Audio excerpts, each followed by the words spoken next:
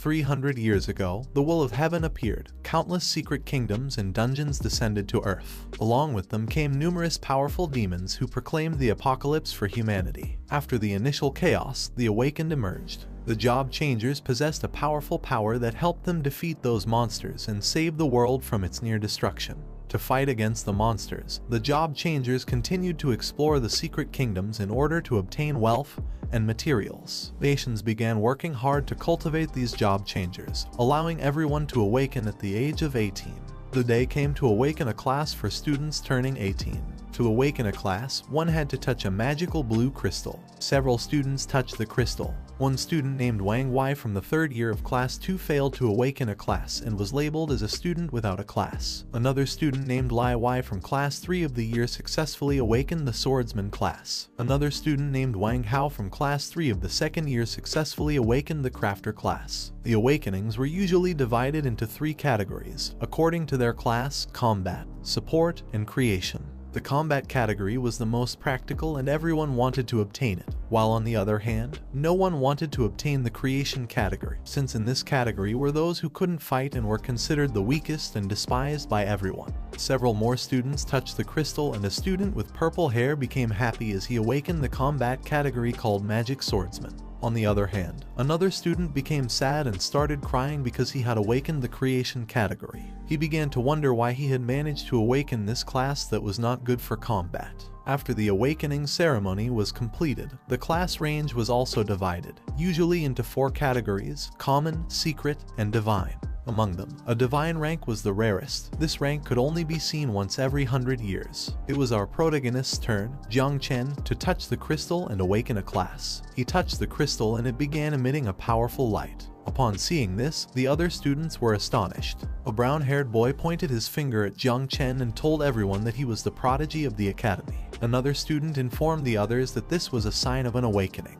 While Jiang Chen was touching the crystal, it began to emit a powerful light that started advancing rapidly towards the sky. The students began to wonder what rank this class was. Several thought it could be a divine class, as Jiang City hadn't produced a divine talent in hundreds of years. In a matter of seconds, the crystal started emitting a powerful light that formed a giant tree in the sky, visible from every corner of the city. It was said that every time a divine rank class awakens, a phenomenon occurs that can shake the heavens and the earth. Several seconds later, the awakening of the class was successful, and while Jiang Chen was touching the crystal with one hand, he put his other hand in his pants pocket and simply stared at the sky. At that moment, Director Wang appeared. He approached Jiang Chen and congratulated him for being the pride of the school. Although he knew that Jiang Chen could awaken a combat class, he did not expect him to awaken a divine class. After saying this, Director Wang asked Jiang Chen which class he had awakened. Jiang Chen turned his head slightly towards the director and was somewhat surprised. With a smile, he explained to Director Wang that the class he had awakened was not a combat class. Upon hearing this, Director Wang was shocked. With a surprised look on his face, he started looking at Jiang Chen. Seeing that Jiang hadn't awakened a combat class, he asked him if he had then awakened a support class. Jiang Chen turned his body towards Director Wang, extended his hands to the sides, and plants made of spirits appeared in the palms of his hands. He revealed to everyone that he had awakened the creation class of divine rank called Spiritual Master. He also added that this talent was meant to assist with the growth of plantations and small creatures. Upon hearing this, both the director and others were shocked. With a surprised look, he began to stare at Jiang Chen and explained that this was bad because the creation class did not have combat abilities, so even divine rank was considered useless. The professor accompanying Director Wang asked Jiang Chen not to be discouraged since even if he couldn't fight, at least he could be safe. He explained that spiritual masters were quite popular in the field of research. He also added that the recommendation he had promised was no longer possible. He advised Jiang Chen to enter the research field as a professor could get him a letter of recommendation. Just before the professor could finish speaking, Jiang Chen interrupted him. He turned his head towards him and thanked him with a smile. He put his hands in his jacket pockets and while walking away from the professors, he explained that he had something to do. One of the students started laughing and told his classmate that this was a farce, as he had thought Jiang Chen had obtained some kind of divine combat class, but it turned out to be just a creation class. The other student put his hand near his face and told his friend that life was full of surprises. He also added that everyone thought Jiang, the prodigy of the academy, would awaken a combat class, and now no matter how much he excelled academically, he would be considered useless. Jiang Chen put his hands in his pants pockets and began heading towards the exit, while the students nearby started mocking him. One of the students told the others that this was quite enjoyable to watch, as Jiang Chen had been the king of hard work since he entered the academy. Another student told the others that he had worked so hard only to end up getting a creation class. Another student told the others that Lin, the school beauty who always came in second place, had awakened a secret combat class. Upon hearing so many jokes, Jiang Chen simply smiled and thought that just a moment ago, those two students had been very cruel to him. He hadn't expected that awakening up with a creation class would change things so drastically. Thinking about this, he had no doubt that in this world only strength mattered. He began to wonder what was wrong with the creation class, so he reached out his hand and a system window appeared above the palm of his hand. According to the system notification, Jiang Chen had successfully completed his class awakening. He had awakened the class called Divine Rank Spiritual Master, and the conditions for opening the Natural Calamity insect system had also been fulfilled, with the initial Mother of Insects being unlocked. Jiang Chen turned his head to the side, and as he stared at the system window, he couldn't help but smile, thinking that this class was a perfect fit for him. The name of our protagonist was Jiang Chen. After dying, he was reborn in this awakened world. After the Dark Era ended, the whole world became filled with various monsters and dungeons. It was from that day that this world began to respect the strong. He had been reborn as an orphan to survive in this harsh world. Despite having nothing in this world, he gave it his all before turning 18. He thought he was going to have to rely on his own skills to make a living. To his surprise, a month ago, on an ordinary day, a system window appeared in front of him to inform him that the Insect Calamity system would be merged after class awakening, and the system would activate after a successful transfer. Jiang Chen put his hand on his chin, and while looking at the system window, he thought that the insect race, which had once devastated humanity during the Dark Era, was an extremely powerful race. He had heard that the last time a natural calamity occurred, 9 out of the 12 kings of the human race were sacrificed to seal it. He clenched his fist tightly and thought that in this world, strength was everything. There was nothing to doubt. He began to stare fixedly at the system window, and while his body emitted a powerful energy, he thought that as long as he could use the strength of the insect race for himself, the insect race would have no chance against him. Without thinking any further, Jiang Chen activated the system, and by doing so, he was teleported inside the system. He started looking around and became somewhat confused. He began to look ahead. He put his hand near his head to cover his eyes and thought that this was his own sea of consciousness. In front of him there was a great spiritual tree. Upon seeing this, Jiang Chen began to wonder if this was his talent. He had not expected it to be a tree. More system windows appeared. Jiang Chen had several class talents. These talents were evolutions of all things, and sacrifice was required. They could be used once every 10 days and were limited to 1 use per target. The first talent was called Fruits of All Things. Through sacrifice, Jiang Chen could advance the growth progress of fruits, and a special fruit could randomly fall. The second talent was called Improved Growth. This ability allowed him to increase the growth rate of living beings. Currently, this ability increased the growth rate by 10%. By using this ability, Jiang could accelerate the growth of all living beings, and the duration of cooldown was 8 hours. Jiang Chen put his hand on his chin, and while he was looking at the system window, he thought that this system was good since it had even proactively analyzed his talent. Although these talents seemed to lack combat ability, each one could be applied to his system. While he was distracted, a system window appeared asking him if he would like to start summoning the mother insect. Without hesitation, Jiang Chen asked the system to summon the mother insect. At that moment, an evil energy began to emerge from the ground, and a system notification window appeared to inform him that the mother insect was being summoned. As Jiang stared at the energy, he thought that the mother insect had a strong presence. Several seconds later, another system window appeared to inform him that the summoning of the natural calamity rank mother insect called 9 Wings of Miasma had been successfully completed. The mother of the insects was a gigantic creature. She began to stare at Jiang Chen, who took several steps back and was amazed. The status window of the mother of the insects appeared. She was called 9 Miasma Wing. From the abyss she was known as the Sovereign of Death.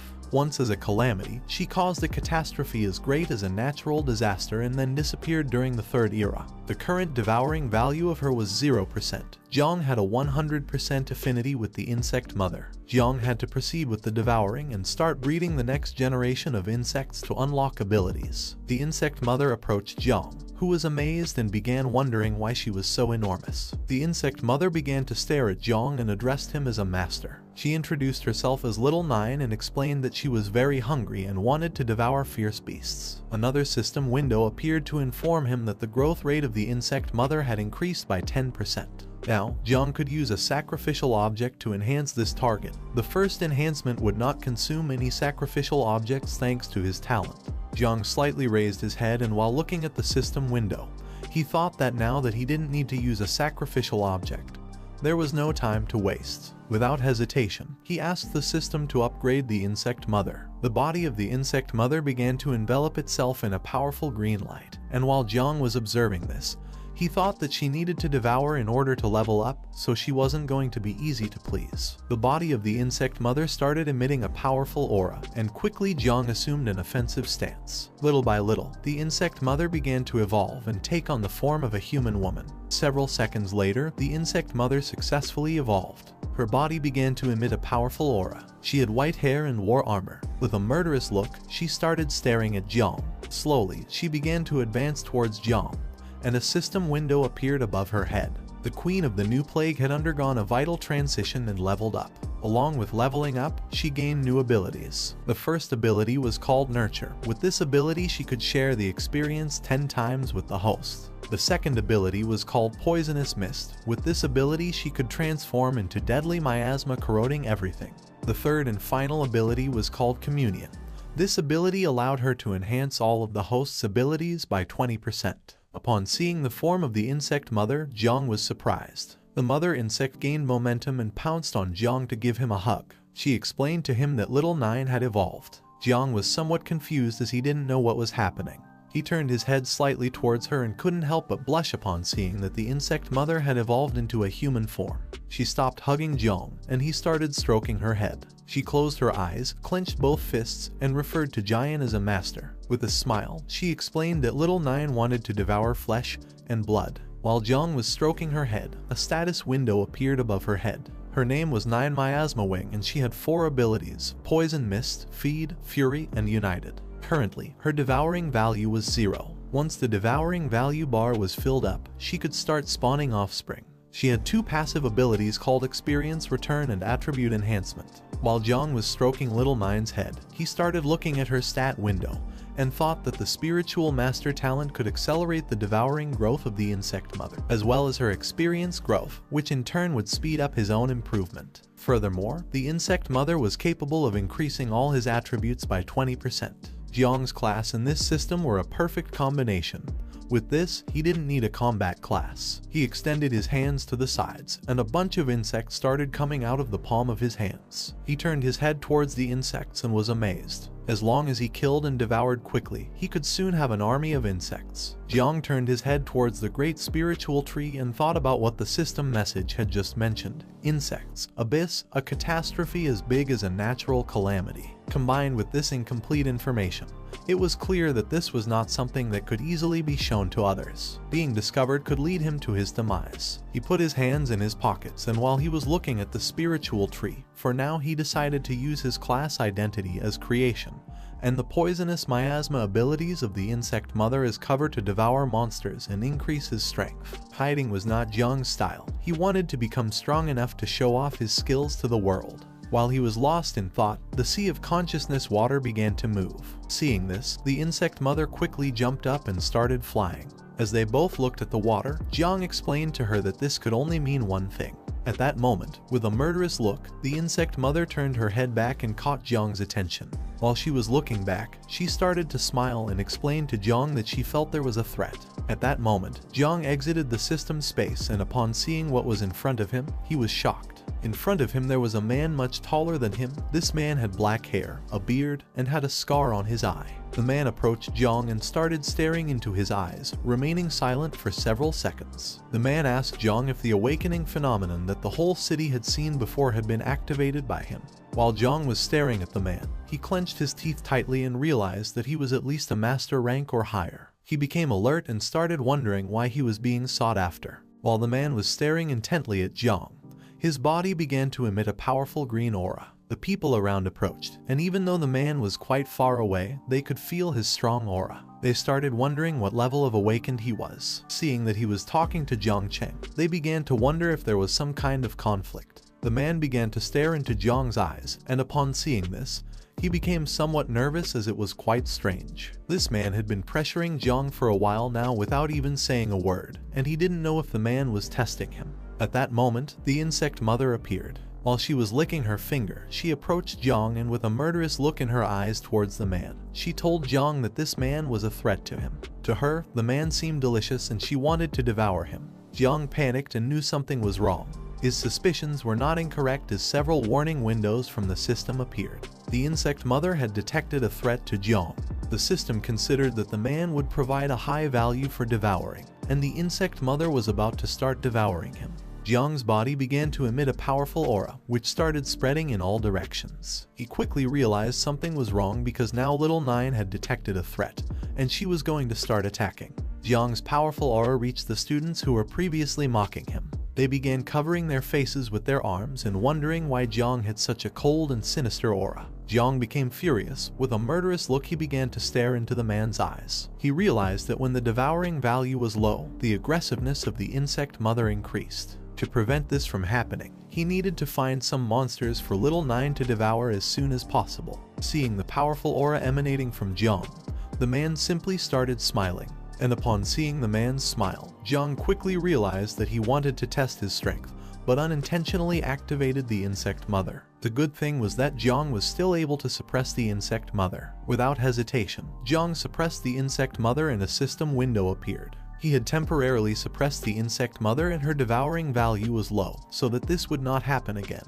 Jiang had to start with the devouring and breeding of the insect mother as soon as possible. While the man had his hands in his jacket pockets, he began to stare at Jiang and couldn't help but congratulate him. Although Jiang had just finished his awakening, he was already able to face the man's tests, and even counterattack. The man told Jiang that he was worthy of a divine awakening, and he also added that his future was limitless. Jiang simply stayed silent, listening. He felt relieved as he hadn't been discovered. He approached the man and while staring into his eyes, asked him who he was. The man began to smile, then extended his hand and introduced himself as Jai Gang, the leader of the Night Watch. He admired Jiang's strength and asked if he wanted to join them. Upon hearing this, Jiang was surprised as he did not expect Jai Gang to be part of the Night Watch. The Night Watch was an organization specially tasked by Grand Zia with resisting demons and hordes of beasts. Whenever there was a wave of beasts or a new secret realm or dungeon was generated, the Night Watch would always be the first to investigate or eliminate them directly. Due to the constant fight on the front lines, the mortality rate of the Night's Watch was extraordinarily high,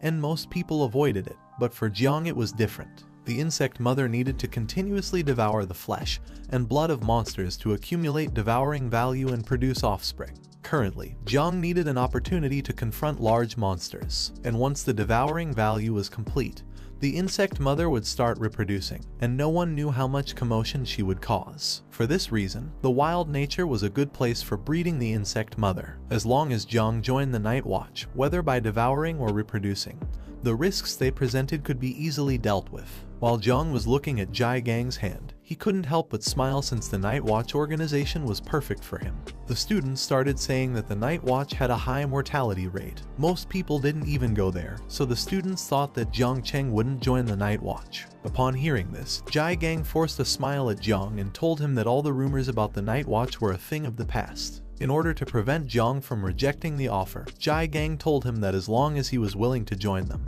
he would receive comprehensive training. Due to his divine rank, his resources were very valuable to the Night Watch. Without thinking twice, Jiang shook hands with Jai Gang and called him leader, telling him that there was no need for further explanation. Jiang began to stare into Jai Gang's eyes and told him that in order to restore the glory of the Night Watch, Their generation should not shy away from their duty. After saying this, he explained to Jai Gang that he was willing to join the Night Watch. Upon hearing this, Jai Gang became somewhat confused. What he didn't know was that Jiang planned on relying on them for the insect breeding. Jai Gang was shocked and asked Jiang if this was true. Just before Jiang could answer his question, the mother insect appeared and started sending system notification windows to Jiang. She was very furious. She explained to Jiang that she was not happy with this because she wanted to eat the man. After saying this, she started telling him that she was very hungry. Upon hearing this, he became nervous, closed his eyes and told Jai Gang that what he was saying was true. After saying this, he left with the excuse of having an important task to do. He began to distance himself from Jai Gang, slightly turned his head towards him, waved goodbye and told him that in 3 days he would be punctually present at the Night Watch headquarters. Jai Gang simply turned his head towards him and remained silent. He may have thought that this was going to be more complicated. He hadn't expected it to be so simple. He had forgotten to ask Jiang what hidden profession he had. At that moment, 2 men fell from the sky and landed near Jai Gang. One of them was the 8th elder of the Martial Arts Academy. Jai Gang turned his head towards them and told the elder that if he was here to snatch people from the Night Watch, then he had arrived too late. The elder asked Jai Gang where the guy who awakened a divine rank creation class was. Upon hearing this, Jai Gang became somewhat confused. He turned his head towards the old man and asked him what he was talking about. The old man approached him and, while looking into his eyes with a surprised expression, asked if he was planning to let a divine ranked awakened from the creation category join the Night Watch just to die. Upon hearing this, Jai Gang realized that Jiang had the divine rank creation class. At the same time, Jiang went to the city. A man named Uncle Wang asked him if he had been the one who caused the phenomenon in the main city. Jiang replied yes. A woman with purple hair approached Uncle Wang. She put her hand on her waist and asked him to lower his voice or he could die if someone looking for trouble came. Uncle Wang put his hand behind his head, closed his eyes, and started laughing. He told her that he was always talking non-stop. Jiang approached them, closed his eyes, and with a smile he reassured Uncle Wang not to worry because this was not something embarrassing. Uncle Wang turned his head towards Jiang and told him that even though the creation category couldn't fight, he had heard that companies always cultivated spiritual plants that needed people from the creation category. He told Jiang that if his parents were here, they would be very proud of him. Throughout the years, Jiang had been able to survive thanks to the support of everyone living in the same building as him. With a smile, he told them all that he wouldn't forget them in the future. Uncle Wang asked him not to worry about these small things. He also added that Jiang had arrived at the right time as they were about to go to a beginner-level secret realm to obtain some equipment. Uncle Wang wanted Jiang to join them and level up together. Jiang accepted the proposal and thanked Uncle Wang. At that moment, a system message appeared because he had completed the team formation. Several minutes later, Jiang and the others crossed the portal and entered the secret realm. While Jiang had his hands in the jacket pockets, he began to look around and started wondering if this really was the interior of the secret realm. At that moment, the torches of the secret realm lit up because the matching had been completed. All the monsters inside started looking towards Jiang and the others. This secret realm called Temple of the Dead was a C rank one, and it was currently open. The secret realm guaranteed a 100% drop rate for items and equipment. Experience points were going to be calculated after completing the secret realm. Voluntarily leaving halfway meant giving up on both experience and equipment. Uncle Wang became somewhat nervous as he realized that these monsters were undead soldiers. He began to wonder why the secret realm system had matched them with a dungeon of this level. Jiang started looking at the undead soldiers and realized that this secret realm was not going to be easy to deal with. The girl with purple hair approached them and explained to Uncle Wang that because Jiang was a divine ranked awakened, the celestial system had assigned them a higher level secret realm. Uncle Wang slightly turned his head towards her and reminded her that Jiang Cheng had awakened in the creation category. The girl with brown hair also approached Uncle Wang, and while looking at the undead soldiers, she asked him why they didn't abandon this secret realm.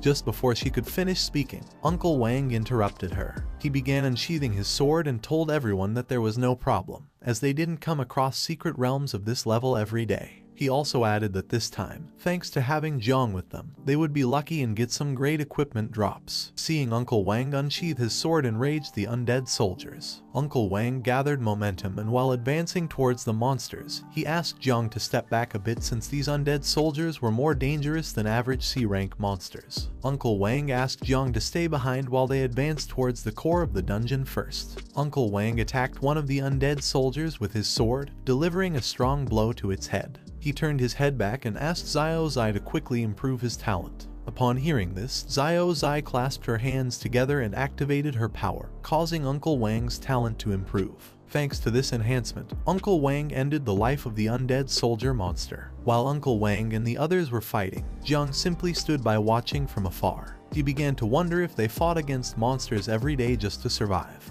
When thinking about this, he had no doubt why they always came back covered in wounder, yet Xiao Zai had always supported him. He had heard that she became an adventurer because she was forced to heal her brother's eyes. While he was staring at Uncle Wang and the others, he thought about becoming stronger quickly, and when he earned money, properly thanking them. While he was distracted, the insect mother began to manifest herself. She put her hand under her chin, and while looking at the undead soldier's corpse, she told Jiang that there were many monsters and blood here, and she wanted to devour them. While Jiang had his hands in his pants pocket, he turned his body towards the undead soldier's corpse and started smiling. He thought that Little Nine had already detected the corpse. Given this situation, Jiang decided to first test Little Nine's abilities. He reached out his hand to the side and used the level 1 poison barrier skill called Corrosion. A fog of poison appeared in his palm, and he ordered Little Nine to devour the undead soldier's corpse. She thanked him, and the poison fog began to advance towards the corpses and slowly started to devour them.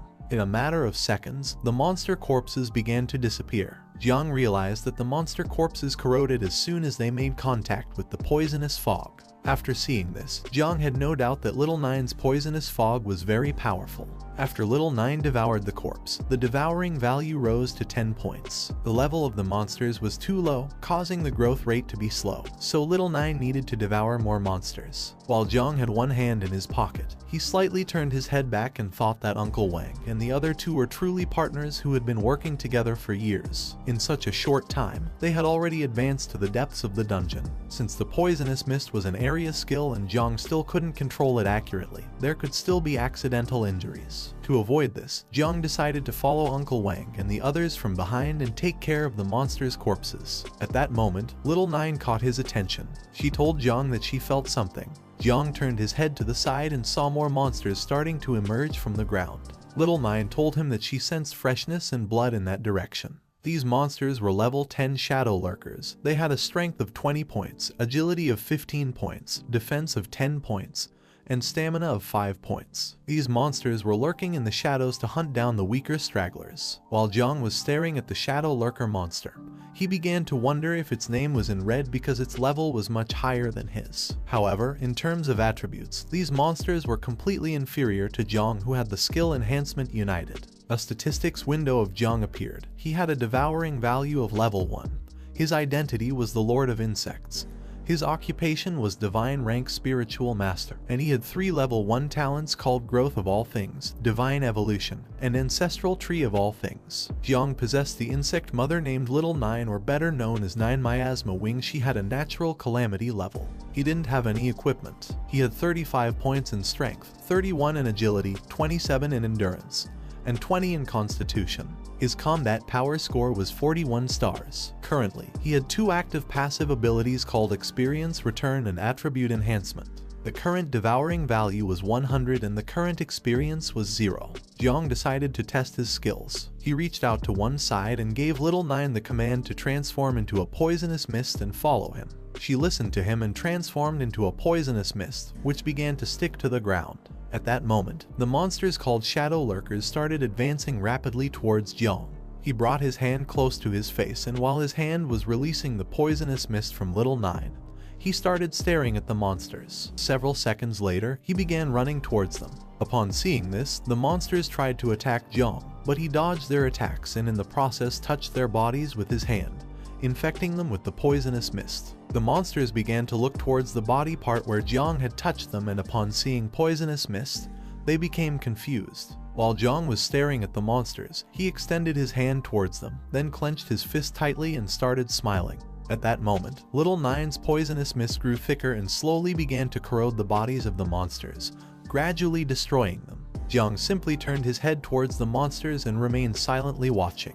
At that moment, several system windows appeared, and he gained 200 special price. While Jiang was looking at the corpses of the monsters, he thought that they were no match for him. He began to smile as he saw that the devouring value was also increasing rapidly. As he was lost in his thoughts, Little Nine appeared and informed him that more blood food had appeared. Behind them, more shadow lurker monsters began to appear. Jiang simply put his hands in his pockets and remained silent without making any movement. Then he turned his head towards the monsters, and while staring at them intently, he felt worried about Uncle Wang and the others as he realized that there were actually many hidden monsters in this dungeon. He decided to quickly finish off these monsters to go check on how Uncle Wang and the others were doing. He asked Little Nine if she would be able to deal with the monsters. Little by little, she began to manifest herself through the poisonous mist. While staring at the monsters, she reached out her hand towards them and asked Jiang to leave them in her hands. As for her, all these monsters were small prey. Several minutes later, Jiang went to where Uncle Wang and the others were. Upon arrival, he saw that Uncle Wang was quite injured. The two of them were surrounded by monsters. Uncle Wang was holding the sword with both hands and had his back against Xiaoyi's back. She had both hands extended towards the monsters and was ready to use her ability to defend herself against the attack.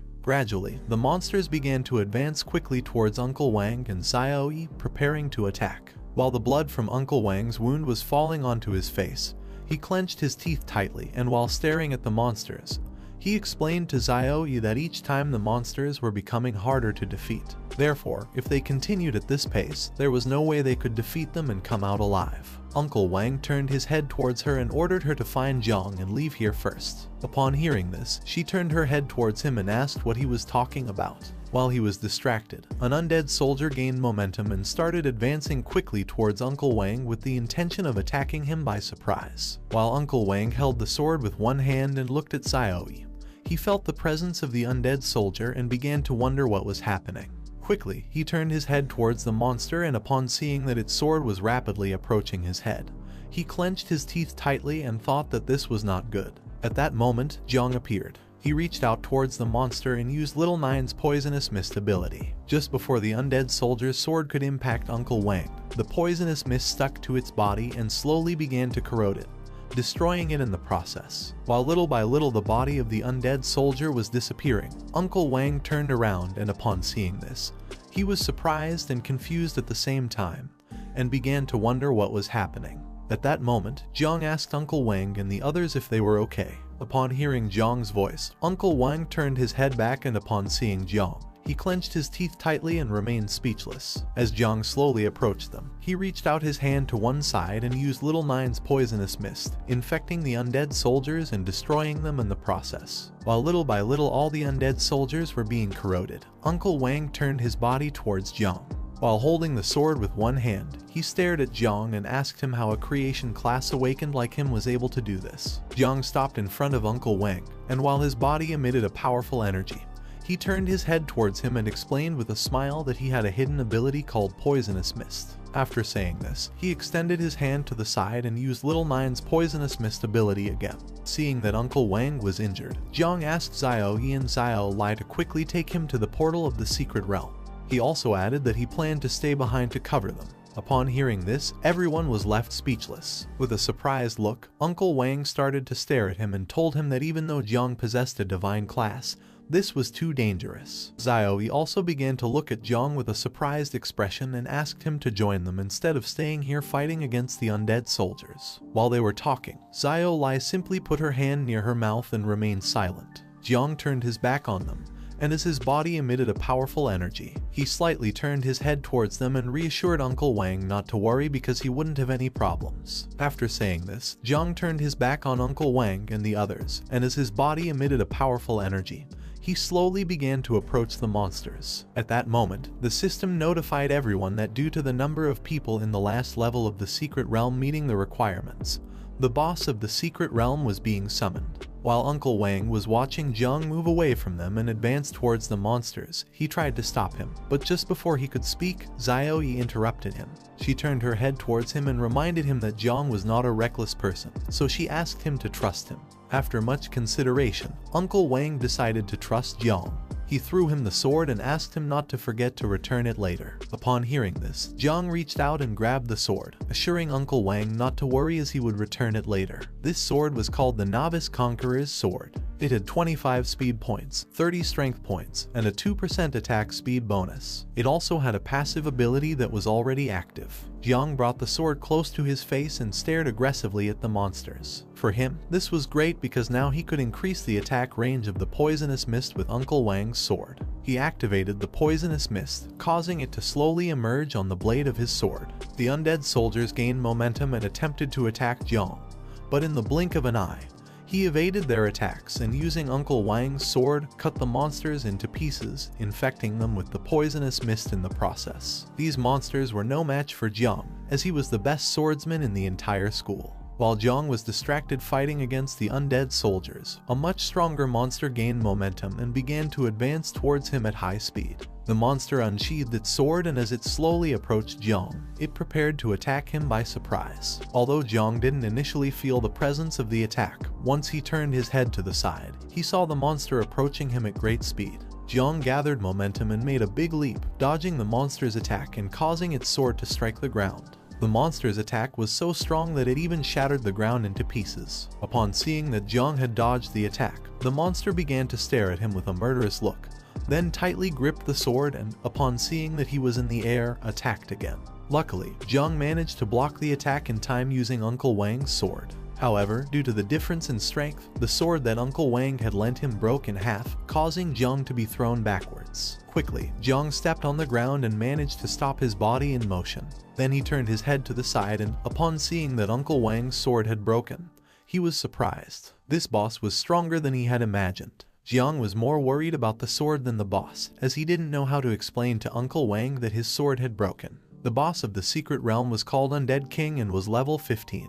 The Undead King stood up and, while holding the sword in one hand, started staring at Jiang with a murderous look. At that moment, the body of the Undead King began to vibrate, and in the blink of an eye, it appeared behind Jiang and prepared to attack. Upon realizing the presence of the Undead King, Jiang became terrified and started wondering how the boss had moved at such a high speed. Jiang turned his head towards the Undead King, and while looking at it with an aggressive gaze, he called for Little Nine. Just before the Undead King's sword could strike Jiang, Little Nine appeared and grabbed hold of the blade. She began to stare fixedly at the Undead King and asked Jiang if she could eliminate him. Without hesitation, Jiang replied yes. Upon hearing this, Little Nine became happy and, using only her hand, she broke the blade of the Undead King's sword into pieces. She extended her hands to the sides and her body started emitting a powerful energy that began to move in all directions. Upon seeing this, the Undead King became alert. Now that it had lost his sword, it decided to attack using its fists. Taking advantage of Little Nine's distraction,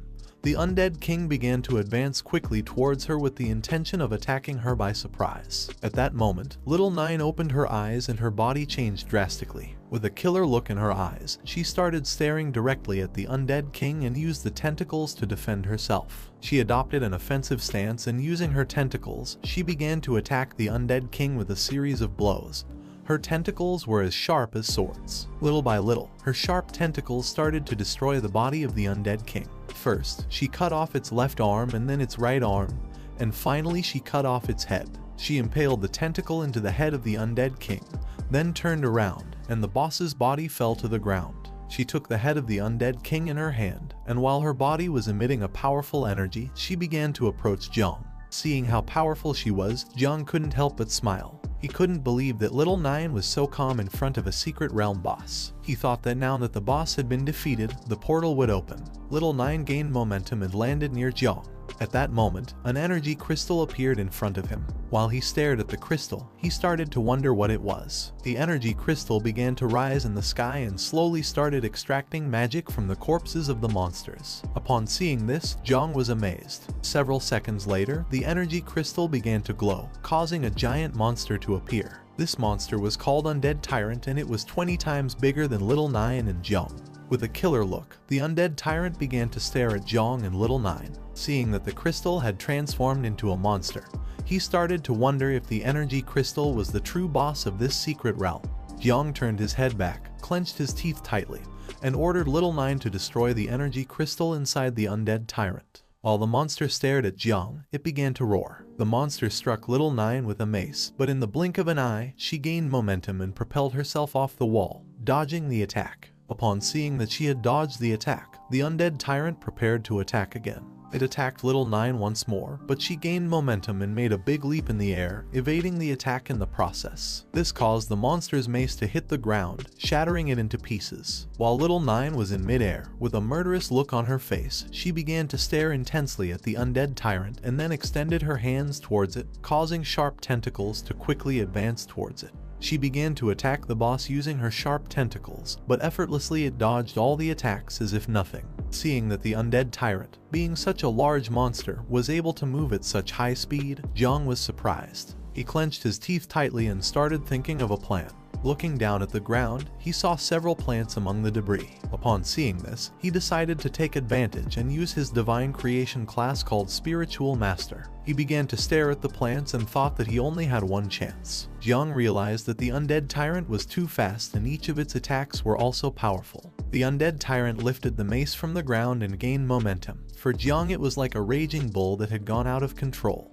But this was also a weakness. Little Nine tried to attack the undead tyrant using her sharp tentacles, but it started spinning its body at high speed and dodged them effortlessly. Gaining momentum, it began to quickly advance towards Jiang. Several seconds later, it made a big leap. Jiang lifted his head towards the undead tyrant, and while staring at it intently, he thought that this was not good. He had already sensed it just now. There were many hidden roots beneath the ground. While the undead tyrant was in the air, it grabbed the mace with both hands, and as it quickly advanced towards Jiang, it prepared to attack. As Jiang watched it slowly getting closer, he decided to use his talent at the moment when it got close enough, and this would stop it in its tracks. Several seconds later, once the undead tyrant got close enough, Jiang started staring at it and decided that this was the moment. He reached out his hand towards the ground and a green symbol appeared in it. He used his talent, and gradually the spiritual roots hidden beneath the ground began to emerge. Jiang turned his body towards the undead tyrant, and while giving it a deadly stare,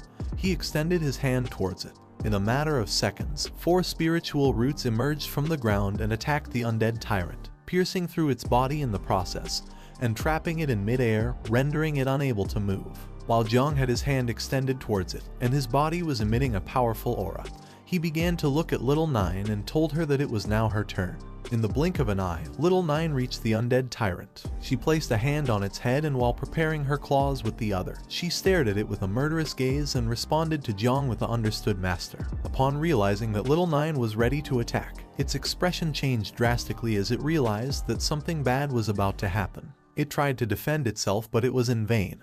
Just before it could make a move, Little Nine gained momentum, and using her sharp claws and tentacles, she attacked it, piercing its body in half and destroying the spiritual roots in the process. In a matter of seconds, the undead tyrant's corpse fell to the ground, while Jiang had his hand extended towards the sky and was controlling the spiritual roots. He began to stare at the undead tyrant's corpse and couldn't help but feel proud. He had managed to defeat the undead tyrant. Jiang's ability was secure enough, so as long as he used his skills properly, he could still play a great role in battles. While he was lost in his thoughts, a system notification appeared to inform him that the growth acceleration was on cooldown for 8 hours. Because of this, slowly but surely, the spiritual roots began to disappear. Several seconds later, the core emerged from the undead tyrant's corpse. Upon seeing this, Jiang decided to break it immediately. Just before the core could fly away, Jiang approached and grabbed it with his hand. He then clenched his fist tightly, shattering the core into pieces. As the fragments of the core gradually fell to the ground, Jiang started staring at his fist with an aggressive look and thought that this was the end.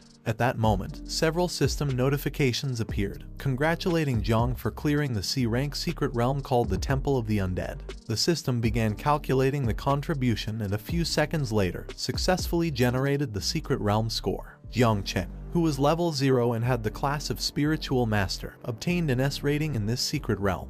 Wang Yi, who was level 12 and had the class of Swordsman, obtained a B rating. Liu Ying, who was level 11 and had the class of Warlock, obtained an A rating. And Yi Qiang, who was level 10 and had the class of Boxer, obtained a B rating. The heavenly system began generating team rewards, causing a window to appear in front of Jiang. Several seconds later, the system successfully generated the team rewards, making the window longer. Jiang could choose from several weapons. The first one was a dagger, the second one was a scepter, the third one was a heavy axe, the fourth one was a light axe, and the fifth one was a hammer. As the spiritual roots slowly returned to the ground, Jiang started staring at the system window, and remained lost in thought for several seconds. He put his hand into the system window and grabbed the dagger. Once he took the dagger out of the system, its statistics appeared. This was Edmu's Swift Dagger, ranked D, granting 50 attack points to the user and a 5% speed bonus. This dagger was related to swords and granted 2 professional attributes. Jiang held the dagger with one hand while checking the blade with the other. He thought it was good and decided to use it as compensation for Uncle Wang.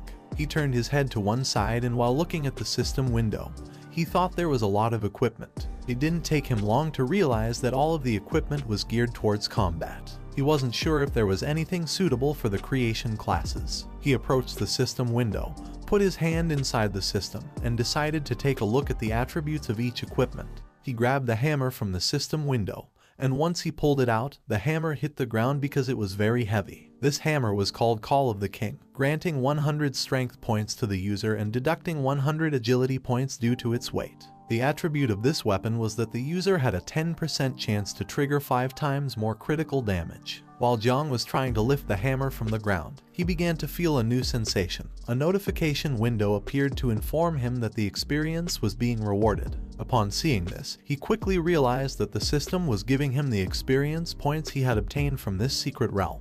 Although the hammer was very heavy, thanks to the experience, Jiang gradually became able to lift it. In a matter of seconds, he was able to lift the hammer as if it were nothing. Another notification of the system appeared to inform him that the United ability was in effect. Now all of Jiang's attributes had increased by 20%. While his body was surrounded by a powerful energy, and with one hand he was lifting the hammer, he put the other hand in his pants pocket and turned his head towards the hammer. Under the passive ability of the Insect Mother, he had reached level 6. In this way, the effect of United was also more prominent. He also realized that the physical combat ability increased along with the level. While he was lost in his thoughts, Little Nine approached him. She grabbed his shirt and got his attention. Upon hearing her voice, Jiang snapped out of his trance. She turned her head towards him, and while pointing at the system window with her finger, she asked if she could eat all this as a reward. He put the hammer on the ground, turned his head towards her, and while looking into her eyes, he pondered for several seconds. He turned his head towards her and told her that Little Nine couldn't eat the equipment, as it was for Uncle Wang and the others to exchange for money. He also added that if Little Nine ate it, then she would have a stomachache. Upon hearing this, she placed one hand behind her back, and while touching her lips with the other, she began to look at Jiang with a sad expression. Then, she turned her body towards the undead tyrant's corpse and asked Jiang if she could devour it. He had completely forgotten about the remains of the boss. The devouring value was precious and could not be lost. While his body was surrounded by a powerful aura, he turned his head towards the corpse of the undead tyrant and gave Little Nine permission to devour it since it belonged to her. Without hesitation for a second, Little Nine approached the corpse of the undead tyrant, which was gigantic. While Jiang was looking at its corpse, he began to wonder if this boss wasn't a bit too big. Due to its large size, if Little Nine used the poisonous mist to corrode it, then it might take her some time. Little Nine extended her hands to the sides, closed her eyes, opened her mouth, and told Jiang that she was digging. At that moment, her body started vibrating, and in a matter of seconds she returned to her natural form. After returning to her natural form, she began to look at the corpse with a murderous gaze, opened her mouth, and started approaching it. Despite the fact that the undead tyrant's corpse was gigantic, compared to the mother insect's natural form, it was minuscule. Seeing that she had returned to her natural form to devour the corpse, Jiang was terrified. She opened her mouth, and while rapidly advancing towards the boss corpse, she began roaring. She began to devour the corpse, creating a strong gust of wind in the process. Jiang took advantage of this and removed all the equipment from the system window. While holding the hammer with one hand, he started covering his face with the other. Little Nine's roar was too loud, but luckily they were in the secret realm. If this had happened in the main city, they would have been discovered no matter how well they tried to hide. Once she finished devouring the corpse, a system notification appeared and granted Jiang 400 devouring points. While Jiang was covering his face with his arm, he realized that the devouring value was increasing rapidly. He thought that, as expected, the value of the boss's meat was different. He realized that they needed to eat more boss-type monsters to increase the devouring value. While he was lost in his thoughts, someone started approaching them. Upon hearing the sounds of footsteps, he quickly turned his head back and clenched his teeth tightly as he realized that Uncle Wang and the others were coming because they had heard the noise Little Nine had made. The current devouring value was 8876 points. He approached Little Nine and asked her to quickly return to the other form. Upon hearing his order, she started smiling and replied with a "understood, master." For Jiang, this was a pity as the devouring value was so close to being filled. Several seconds later, Uncle Wang and the others arrived. Upon seeing the equipment on the floor, he realized that Jiang had indeed passed the level. Jiang explained to Uncle Wang that he had broken his sword, but in exchange, he gave him the dagger. Without hesitation, Uncle Wang took the dagger, and upon seeing that it was a rare item, he told Jiang that he would not pursue the matter of Jiang damaging his equipment. Xiao Zai approached Jiang and explained that this necklace was also a rare item which could be sold for a lot of money. Yi Qiang asked him how the hell he had defeated the boss alone. Jiang put his hand behind his head and replied that his poison seemed to be more effective in suppressing monsters like this boss. After saying this, with a serious look, Jiang began to look down at the ground. The secret realm had been perfectly cleared, but after a secret realm was cleared, it would not refresh again. Getting the devouring value from another boss should be enough to start breeding the swarm of insects. If Jiang wanted to find a new boss, then he had no choice but to go to the desert. Uncle Wang started looking at Jiang and told him that it was a shame he was going to the research department. Seeing that he wasn't even level 1 yet could already defeat a boss monster, he told him that in the future, if Jiang leveled up, then he would be strong. After saying this, he asked him what his plans were now. Jiang turned his head towards him and with a smile explained that he hadn't told him before because he was afraid of worrying him. But actually, he was preparing to join the Night's Watch. Upon hearing this, Uncle Wang was shocked and asked if he really intended to join the Night Watch. Jiang placed his hand on top of his head and answered yes. He revealed to them that he was going to go to the Night Watch in 3 days. Before going, he wanted to increase his level, so he planned on heading towards the wilderness soon to continue leveling up. Upon hearing this, Uncle Wang was shocked, and Yi Qiang put her hand over her mouth as she couldn't believe that Jiang was going to do something so dangerous. Xiao Zai reached out her hand towards him and while looking into his eyes with a serious expression, she explained that the wilderness was very dangerous. Just before she could finish speaking, Jiang interrupted her. He clenched his fist tightly, causing Little Nine's poisonous mist to start emerging in the palm of his hand. He asked Xiao Zai not to worry about him, as he knew what to do. He asked them instead of worrying about him, to worry about those monsters. That same day, a few hours later, Jiang boarded the train and arrived on the outskirts of the city. The conductor asked those who were going into wilderness to get off the train. Jiang got off the train. He was wearing a cloak to avoid drawing attention. He started looking to one side and stood still for several seconds. In front of him there was a bridge which was full of awakeners. After awakening the system, Jiang's appetite had increased. What was even more scandalous is that despite not being very stable, there was actually a slight increase in his devouring value when eating. He took out a loaf of bread and while he was eating it, his devouring value increased by 2 points. Little Nine manifested herself, put her hand near her mouth, and while she looked at the bread with an unpleasant expression, she told Jiang that his food wasn't tasty. Upon hearing this, Jiang decided to find something to eat for Little Nine, so he reached out his hand and made a map appear. He opened the map and started looking at it with Little Nine. He didn't expect Uncle Wang to give him most of the equipment. Not only did he give him the map, but he also gave him an important storage ring and a map after knowing that he was going to the desert. These things were really helpful for Jiang. He began walking across the bridge. According to Uncle Wang, the wilderness was influenced by the power of Heavenly Way, and all electronic devices would be disrupted. It was almost like an apocalyptic scenario where monsters constantly migrated to their nests. These maps had an extremely short usage time.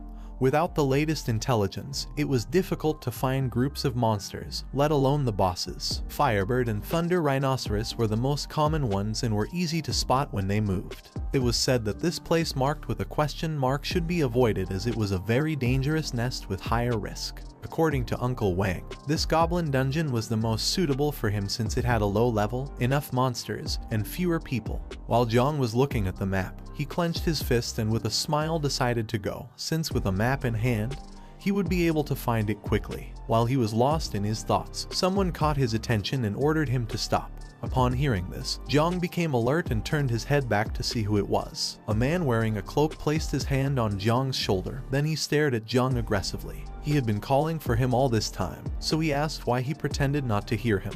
He just wanted to ask him something. He asked Jiang if he had seen a girl with golden hair around here. Jiang turned his head towards him and with a murderous look replied that he hadn't and also advised him to watch his mouth. At that moment, the poisonous mist from Little Nine started emanating from his shoulder and stuck to the man's hand. He quickly moved his hand away from Jiang's shoulder and became somewhat confused. While he was looking at his hand, he clenched his teeth tightly and began to wonder if this was poison. He didn't know how this could be possible since Jiang didn't seem to have reached level 10 yet. However, Jiang couldn't harm him as the man was a level 27 main defense warrior. Jiang turned his back and as he walked away, advised him to hurry up and find a healer since his poison must be difficult to cure. He also advised him to take care of his brain. After saying this, he bid farewell to the man. Upon hearing this, the man couldn't help but get angry. He called Jiang's attention and asked if he had given him permission to leave. Upon hearing this, Jiang turned his head towards him and began to look at him with a murderous gaze. The man approached Jiang, and while his body was emitting a powerful aura,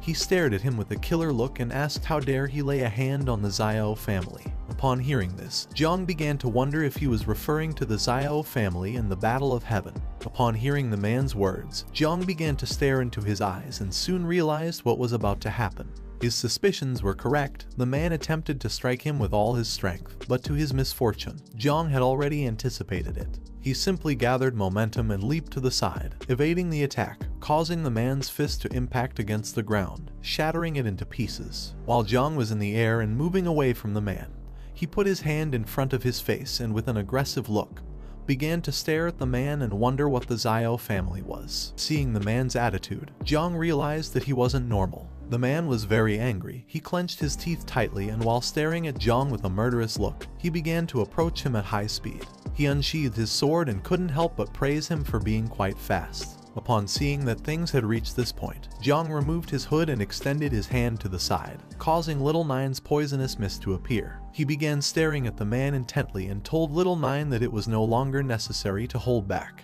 Upon hearing this, she manifested herself through the poisonous mist and while staring at the man with a murderous look, responded with an understood. Upon seeing the poisonous mist, the man became even more aggressive.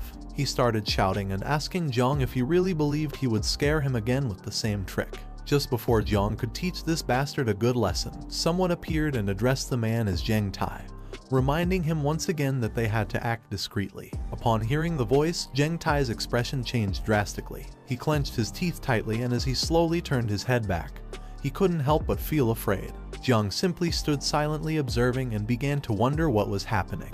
A man with blue hair wearing a hood appeared behind Zheng Tai.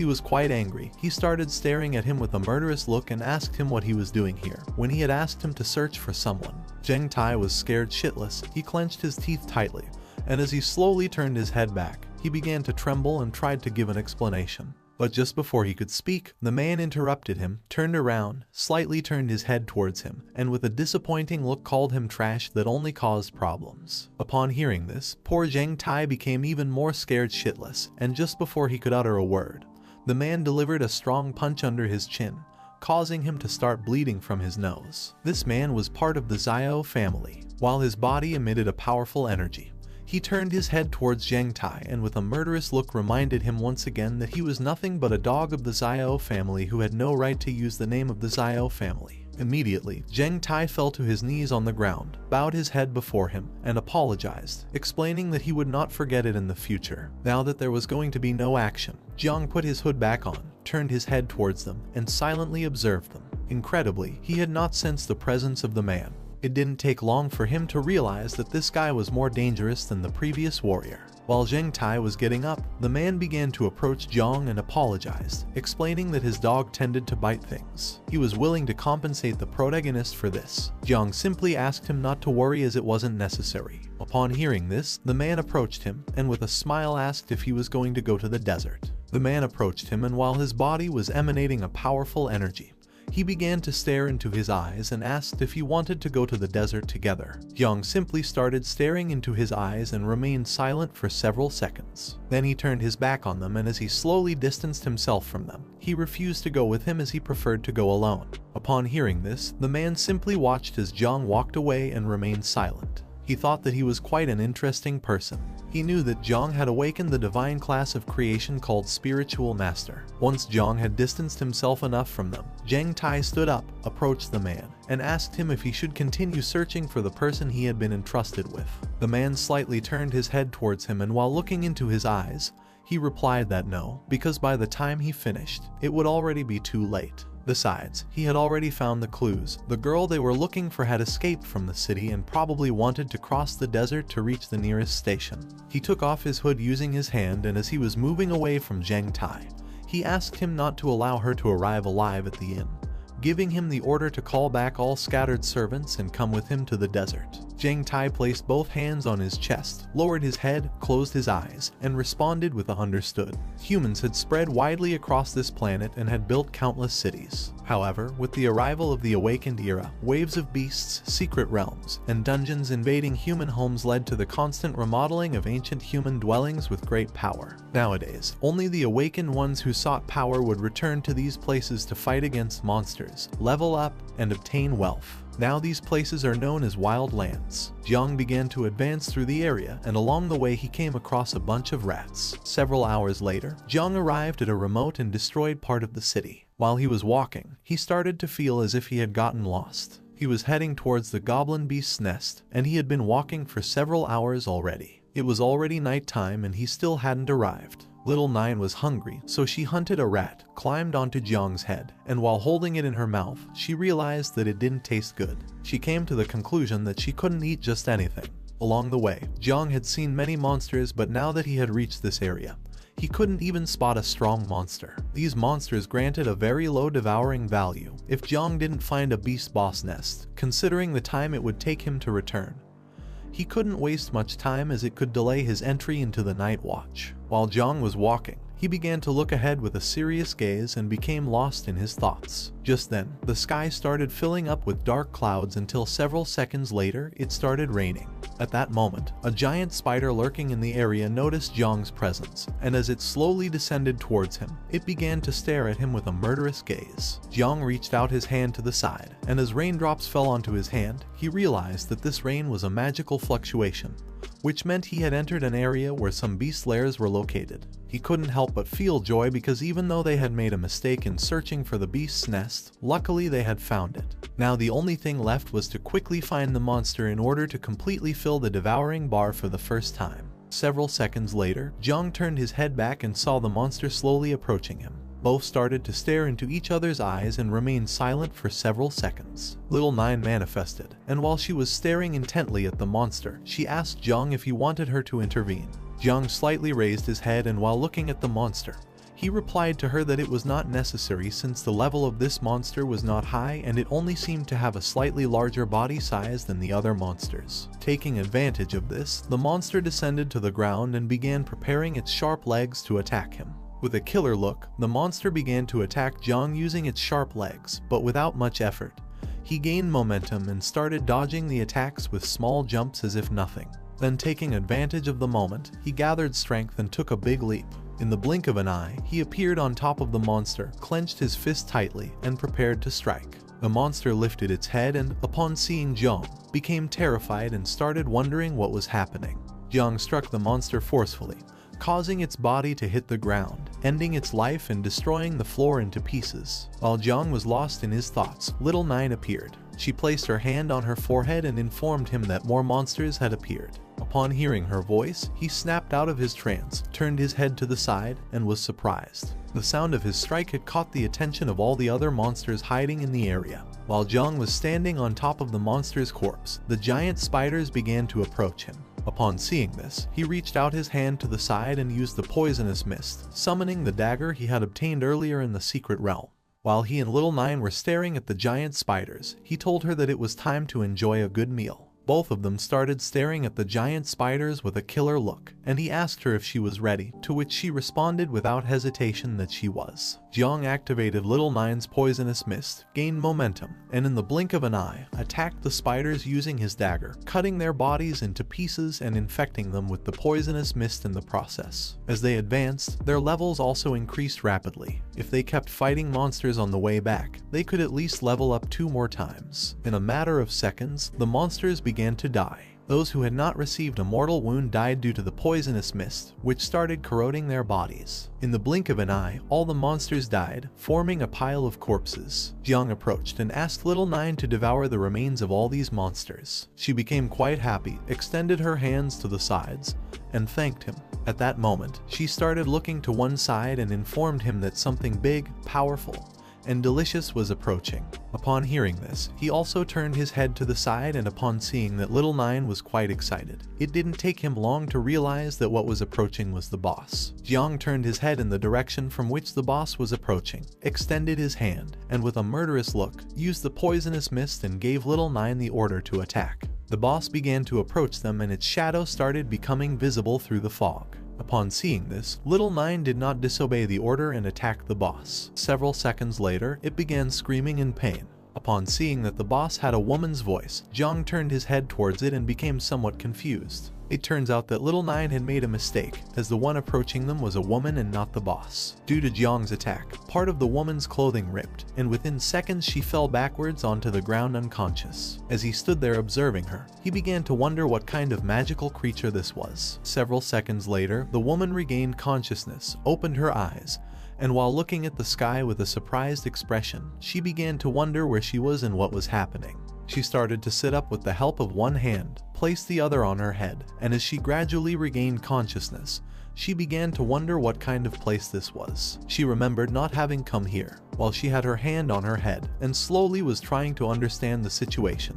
Jiang approached her, sat down next to her, rested his elbows on his knees, closed his eyes, and with a pleasant smile, asked if she was awake. Upon hearing Jiang's voice, she became alert and began to wonder who he was. Without wasting a second, she stood up and hopped away from him. She adopted an offensive stance, and while looking at Jiang, she asked him who he was and also requested that he not approach her. He stood up, turned his body towards her, and with a calm voice, he asked her not to worry since he was just a job changer who had come to the desert to fight monsters. He also added that he hadn't come to harm her. Upon looking more closely, she remembered who Jiang was. She placed a hand on her chest, began pointing at Jiang with the other, and while staring at him intently, she told him that she knew he was the one who had attacked her before. Upon hearing this, Jiang became somewhat nervous, closed his eyes, and with a smile apologized to her, explaining that he had mistaken her for a monster. Upon seeing that Jiang was quite attractive, she couldn't help but blush. She turned her head towards him and asked how anyone could say that beautiful girls like her resembled monsters. She couldn't help but call him presumptuous. She entered into panic. Quickly she started touching her head and face to see if her nose and ears were still where they should be. Jiang simply stayed silently observing her. He had used all his strength when he attacked her. Now, seeing that she still had so much vitality, and was as if nothing happened, he began to wonder who she was and how she could withstand his attack. Several seconds later, after checking that she had no injuries, she calmed down. Then, she reached out to the side and the golden ring on her finger began to shine and emit a green energy. This ring was like a kind of clock which started projecting the time. Upon seeing the time, she realized that she had wasted too much time. She turned her back on Jiang and while walking away from him, decided to leave quickly before they caught her. While she was slowly moving away, Jiang simply remained silent. He began to stare at her intently and started wondering why she was running away and who were the people chasing her. The woman moved away from him a little, but suddenly stopped abruptly. She put her hand on her mouth and started biting her nails. Jiang didn't take long to realize that something was wrong.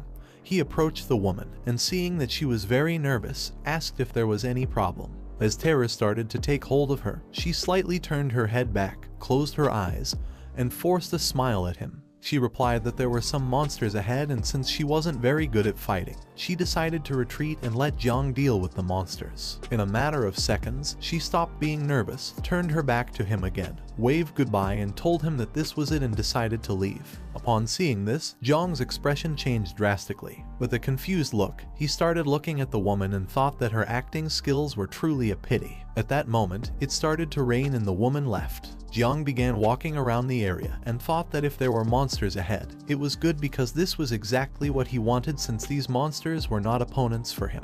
Although they gave him devouring points, there was a problem. Jiang slightly turned his head to one side and with a serious look, he thought that dealing with other job changers was going to be difficult. The desert had always been a lawless place where many people dedicated themselves to killing and stealing goods. He began to question whether it was a good idea to capture the woman from before and ask her again. While Jiang was lost in his thoughts, Little Nine appeared. She started pointing ahead with her finger, and with a serious look she informed him that there were many monsters approaching from that side. Far from being scared or running away, Jiang was happy. He turned his head slightly towards her and upon hearing that there were many monsters, he told her that this was great. His happiness didn't last long. He turned his head to the side, and upon seeing what was in front of him, he was shocked. In front of him, hundreds of giant spiders appeared, just like the ones he had just defeated. Among them was one even bigger than the rest, which started to look at him with a murderous gaze. As Jiang's body was surrounded by powerful energy, he began to look at the spiders and thought that this wasn't good for him. Fighting against some of them wouldn't be a problem, but now that there were so many spiders, he wouldn't be able to confront them. While little by little the giant spiders were getting closer to him. With a serious look, he began to stare at them fixedly and thought that the woman was not lying. Despite being surrounded by monsters, he felt relieved. He preferred to fight against these monsters rather than against the job changers. The giant spiders became enraged, and with a murderous look, they gained momentum and began to advance quickly towards him. Upon seeing this, Jiang couldn't help but feel happy, as he had no reason not to want the devouring value that was approaching him. Jiang unsheathed the two daggers, and as his body emitted a powerful and suffocating energy,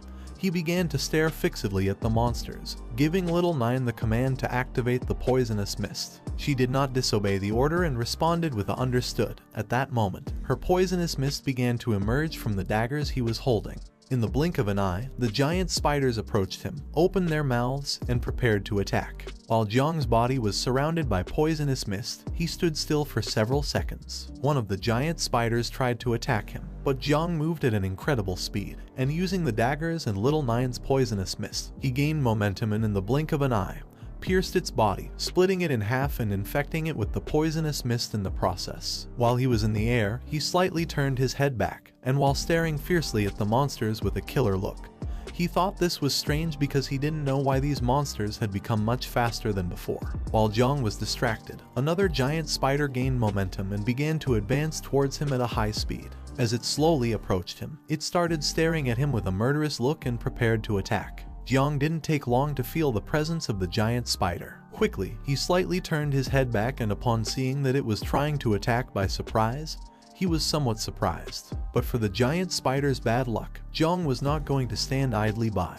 Just before it could make a move, in the blink of an eye, Jiang cut its body into pieces using the daggers. The pieces of its body fell to the ground, and several seconds later Jiang landed on the ground. While he was holding the two daggers with both hands, and his body was releasing the poisonous mist of Little Nine. With a murderous look, he began to stare at its corpse and realized that this wasn't right. Although he had reacted in time to the attack, and had ended its life in the blink of an eye, he had received a small cut on his abdomen in the process. At that moment, the small spiders began to advance rapidly towards him, and he didn't take long to realize that these monsters were actually cooperating with each other. Upon closer inspection, Jiang saw a spider that was very different from the rest. This spider had 6 eyes and was much larger, so he quickly came to the conclusion that this spider was the boss. Upon seeing this, he began to question whether this boss was commanding the others. In the blink of an eye, thousands of spiders appeared and surrounded Jiang. While his body was releasing Little Nine's poisonous mist, he started staring at the boss, and instead of running away,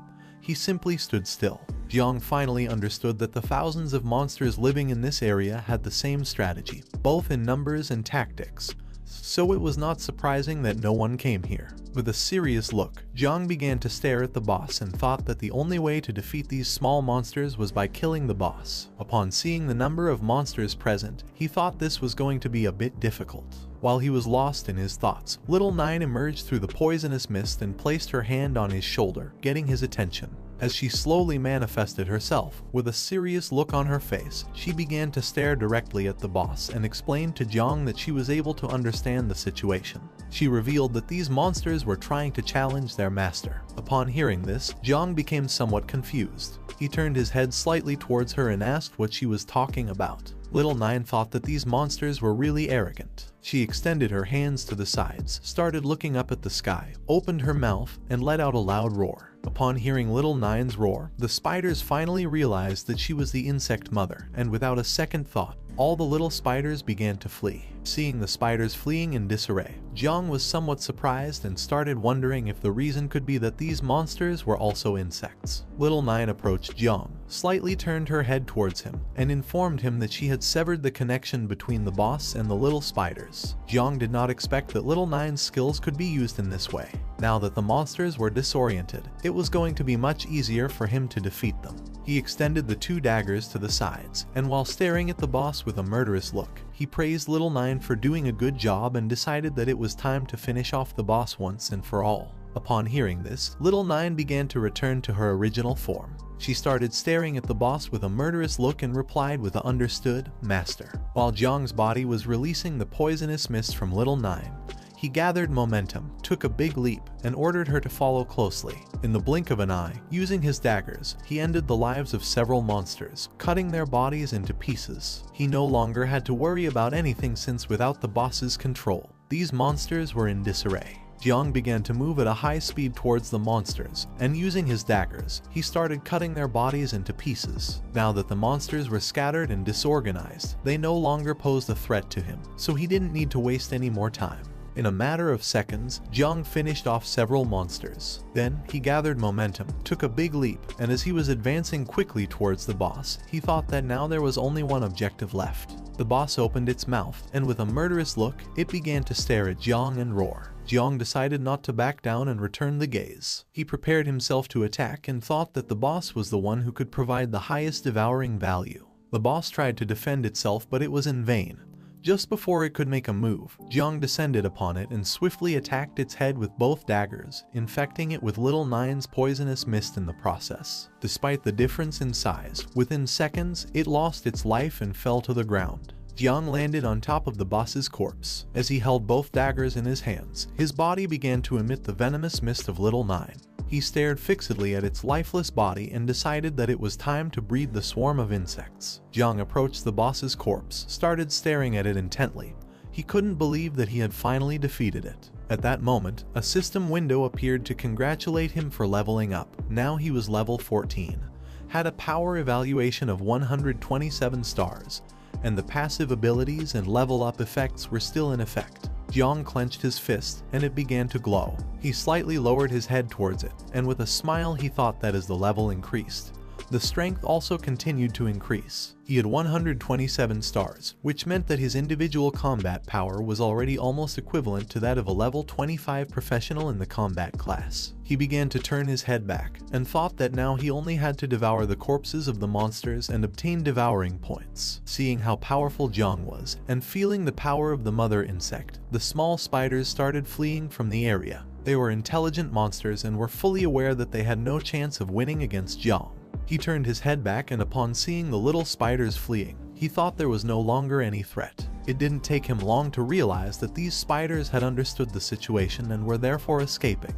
Despite wanting to kill these monsters to earn points, he decided not to do so, as the most important thing now was to start breeding insects. He began walking towards the corpses of the monsters, and little by little, Little Nine started manifesting through the poisonous mist. With a killer look, Jiang began to stare at the boss's corpse, clenched his fist tightly, extended the other one towards the sky, and told Little Nine that now it belonged to her. Upon hearing this, she thanked him and then returned to her natural form. She then opened her mouth, took a leap, and started moving towards the boss's corpse. She began to devour the corpse, and a system window appeared to grant him 600 devouring points. While Little Nine was enjoying her meal, Jiang turned his body to the side, and with a serious look, he thought that elite monsters like this boss were different from the others since they could provide a high devouring value. He didn't take long to come to the conclusion that hunting and quickly breeding the swarm of insects was a good way to become stronger and hunt more elite monsters. Several seconds later, another system window appeared in front of him to inform him that the devouring value was full.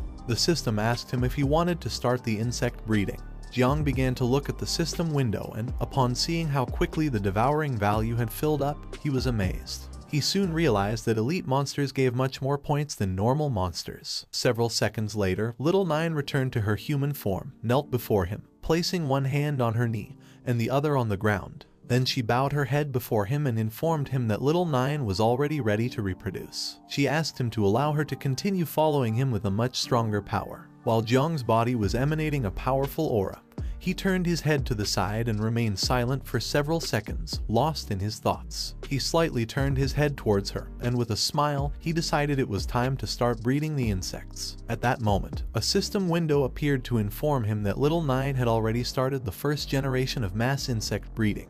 Jiang's body and Little Nine's body began to emit a wave of energy, and the system informed him that the accelerated growth of talents and the blessing of the growth of all things were in effect. With a serious look, Jiang started to gaze at Little Nine and thought to himself that his passive skills were more effective for accelerating the insect breeding. Several seconds later, the mark of Little Nine appeared on his hand.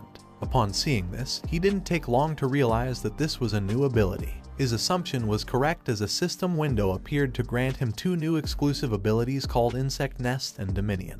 Then, another system window appeared to inform him that the insect breeding had been accelerated, and there were 8 seconds remaining. Seeing this, Jiang thought that the insect breeding was almost complete. Jiang lifted his head towards the sky, and upon seeing what was in front of him, he was shocked. He couldn't help but be amazed and wonder if this was a colony of insects. In front of him stood Little Nine, with both hands extended to the sides and reproducing itself. In the blink of an eye, thousands of insects appeared and started flying around them. The system congratulated Jiang for successfully completing the breeding of the first swarm of insects. According to the system, there were a total of 2,300 insects. Jiang turned his head to one side, and while he was observing the insects, he started to smile and thought that the quantity was truly impressive. He couldn't believe that the first breeding cycle of the insects could reach over 2,000 offspring. This was only the first generation. He didn't know what would happen in the 3rd or 4th generation.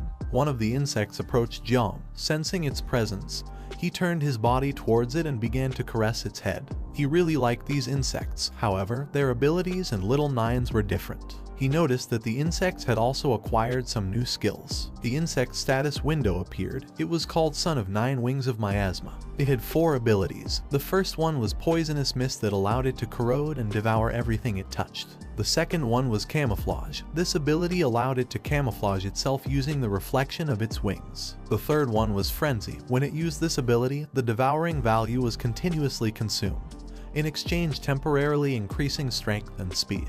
The fourth and final ability was called Self-Destruction. This ability allowed it to explode its body, releasing toxins and causing massive damage in the process. Jiang thought that the camouflage and self-destruction skills seemed quite useful. While he was lost in his thoughts, Little Nine approached him from behind and gave him a hug. She closed her eyes and with a smile, she caught his attention. Upon hearing her voice, Jiang snapped out of his trance, turned his head slightly towards her, and couldn't help but smile and feel at ease. He turned his body towards her, began to caress her head, and with a smile thought that she seemed to have changed but not much. Little Nine closed her eyes, placed her hands on her chest, and with a joyful smile informed him that she had finished the process of breeding the insects. Then, she took Jiang's arm with both hands and told him that she wanted to rest. Upon hearing this, he asked her what she meant by resting. At that moment, her body began to disappear. Jiang slightly turned his head towards his hand, and upon seeing this, he became somewhat confused. He started wondering where she had gone. And at that moment, a system window appeared to inform him that Little Nine had returned to the insect nest. Jiang started looking at his hand and couldn't help but smile and feel relieved. The system space was incredible. It was a space that could accommodate swarms of insects. Now it didn't matter how many swarms there were. They could all hide within the system, so Jiang would no longer be afraid of being discovered by anyone.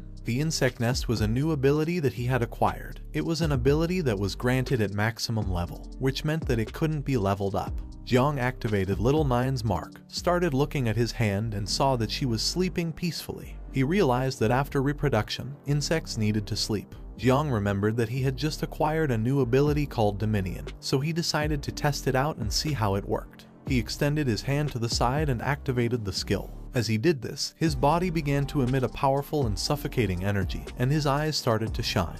Once Jiang activated the ability, the insects that were by his side turned their heads towards him and started looking at him with a murderous gaze. Jiang turned his head towards them, and with a murderous look, he realized how this ability worked. He extended his hand towards the sky and it began to absorb the insects. This new ability allowed Jiang to control the swarm of insects. He turned his head towards his hand and thought that using this skill was as easy as moving an arm.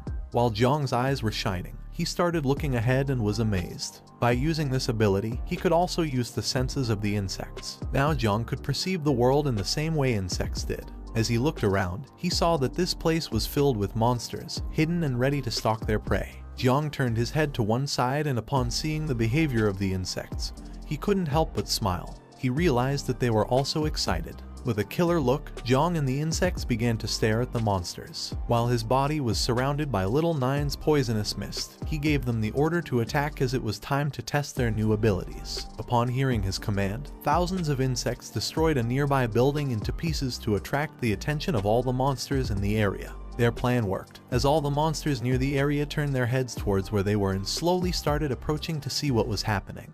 Jiang decided not to wait any longer and go after the monsters. While his body was releasing Little Nine's poisonous mist, he began to approach the monsters, who soon realized what was about to happen. They tried to escape, but it was already too late. Just before they could make a move, the poisonous mist started rapidly approaching them. In a matter of seconds, the poisonous mist stuck to the monsters and slowly began to corrode their bodies, causing them to feel immense pain. Not long after, all the monsters that had been affected by it lost their lives and fell to the ground. Now that they were dead, the poisonous mist slowly started devouring them. Jiang approached the corpses and began to stare at them intently. With the swarm of insects, there was almost no need for him to take action. Now, the reach of the poisonous mist was much larger and it devoured its targets faster and more extensively. Additionally, he now had shared vision with the ability called Dominion. Common monsters could no longer hide from the swarm of insects. Jiang turned his head to one side, and as he watched Little Nine's poisonous mist slowly devouring the monster corpses,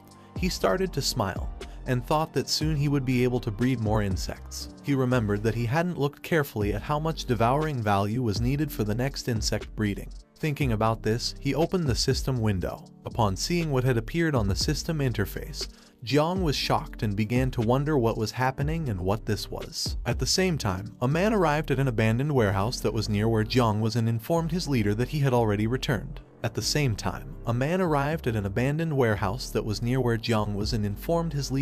already returned. Upon seeing that he had come back, the leader asked him why he had taken so long and also gave him the order to quickly report on what was really happening in the spider's nest. This man was wearing a hood, had green hair, and was quite scared.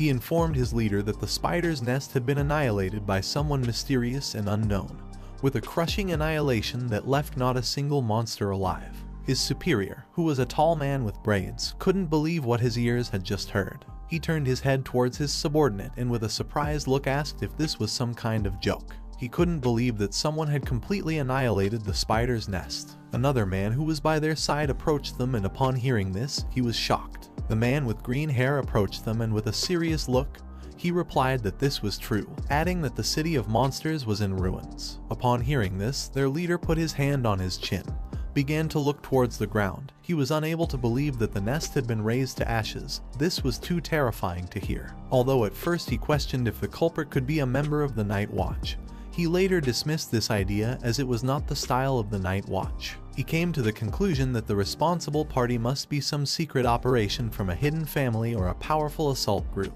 He decided that it was best for them to retreat now. For them, this was a shame. They had been entrusted with the mission of filling a bottle with the venom of a wolf spider. Now that they had failed, he decided to make up for the losses on the way back by robbing some unfortunate ones. Upon hearing this, the man next to him turned his head towards him and couldn't help but sweat and panic. While they were talking, someone opened the door of the abandoned warehouse. Upon hearing the sound of the door opening, the three turned their heads back, and the man with green hair revealed to the other two that they had an unexpected visitor. Upon hearing this, they couldn't help but wonder who this person could be. A man put his hand on the door and as he slowly opened it, told them that he had finally found other professionals. Upon hearing this, the leader asked him who he was. This person was Jiang. He entered the warehouse, started walking towards them, dropped an arm, extended his hand towards them, and with a calm look asked them not to worry since he had only come here to level up. He also added that he had come to exchange some food with them. Upon hearing this, their leader felt relieved as Jiang had come alone. He turned his head towards him, started looking into his eyes, and with a smile agreed to exchange some food with him, adding that food in the desert wasn't cheap. After saying this, he asked Jiang what he wanted to exchange. The expression of the man next to him changed drastically. He adopted an offensive stance and began to stare at Jiang. Jiang approached the leader, started looking into his eyes, and with a smile asked him not to worry, adding that he had some very good items to exchange. Upon hearing this, the man's expression changed drastically once again. He began to look at Jiang and couldn't help but smile and feel curious about what he wanted to exchange. The leader ordered Jiang to show him what objects he had. At that moment, the two men surrounded Jiang and with a smile, they started unsheathing their swords. He simply turned his head slightly towards them and couldn't help but smile. From the beginning, he knew he couldn't trust them, so without thinking twice, he activated the ring and extended his hand towards them. In the blink of an eye, several spiders came out of the ring and with a piercing gaze they started looking at the men. Jiang turned his back on them and with a mocking voice asked if his products were good. Upon seeing the spiders, the men sheathed their swords again, took a few steps back, and went on high alert. The men began to look at the spiders and couldn't help but sweat and feel fear. They were aware that these were wolf spiders. They started to question if they had not been annihilated along with the spider nest. Thinking this, they began to wonder if Jiang was the person who had killed all the spiders. The current level of Jiang Chen was 17. He slightly turned his head towards them, started looking at them with an overwhelming gaze, and with a smile, he asked them not to think that he didn't know what they wanted to do. After saying this, Jiang sat on a rock, slightly turned his head towards them and calmly revealed that he was very angry now. So he advised them to grab their weapons and leave right away from here. Upon hearing this, the three men grabbed their belongings, turned their backs to Jiang, started running, and apologized for bothering him, adding that they were leaving right away. Several minutes later, once the men had fled from the warehouse, Jiang extended his hand to the side, releasing Little Nine's poisonous mist. He gave the order for the insects to come out. While Jiang was sitting on the rock, with one arm resting on his knee, he reached up and used the poisonous mist to release two insects. They began flying around him, with a murderous look in their eyes, searching for any hidden threat. Jiang began to drink a little bit of soup that the men had left. He was getting hungrier and thought he should have known better when he first obtained Little Nine. He didn't expect leading the swarm of insects to have such side effects. When drinking the soup, a system window appeared and Jiang's devouring value increased. Now he had 2768 points out of 1 million. The system advised him to increase the value as soon as possible. Originally, he had thought that the devouring value would increase faster after the insect swarm doubled, but he did not expect that the devouring value of the next reproduction would also double. This complicated things a lot for Jiang, since now the devouring value that a boss could provide was just a drop in the bucket. Even if he eliminated all the beast nests outside the city, it wouldn't be enough to fill up the devouring value for the next reproduction. Jiang started looking down at the ground and sank into his thoughts. He had heard that the beast nests and secret realms controlled by Nightwatch were not going to be made public, which meant that if he wanted to increase his swarm's devouring value, then he had to join the Nightwatch as soon as possible. He began to look at his hand and saw that Little Nine had not yet woken up. Upon seeing this, he quickly came to the conclusion that the burden of reproduction was not small. At that moment, Jiang started to feel someone's presence. Immediately, his expression changed drastically as he turned his head to one side and wondered what this person was doing here. He stood up, clenched his fist tightly, slightly turned his head to one side, and assumed an offensive stance. He could smell the scent of battle and how there were a lot of people chasing after her. He didn't know what was happening here and why she was being pursued. Several seconds later, a girl who was using an invisibility spell entered the warehouse, bumped into Jiang, and fell to the ground. She was the same girl as before. She supported herself with one hand on the floor and began touching her head with the other because it hurt. Jiang turned his head towards her and with a confused look, began to wonder why he had encountered her again. While the girl was lying on the ground, she placed one hand on the floor, put the other on her chest, lifted her head towards Jiang and immediately recognized him as the boy from the spider's nest. She started looking at him with a frightened gaze and asked him not to tell anyone that he had seen her here. Upon hearing this, Jiang couldn't help but be shocked. He turned his head towards her and couldn't help but look at her with a surprised expression. She had been so close to him and he hadn't even been able to sense her presence. It didn't take him long to come to the conclusion that the person the man with blue hair was chasing was her. He decided to take the girl somewhere safe, but at that moment he felt someone's presence. Quickly, he turned his head towards the warehouse entrance, and with a serious look, he thought it was already too late to leave. Several seconds later, several people entered the warehouse. Among them were Zheng Tai and the man with blue hair who was part of the Zhao family. They began to walk towards Jiang, and Zheng Tai didn't take long to recognize him. He couldn't help but feel fear and chills. He pointed at Jiang with his finger and informed his leader that he was the same guy they had encountered before. The man with blue hair put his hand in his pants pocket, started staring at Jiang, and with a smile praised his subordinate for having a good sense of smell. Jiang sat back down on the rock, rested his hands on his knees, and remained silent. Upon looking more closely, the man realized that this place was empty and Jiang was actually camping alone.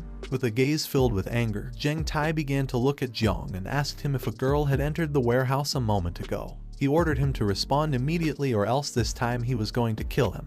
The man with blue hair started looking at Jiang, put his hand in front of Zheng Tai, and with a smile asked him to wait. He approached him, began to sit on the rock in front of Jiang.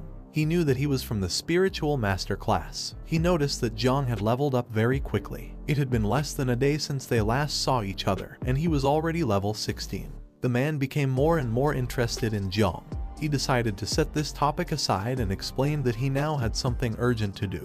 While he was sitting on the rock, Jiang simply remained silent. He sat on the rock, rested an arm on his knee, drew his sword, began aiming at Jiang's neck, and with a serious look asked him if he had seen a girl with black hair around here. His subordinates approached, stood behind him, and remained silent. Jiang simply remained calm, started looking into the man's eyes and quickly concluded that based on the aura emanating from his body, his level was very high, surpassing level 30. Seeing that he could accurately detect his class and level, he thought this man must have some detection equipment with him. Jiang turned his head to the side, began pointing towards the back door of the warehouse with his finger, and explained to the man that he had just seen someone's shadow going in that direction.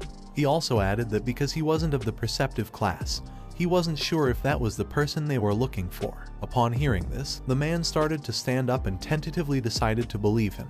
He also advised Jiang to be more honest. Upon hearing this, Jiang turned his head towards him and was somewhat surprised. He stood up, turned his back to Jiang, slightly turned his head towards him, began to look into his eyes, and with a murderous gaze warned him that if he found out that he had helped that girl, then the Xiao family wouldn't let him go. Upon hearing this, Zheng Tai also turned his head slightly towards him and couldn't help but smile. Several seconds later, the man and his subordinates began to leave the warehouse. Jiang turned his body towards them, and as he watched them gradually move away, he remembered that the Xiao family was the most powerful family in Zhengguo. With a penetrating gaze, he started to look at the man with blue hair and thought that the clans in the city had a long history and all of them were feudal officials. They were also extremely mysterious and rarely entered the world unless a great disaster occurred. Some powerful men in the family could even split the heavens and the earth. This guy was more powerful than Jiang had thought. For him, it wasn't good to be remembered by someone like that. Several seconds later, Jiang slightly turned his head towards the warehouse exit, and seeing that the men had already left,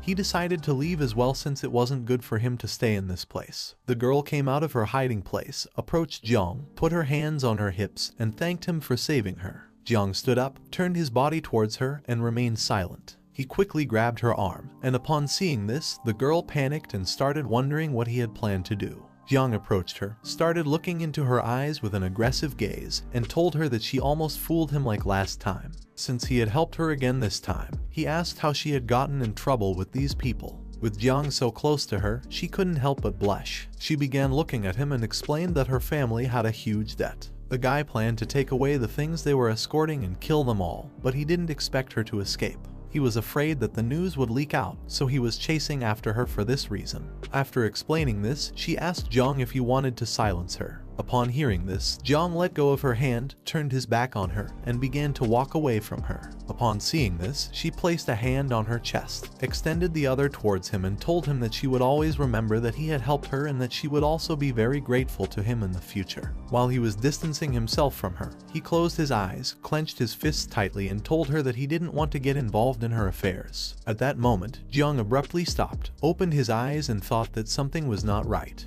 The girl also noticed this, and her expression changed drastically. With a fearful look, she revealed to him that someone had just placed a barrier spell around the warehouse. At that moment, someone who was outside the warehouse gave the order to their subordinates to come out. Jiang started looking towards the entrance of the warehouse and thought that now it was impossible to escape. He knew that even if the girl said she didn't know him, they wouldn't believe her anymore. He activated his insect perception and began walking around the area, realizing they were surrounded on all sides. With a serious look, Jiang began to stare towards the entrance of the warehouse, ready to face any opponent. On the other side, the girl got scared and placed her hand on her chest. Several seconds later, the man with blue hair and his subordinates appeared. Their bodies started emanating a killer aura. With a penetrating gaze, they began to look at Jiang, ready to finish him off. He knew that Jiang had lied to him. He approached him, stared into his eyes, and ordered him to hand over the girl.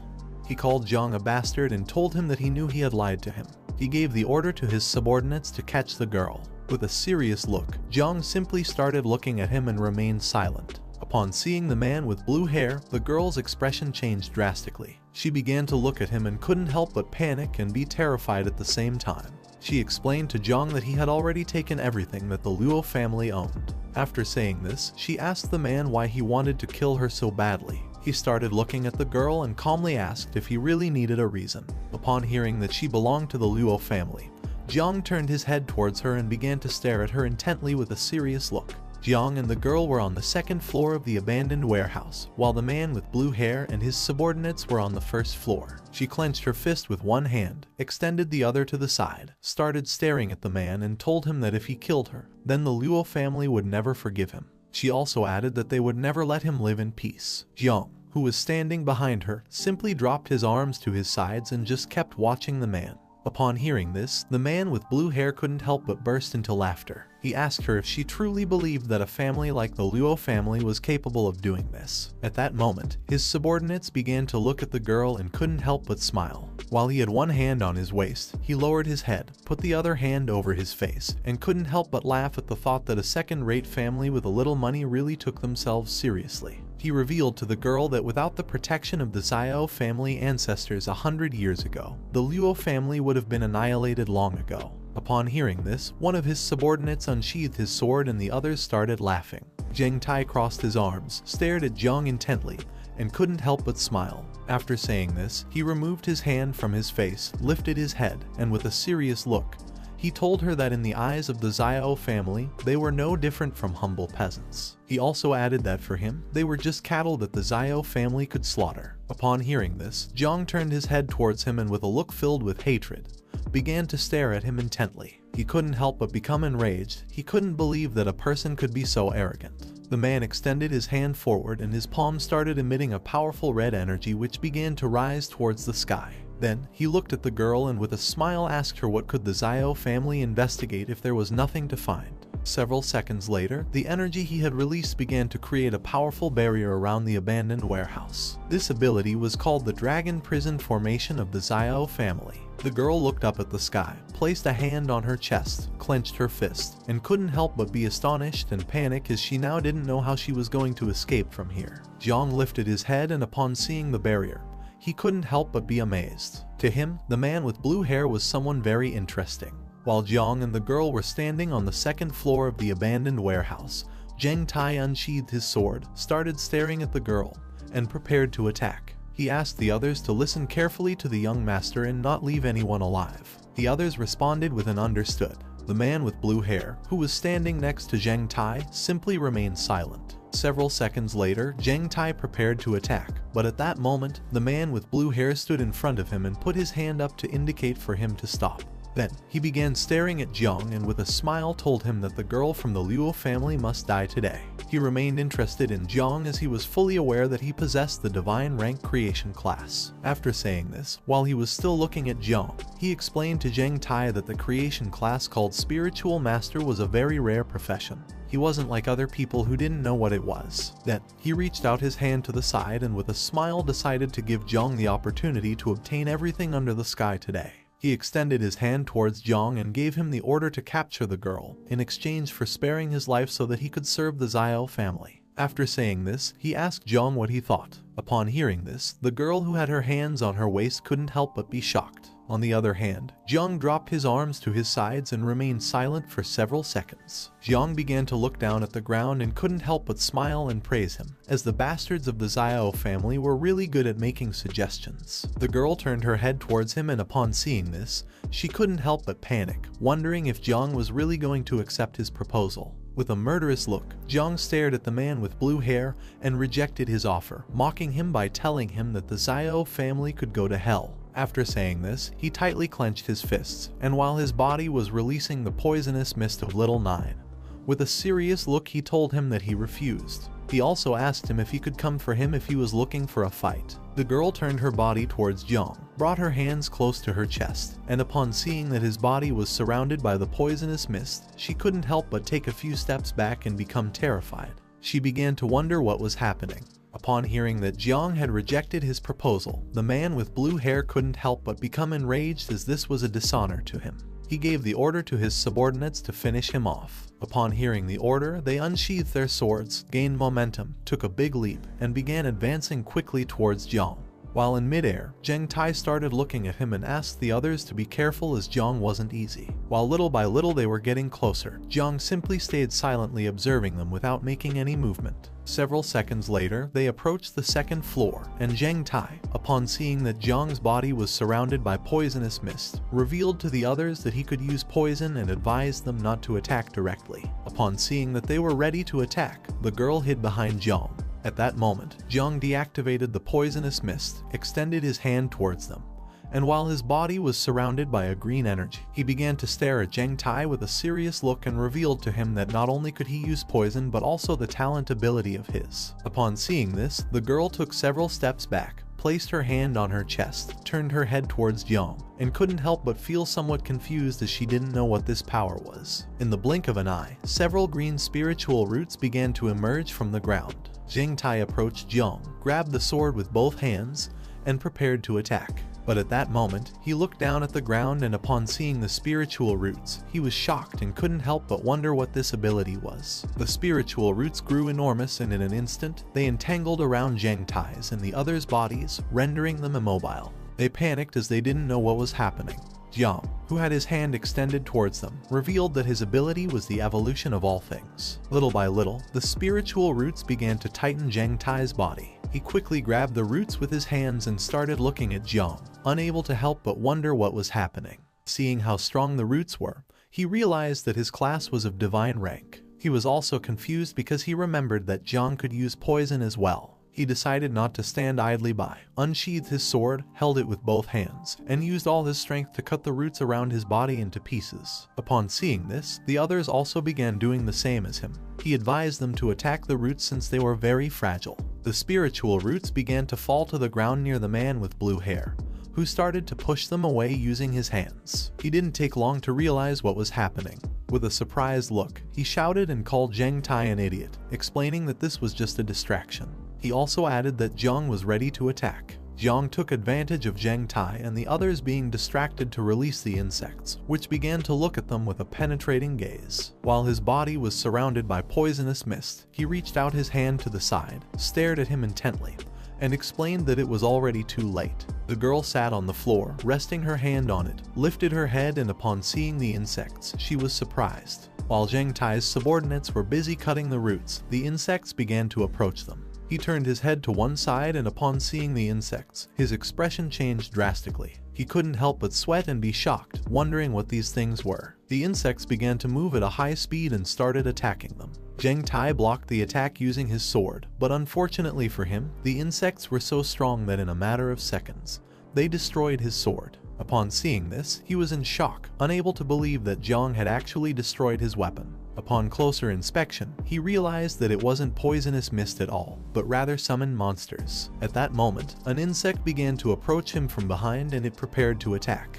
He lifted his head, and upon seeing this, he was surprised. He started screaming and revealed to the others that this poisonous mist actually came from the monsters. He came to the conclusion that he couldn't dodge the attack. Jiang, who had his hand extended towards him and was controlling the insect, began to look at him with a murderous gaze, and couldn't help but smile as he had finally caught him.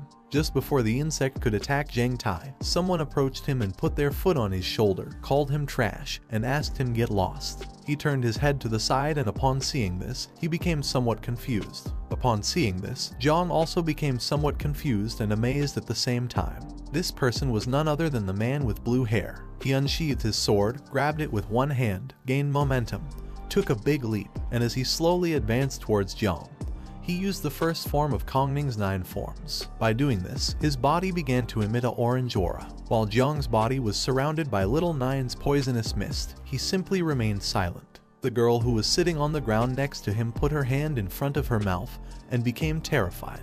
Jiang lifted his head towards him, and upon seeing that he was faster than the poisonous mist, he couldn't help but clench his teeth tightly and sweat.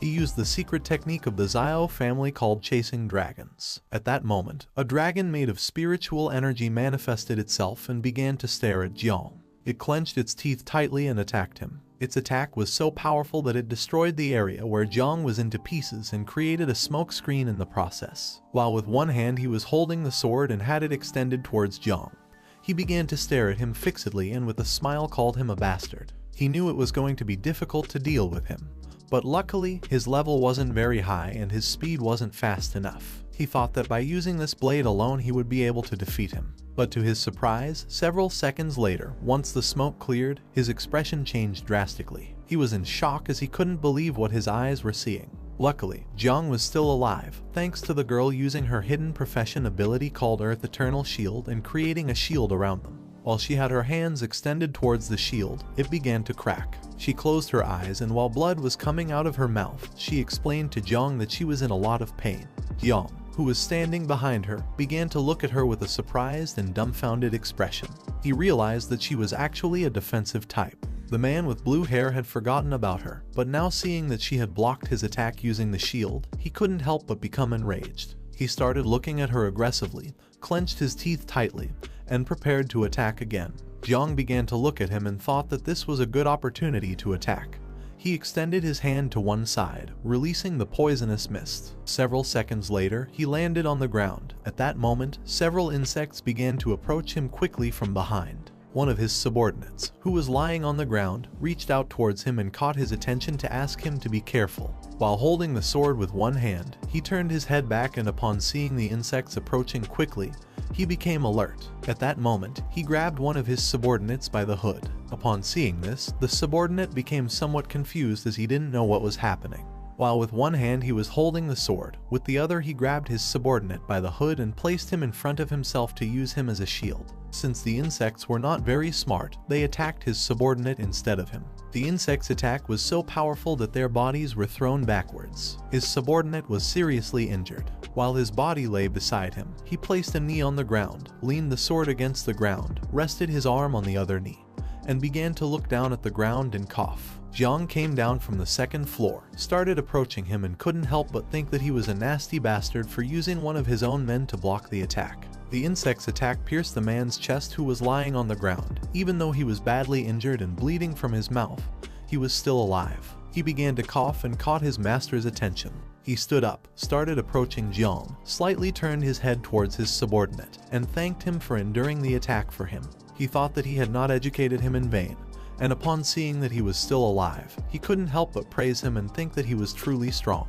Jiang, who was standing in front of him, simply remained silent. He took out a dragon yuan pill from his pocket with his hand, opened his mouth and ate it. He couldn't believe that he was being forced to use the dragon yuan pill. In a matter of seconds, his subordinate lost his life. He began to approach Jiang, dragging the sword on the ground, causing small rocks to slowly float. Upon seeing this, Jiang assumed an offensive stance, while on the other side, the girl sitting next to him and covering the wound on her arm with her hand remained still. He tightly gripped the sword, pointing it towards Jiang, and with a murderous look, he warned that his next attack would slice his head into pieces. Jiang simply remained calm, calmly looking at the man in silence, ready to face any attack. Once the dragon yuan pill took effect, the elemental energy dragon grew enormous and appeared behind him. Its eyes began to shine, indicating to him that it was ready to attack. He assumed an offensive stance, stomped forcefully on the ground, breaking it into pieces. Then he tightly gripped his sword and stared fiercely at Jiang, determined this time to finish him off. His energy was so strong that the rocks around him began to float. Jiang started looking at the dragon and couldn't help but be terrified. He didn't know if he would be able to withstand the attack. The man with blue hair began unsheathing his sword and prepared to attack. This time he decided to use technique number 2 of the 9 Kongning styles. At that moment, he used the ability called the Descending Dragon's Cut and launched a powerful attack towards Jiang. In doing so, his body began to emit a powerful energy, and in the blink of an eye, the elemental energy dragon started advancing quickly towards him. It opened its mouth and prepared to finish him off. At that moment, the girl stood in front of Jiang. She extended her hands towards the attack and with a determined look, used the Earth Eternal Shield once again. Jiang put his elbow in front of his face, turned his head towards her, and upon seeing that despite being injured she was willing to block another attack, he couldn't help but be somewhat surprised. In an instant, a green shield appeared around them. Upon seeing this, the spiritual dragon began to attack the shield, breaking part of the ground and creating a curtain of smoke in the process. While she had her hands extended towards the shield and was blocking the attack, she closed her eyes, clenched her teeth tightly, and explained to Jiang that because the man had taken Xiao family's secret dragon Yuan pill, now the strength of the dragon had multiplied several times. Now her shield would not be able to withstand the attack at all, which meant they were doomed. In a matter of seconds, little by little the shield began to crack. Upon seeing this, she decided to use her last bit of strength to hold on as long as possible. Jiang grabbed his cloak with his finger, started looking at the spiritual dragon and couldn't help but be amazed and think that the man with blue hair was really strong since each strike from the dragon was a deadly move. The previous attack had already been astonishing, so he didn't expect him to unleash such power. The man with blue hair jumped, approached them, and began to stare at Jiang. When he saw that the shield was starting to crack, he couldn't help but smile. He used the descending dragon's cut several times, launching powerful slashes towards the shield. Jiang returned his gaze and reached out his hand towards the sky, activating the swarm of insects mark. Seeing that he was a ruthless and powerful person, he decided not to show any mercy. Several seconds later, once the girl's shield broke, several thousand insects began to emerge from Jiang's hand and appeared in the sky. The man with blue hair looked up and upon seeing so many insects, he couldn't help but be shocked. He clenched his teeth tightly and started wondering what was happening. While thousands of insects were coming out of Jiang's hand, he began to stare at the man with blue hair and asked him to get ready. The girl who was sitting on the floor behind him put a hand on her shoulder where she had the wound, started looking at Jiang with a surprised look and began to wonder if he really belonged to the creation class. Several insects appeared around Jiang and began to look at the man with blue hair, ready to attack. Jiang started approaching him and gave the order for the insects to attack. Upon hearing this, he clenched his teeth tightly and couldn't help but panic. He knew that if so many insects attacked him at once, he wouldn't have any chance of winning. Upon hearing Jiang's order, the insects began to advance towards him and prepared to attack. Seeing the number of insects, he unsheathed his sword and assumed a defensive stance. With a serious look on his face, he started staring intently at Jiang and used the descending dragon cut. By doing this, his sword emitted a powerful energy. He was not willing to give up as they were just some smelly insects. With little effort, he started cutting the insects into pieces, while Jiang's body was releasing the poisonous mist from Little Nine. With a penetrating look, he reached out his hand towards him and asked if he truly believed this. The bodies of the injured insects began to regenerate. Seeing that the insects could regenerate, he couldn't help but be shocked and wonder how this was possible. Several seconds later, they started advancing towards him and began attacking again.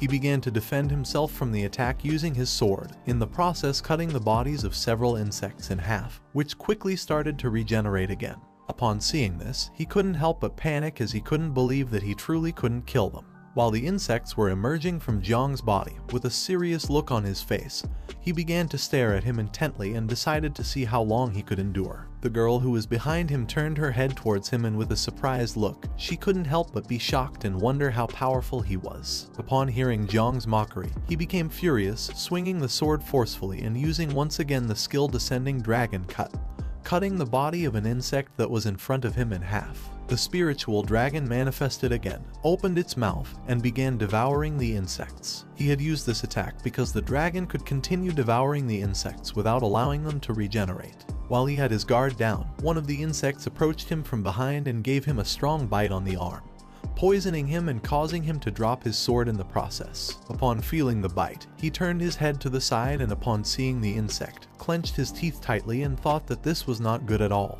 Now that his right hand was poisoned, he couldn't use the sword. Now that he had no other choice, he put his hand into his clothes and pulled out a red object. The insects took advantage of this opportunity and began to approach him quickly, but he took the object out of his clothes, raised it to the sky, and used the technique called Jade Protection of Life. At that moment, a powerful red energy started to appear around his body. He mocked Jiang by asking if he believed he could kill the great Xiao Yuanwu with a few insignificant insects. Jiang simply stood there silently observing him without saying a word. He reached out his hand towards Yuanwu, began to stare at him intently with a serious look and asked him what kind of treasure this was and how it had such power. After saying this, he ordered the insects to devour him. The object had created a shield around Yuanwu's body. The insects followed Jiang's order and started attacking the shield, but no matter how hard they tried, it was in vain. Seeing this, he quickly realized that the attack hadn't even made a scratch on the shield. while Yuanwu was covering the wound from the insect bite on his arm with his hand. He turned his head towards Jiang and advised him not to waste his energy since it was the inherited treasure of the Xiao family called Jade Treasure,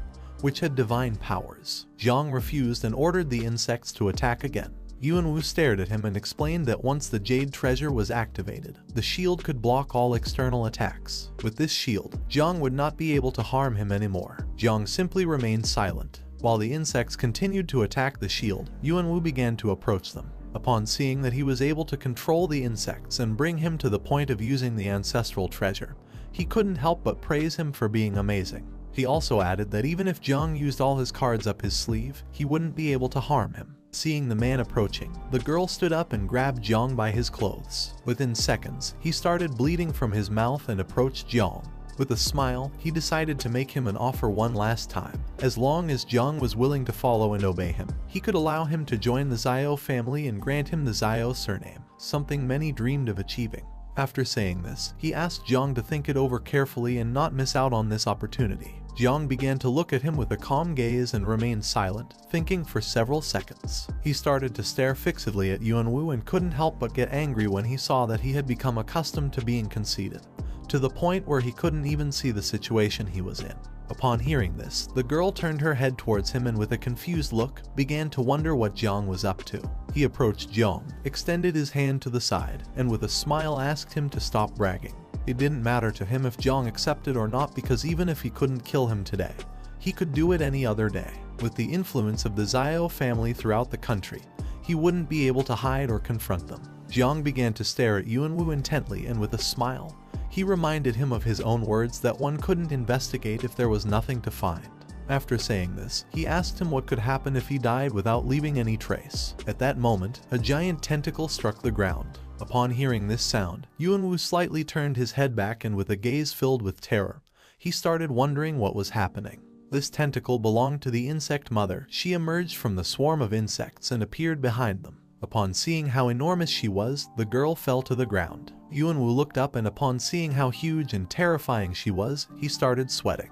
At that moment, Jiang gave her the order to devour him. Upon hearing his command, Little Nine began to approach Yuanwu and thank Jiang as she was very hungry. Upon hearing this, Yuanwu's expression changed drastically. He started feeling a fear that he had never felt before in his life. Little Nine began to smile and using her tentacle, she attacked Yuanwu's shield. Due to her enormous strength, his body was sent flying and crashed into the wall, breaking it into pieces. He started screaming in agony, unable to believe that a monster like Little Nine actually existed.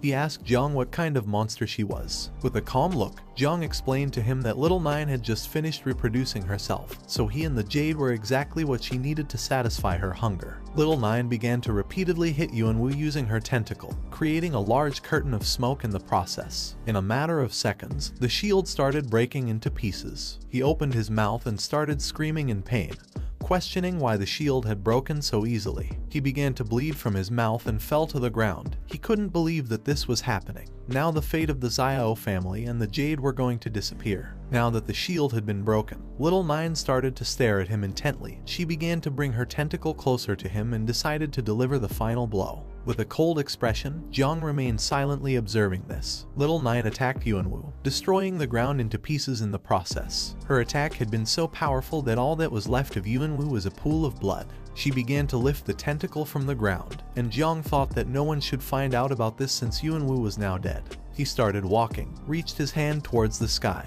activated the swarm mark, and gave Little Nine the order to transform. Several seconds later, Little Nine transformed, returned to human form, and hugged him. Then, she closed her eyes and with a smile explained that Yuanwu was delicious. She thanked him and also added that she was the one who loved him the most. The girl who was sitting on the floor turned her head to the side and upon seeing Little Nine, she couldn't help but feel somewhat confused and scared. Jiang turned his back on her, started to walk away, and decided to take a look at the Xiao family. At that moment, he turned his head towards her and decided to take care of her. The girl who was sitting on the floor panicked and couldn't help but sweat. She remembered that she now knew his secret, and thinking about this, she couldn't help but wonder if he was going to kill her to keep her silent. Jiang began to stare at the girl with a serious look and started wondering what he should do with her. At that moment, his body started emitting Little Nine's poisonous mist, and several insects appeared behind him, staring at the girl, ready to attack. He approached her, started looking at the ground and asked her to give him a good reason not to kill her. Upon seeing this, she panicked, quickly knelt before him, took out some gold coins, bowed her head before him and explained that this was all the money she had on her. It was worth millions, practically her life. She was willing to give it to him in exchange for sparing her life. Jiang picked up a gold coin with his hand, started looking at the girl and thought that she had some sincerity.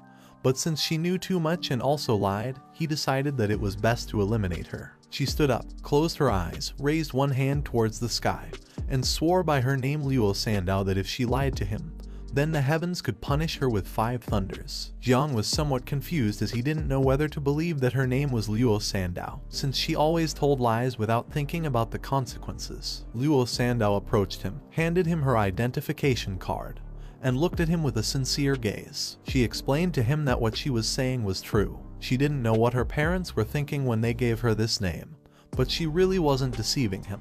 She also added that if he still didn't believe her, then he could look at her identification card. Jiang took her identification card, brought it closer, and upon looking more closely, he saw a chubby girl. Upon seeing this, he asked Luo Sandow if she was sure that she was the same person as in the photo. She grabbed strands of her hair, started pretending to have 2 ponytails, closed her eyes, puffed up her cheeks and explained that the photo had been taken 2 years ago when she hadn't grown yet and hadn't lost weight. Upon seeing the expression on her face, Jiang turned his head back and started laughing out loud. Upon witnessing this, the insects flying behind him became somewhat confused. Then, he turned his head towards her and with an intense gaze, explained to her that he still couldn't trust her and didn't know if she would be able to keep the secret since, after all, this was something only the dead could do.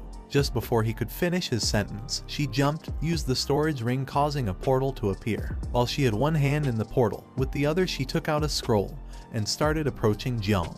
With a serious look, she asked him not to worry about this. Jiang began to look at the scroll with a surprised expression and asked her what it was. She began to open the scroll using both hands, and she explained to him that this was a sealing scroll. Once she revealed the secret, she would be executed immediately. She was very afraid of dying, and for this reason, she had taken out the scroll. At that moment, a system window appeared to inform Jiang that she swore to protect his secret with her own life. If she revealed this secret, then she would be executed. Upon seeing this, he was somewhat surprised as he couldn't believe that something like this existed in the world. Several seconds later, he picked up the scroll with his hand, closed one eye, started looking at it with the other, and decided to accept. Now that she had signed the confidentiality agreement, he decided not to kill her for now. Upon hearing this, she thanked him. He turned his head towards her and asked how much this scroll cost. She put her finger on her cheek, started looking at him and revealed that its approximate value was around 10 million. Jiang tightly gripped the scroll, began to approach her, and with a furious look, he thought that this meant she had just used the only valuable thing she had in the storage ring. She thought she was going to die, so she started shaking her hands and told him that if he accompanied her home, then her parents would treat him well and give him even more rewards. Jiang turned his back on her, started to walk away, and explained that tomorrow morning he had to go to the night watch, so he couldn't waste any more time. After saying this, he wished her good luck. She stood up and while she was watching him slowly move away, she caught his attention and asked him to take her home since her house was much closer than the night watch headquarters. There was a teleportation station near her house, and she assured him that he would arrive on time. Although at first he refused, later he decided to listen to her and several hours later they arrived at the Luo family mansion. This mansion was beautiful and very large, almost like a castle. At the same time inside the mansion, there were a lot of hooded men prostrated before a woman who was sitting on her throne. A man approached her and informed her about what had happened to her daughter. Upon hearing this, she was shocked as she didn't know how this could be possible. The Zhao family not only stole and killed, but they were also going too far with this lie. Seeing that she was furious, the man asked her to calm her anger towards him, as he was a wretched person who had caused her suffering. Several minutes later, Luo Sandow entered the room, approached her mother, sat beside her, rested her head on her knees, and started crying. Her mother placed her hand on her head and then began to look at her subordinates with a furious gaze. She decided definitively to do something against the Zhao family. Her husband approached her, looked at her intently, extended his hands to the sides, and in a serious voice asked her to calm down since the most important thing was that Luo Sandow had returned safe and sound. He also added that the Zhao family was a powerful family in the country, and they couldn't mess with them being simple merchants. Jiang stayed silently observing and thought that her real name was Luo Sandow.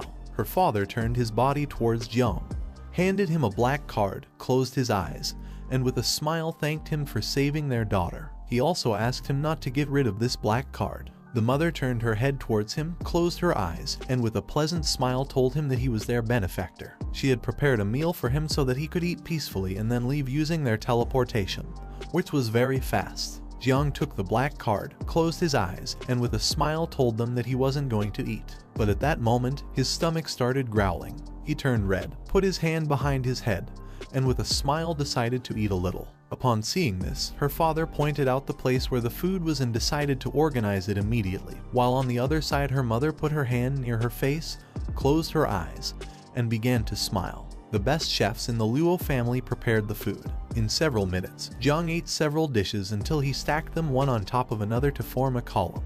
One of the waiters who was bringing another dish approached him and upon seeing this, became somewhat confused and surprised at the same time. While Jiang had one hand resting on the table and with the other was holding a piece of meat thigh, he thought that as the number of insects increased, his appetite also became greater. Beside him, Luo Sandao was sitting. She turned her head towards him and with a smile asked him not to rush and eat slowly. Next to her were seated her mother and father, who simply closed their eyes and with a joyful smile, silently watched Jiang.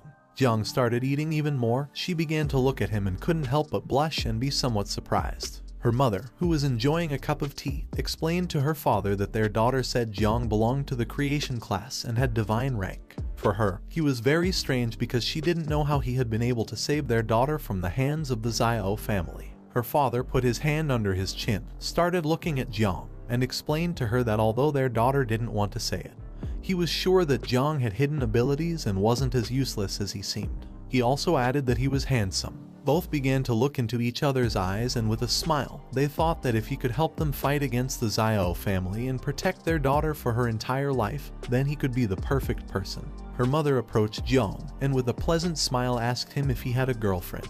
She also added that in their family, Sandao also didn't have a boyfriend. Her hidden profession was also quite good. Besides being an expert in business, she could also be a financial manager. Her father stood behind him, gave him a thumbs up, and explained that Sandao's body was also very sexy because she had measurements of 36, 24, 36. He also added that they made a perfect couple, and he had even thought of names for their future children. Jiang, who was drinking a glass of water, left it on the table, spit out the water, and was shocked. Upon hearing her parents' proposal, she began to blush like a tomato and wonder what was happening. Without thinking for a second, Jiang ran out and thanked them for their hospitality. He left with the excuse that he was full and still had something urgent to do. Seeing this, her father asked him to wait a little longer as they wanted to talk to him. Sandao approached her father, put her hand over his mouth, and asked him to be quiet. Her mother turned her head towards her and started looking at her with a disappointed look. She sat on the chair. Her father approached her and said that their son-in-law had left. He also added that as his wife, she should go say goodbye to him. Her mother approached them and asked her not to worry since her father had the location of the black card. Wherever he went, they would follow him. Upon hearing this, she grabbed her knees with both hands, closed her eyes, and with a scream asked them to be quiet. She began to look down and started imagining Jiang. She thought that although he was handsome and strong, he was also terrifying. And even though he was truly terrifying, there was no doubt that he was handsome and strong.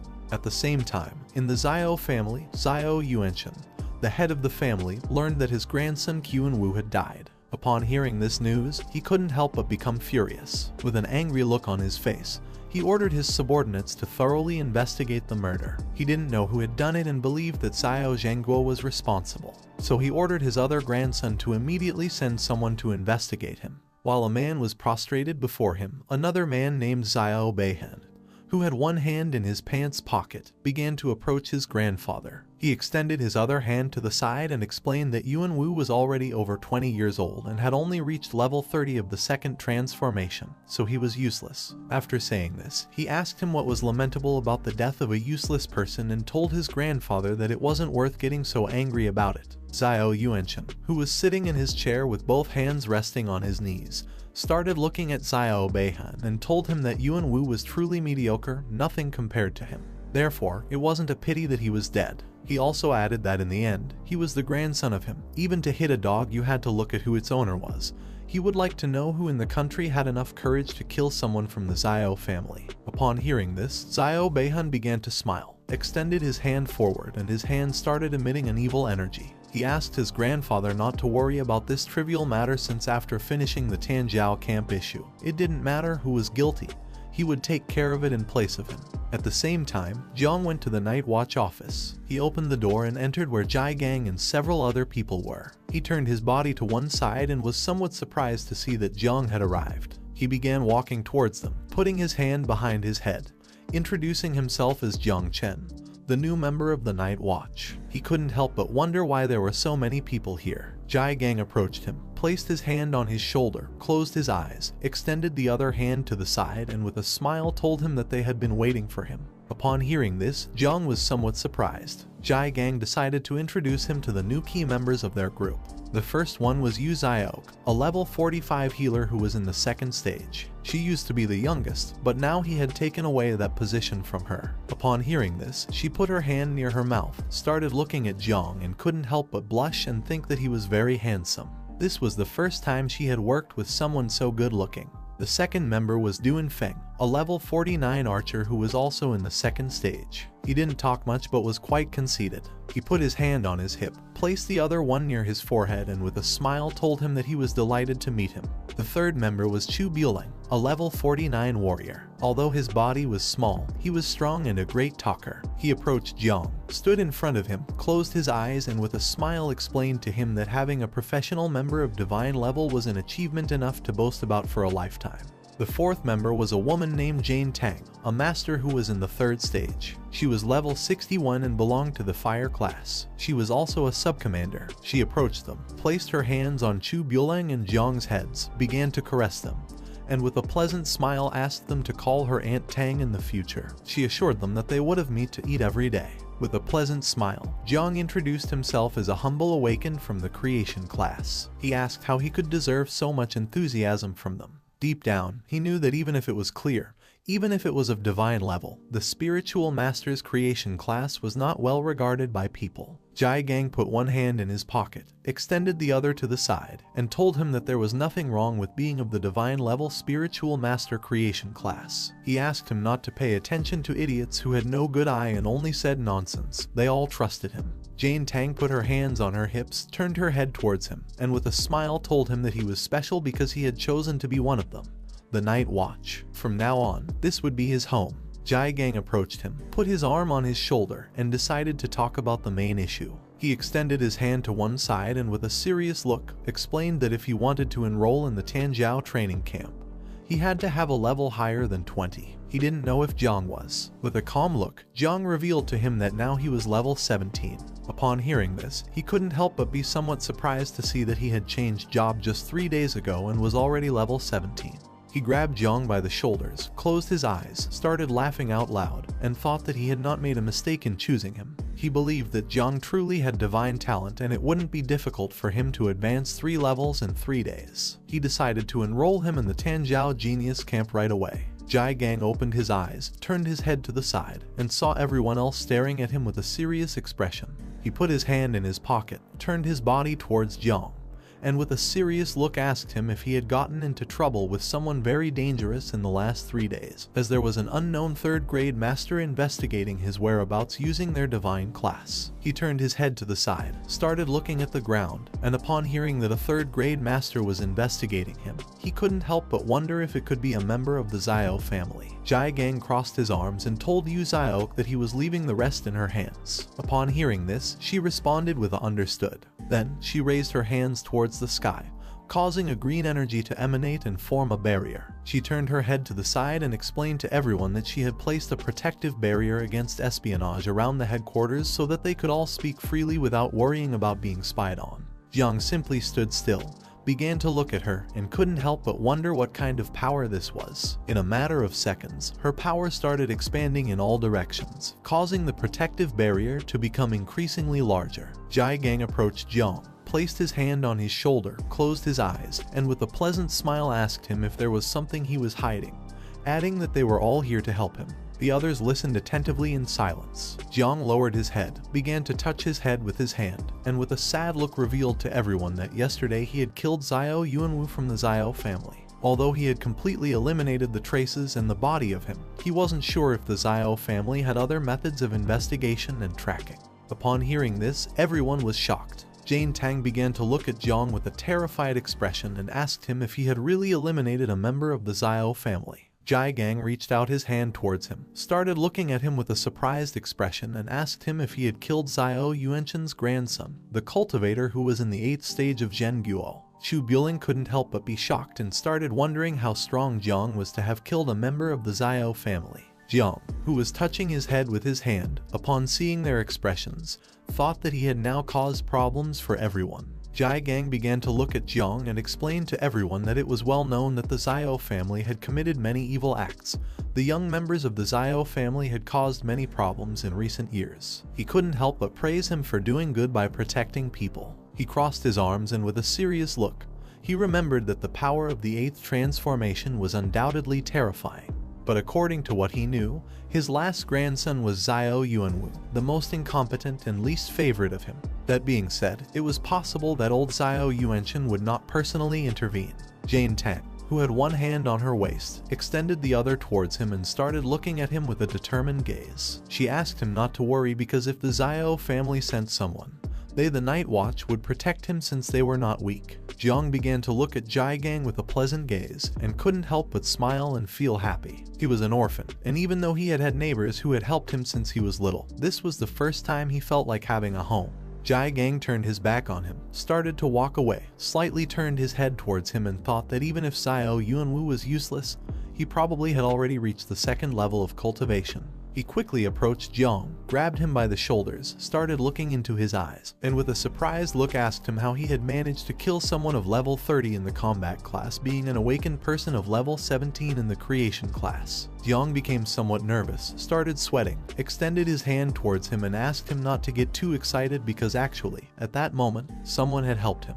Upon hearing this, Jai Gang asked him who had helped him. Jiang put his hand behind his head, closed his eyes, and with a forced smile, he revealed that the 3rd daughter of the Luo family who lived in Jiangnan had been the person who had helped him. He also added that she had awakened a hidden defense class. Upon hearing this, everyone started looking at Jiang with a surprised look and couldn't help but wonder if he was talking about Luo Sandao, the daughter of the wealthiest merchant family in Jiangnan, the Luo family. Jai Gang approached Jiang, grabbed him by the shoulders again, started shaking him, closed his eyes and with a pleasant smile, praised him because even though the Luo family was not a family of warriors, it couldn't be denied that they were rich. So if someday Jiang found himself in trouble, then the Luo family wouldn't just stand idly by. He began to look at Jai Gang and couldn't help but sweat and wonder what he was doing. At that moment, Jiang's body began to emit a powerful purple energy. Several seconds later, once Jai Gang opened his eyes, he saw that Jiang's body was surrounded by a powerful energy. Quickly, he removed his hands from his shoulder, and upon seeing this, he couldn't help but be shocked. As sweat was dripping from his face, he began to look at him with a surprised expression and remembered that Luo Sandao had awakened the defense class, so she didn't have much attacking power, which meant that the person who had killed Yuanwu had been Jiang. Jiang extended his hand forward, and the poisonous mist of Little Nine appeared in his palm. He began to stare at it, revealing to everyone that he was actually an awakened person specialized in 2 classes. He revealed to everyone that his other hidden class was poison. Duanfeng, who was standing behind him, started looking at him with a surprised expression and couldn't help but be shocked and wonder what this power was. Jai Gang tried to shake Jiang's hand, asking him how many more secrets he had that he didn't know. But Jiang moved his hand aside because in the palm of his hand was the poisonous mist of Little Nine, and he explained that this was very poisonous, fearing that he wouldn't be able to resist it. The others stayed silent, observing this without interrupting. Just before Jiang could finish his sentence, Jai Gang approached him, shook his hand, then closed his eyes and with a smile reassured him not to worry because he knew how to defend himself well against poisons. Little Nine's poisonous mist gradually began to make contact with Jai Gang's hand. Jane Tang started to stare at their hands, and upon seeing this, she couldn't help but wonder what this strange poison was. Several seconds later, once Jai Gang stopped shaking his hand and pulled it back, he saw that his hand had already been poisoned. Upon seeing this, he realized that this was not good. Jiang put his hand on his shoulder, closed his eyes, and told him that this time he had gone too far. Gradually, the poisonous mist began to spread over his hand. He grabbed his wrist with the other hand, stared at Jiang aggressively, and asked him to stop talking nonsense since he hadn't even tried to defend himself against the poison from the beginning. Upon hearing this, Jane Tang, who was standing behind him, closed her eyes and started laughing. Meanwhile, on the other side, Chu Buling sat near Jai Gang's hand and began staring at it intently while wondering what this poison was. Quickly, Jai Gang turned his head back to where Xiao Qi was and asked her to come quickly and help him get rid of the poison. Xiao Qi, who had one hand extended to the side, deactivated the barrier, causing the energy to slowly disappear. She put her other hand near her mouth, closed her eyes, and while laughing she responded to him with a yes. Jiang reminded him again that he had told him that this poison was very strong. He sat on the couch, and while he had one hand resting on his knee, he extended the other where he had the poison to the side. Xiao Qi approached him, closed her eyes, and with a smile, she placed both hands near his hand and using her power, began to heal him. While she was healing him, he turned his head towards Jiang, closed his eyes, and with a forced smile told him that this poison was very good, adding that the more skills he had, the happier he would be. Chu Buling approached them, placed both hands on the arm of the sofa, started staring at Jiang and silently observed him. Several seconds later, once Xiao Qi had completely healed his hand, with a serious look, he began to look at Jiang, and despite him being very talented, he advised him to forget about enrolling in the Tanjiao camp since it was not good to enroll after what had happened with the Xiao family. Although the Tanjiao camp offered many valuable resources, it was most likely that the prodigy of the Xiao family would also participate, so they should not risk it for just a few resources. Jane Tang, who was standing behind him, put a hand on her waist, closed her eyes and began nodding to indicate to him that Jai Gang was right. Jiang started looking at Jai Gang with a confused look and asked what he meant by resources. While he had his eyes closed, he explained to him that resources referred to the blood of fierce beasts, equipment, and other things. If one could be among the first, then they would also receive rewards such as mysterious fruits and secrets realms scrolls. Upon hearing this, Jiang couldn't help but be shocked and wonder if what Jai Gang was saying was true. He began to imagine the insects and thought that those resources were much better than going out to hunt fierce beasts oneself. No one knew, perhaps the insects could reproduce again at that moment. While his body was surrounded by the poisonous mist, he began to stare at Jai Gang with a serious look and asked him to let him enroll in the camp, as he was not afraid of danger. He had confidence and knew that he would be able to protect himself. Upon hearing this, Jai Gang asked him to wait as he needed to think about it. At the same time, somewhere on the West Lake belonging to the Xiao family, there was a temple in the middle of the lake. Someone entered the water and using their power moved it aside, creating a large crack in the ground.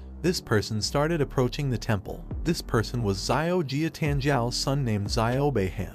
Upon seeing how powerful he was, the others realized that he was the strongest genius in the Xiao family, and his combat power had reached a new level. As drops of the water from the lake fell like rain, Beihan, who held a sword with one hand, turned his head back and with a serious look, asked his subordinates to stop talking nonsense, and also asked if they had found what they were looking for. 3 men wearing hoods placed their hands on their abdomen, bowed their heads before him, closed their eyes, and one of them revealed to him that he had found out that the young master Yuan Wu had been pursuing a woman named Luo Sandao. He also added that she had been traveling with someone named Jiang Chen.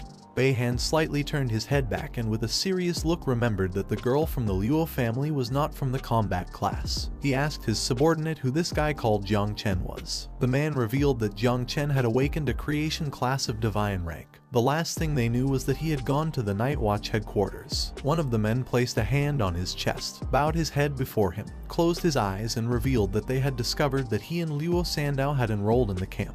He also added that however these 2 people were only suspects and there was still no concrete evidence. Upon hearing this, Beihan couldn't help but smile. With a penetrating gaze, he began to look to the side and thought that they were indeed suspects in this crime. A person who had awakened a creation class of divine rank was very interesting to him. Knowing that they had enrolled in the camp, he couldn't help but feel relieved as now he wouldn't have any need to make a special trip and search for them. After 3 days, he simply decided to kill them at the camp. At the same time, at the Night Watch headquarters, Jai Gang and Jiang went to his office and sat on the sofa. Jai Gang, who had one arm resting on his knee, extended his other hand to the side, began staring intently at Jiang, and explained that even though he had already enrolled him in the Tanjiao camp, he was still very worried. He had already found a powerful ally among the people registered for him. This person was the little princess Mu Hankwi from the Mu family, who had cultivation at the 7th level of transformation and was known as the Sealing Queen. Before going to camp, Jiang had to accompany her to explore a secret realm, in which he would not only be able to improve his level but also establish relationships with his companions in advance. Jiang, who was sitting in front of him with his elbows resting on the arms of the sofa, simply remained silently listening. Jai Gang approached him, took his hand, started looking at him, and with a smile explained to him that he had heard that Mu Hankwi was not only extremely beautiful but also the same age as him. She would be arriving soon, so he asked Jiang to use his charms to win her over. Upon hearing this, Jiang couldn't help but start sweating and become somewhat confused. He forced a smile at Jai Gang and replied that he was going to give it a try. At the same time, someone began knocking on the office door and Jai Gang gave them permission to enter. Mu Hankwi and a man opened the door and began to enter inside. She rested her elbow on one hand, supported her head on the other hand, and started looking at Jiang. She told them that Jai Gang had asked her to accompany someone to a secret realm. The man put his hand behind his head, closed his eyes, and started smiling. She asked Jai Gang if he had changed his mind. Jai Gang told her that it was an honor for them to meet her in person. Mu Hankwi crossed her arms and began to look at the ground, feeling somewhat confused. The man started touching his head and smiling. Seeing this, Jiang couldn't help but wonder what was happening. Both stood up. Jai Gang rested his arm on Jiang's shoulder, put the other one on his waist, started looking at her and explained that he hadn't answered them yesterday because he was angry with her grandfather. But today he was willing to accept this, but with a special condition. That condition was that she had to take Jiang Chen with her. Upon hearing this, Jiang's expression changed drastically. He couldn't help but be somewhat surprised and start wondering what was happening. Mu Hankwi placed her hand on her hip, and as she walked towards them, she told him that she had already given him the level 30 secret realm scroll. After saying this, she asked if he still wanted to impose more conditions. Jai Gang, who had his hand resting on Jiang's shoulder, told her that everyone had their own conditions. Upon hearing this, she thought that he was looking for someone reliable to level up with, since Jiang couldn't enter a secret realm lower than level 50. She came to the conclusion that they were looking for her for this reason. The man put his arms behind his back, and with a smile, he began to walk towards them in silence. She approached Jiang, started looking into his eyes, and asked him what level he was and what class he had awakened. He began to look at her, and with a calm voice, he explained that he was level 17 and had awakened the creation class. Upon hearing this, she placed a hand on her waist, started pointing at Jiang with the other hand, looked at him disdainfully, and upon seeing that he was a level 17 novice of the creation class, she called him trash. Jiang couldn't help but get angry and think that she was a spoiled brat. Jai Gang exploded with rage, clenched his fist tightly, and with a hateful look, he prepared to teach her a good lesson. He called her an empty-headed brat and asked her to show more respect since Jiang had awakened a hidden divine rank. Seeing this, the other man grabbed him by the hip, closed his eyes, and with a forced smile asked him to calm down, explaining that Mu Hankwi's boyfriend had just left her and that's why she was behaving this way. She turned her head back, and upon seeing this, she couldn't help but start to feel scared. She thought that this time she had gone too far. Jiang turned his head towards Jai Gang, and upon seeing his attitude, he couldn't help but be somewhat surprised and confused at the same time. She became nervous, turned her body towards him, closed her eyes, extended her hands towards him, apologized to him and asked him to calm down. Jiang started touching his head with his hand and thought that this situation was strange. To the secret realm they were going to was called the Village of Light. It was level 30, and the entry requirements were that only a maximum of 5 people below level 50 could enter. The conditions to complete this secret realm were to eliminate all the monsters, kill the boss, or destroy the sacrifice altar. Several hours later, they arrived at the portal. Duan Feng, who had one hand on his waist, turned his head towards them and with a serious look asked everyone to listen carefully. This time he was going to be the leader. He asked everyone to remember that if they accidentally separated or found themselves in danger, then they should immediately return to this teleportation point. Although the probability of this secret realm becoming unstable was low, caution had to be taken. In case of any eventuality, everyone had to return here immediately and leave the secret realm. Mu Hankwi, who had her arms crossed, began looking at him with a smile as she silently listened. Chu Bueling approached Jiang, reached out his hand towards the portal, closed his eyes, and with a smile told him that a level 30 secret realm scroll cost at least 1 billion. Xiao Qi, who was holding onto her elbow with her other hand, also stayed silent listening. Manhwa, who had her arms crossed, turned her head back and started looking at Jiang. She called him a newbie and asked him not to start crying like a baby after entering the secret realm because it would only hold them back. Jiang simply started staring at her and remained silent. Everyone entered the portal. Chu Buling turned his head back and with a smile, asked him not to worry as he would take care of protecting him. Jiang began walking towards the portal, and despite this secret realm being only level 30, he had a strange feeling. Several minutes later, everyone entered the secret realm. Its interior was a green mountain, full of trees and grass. In the middle, there was a mysterious village, surrounded by snowy mountains. Everyone approached the summit, and Chu Buling, who was at the back of the group, thought that this village was truly beautiful. He also asked why they couldn't see any monsters. Jiang simply stood silently observing the beautiful village. Duanfeng, who had his hand resting on his waist, began to look towards the village and explained to the others that it was likely that the monsters were hiding in the villagers' houses. He decided to search each one individually. Some time later, everyone descended from the mountain and arrived at the village. While they were walking, Duanfeng asked the others not to worry and assigned Chu Buling the task of attracting the enemy's attention and facing them, while he himself would take care of dealing damage. Little Qi would be in charge of healing, and Jiang Chen and Manhwa would follow behind them. He asked the two not to lag behind. Upon hearing this, everyone responded with understood. Somewhere in the village there was a rock on which was written the Shining World, emitting a strong and evil aura.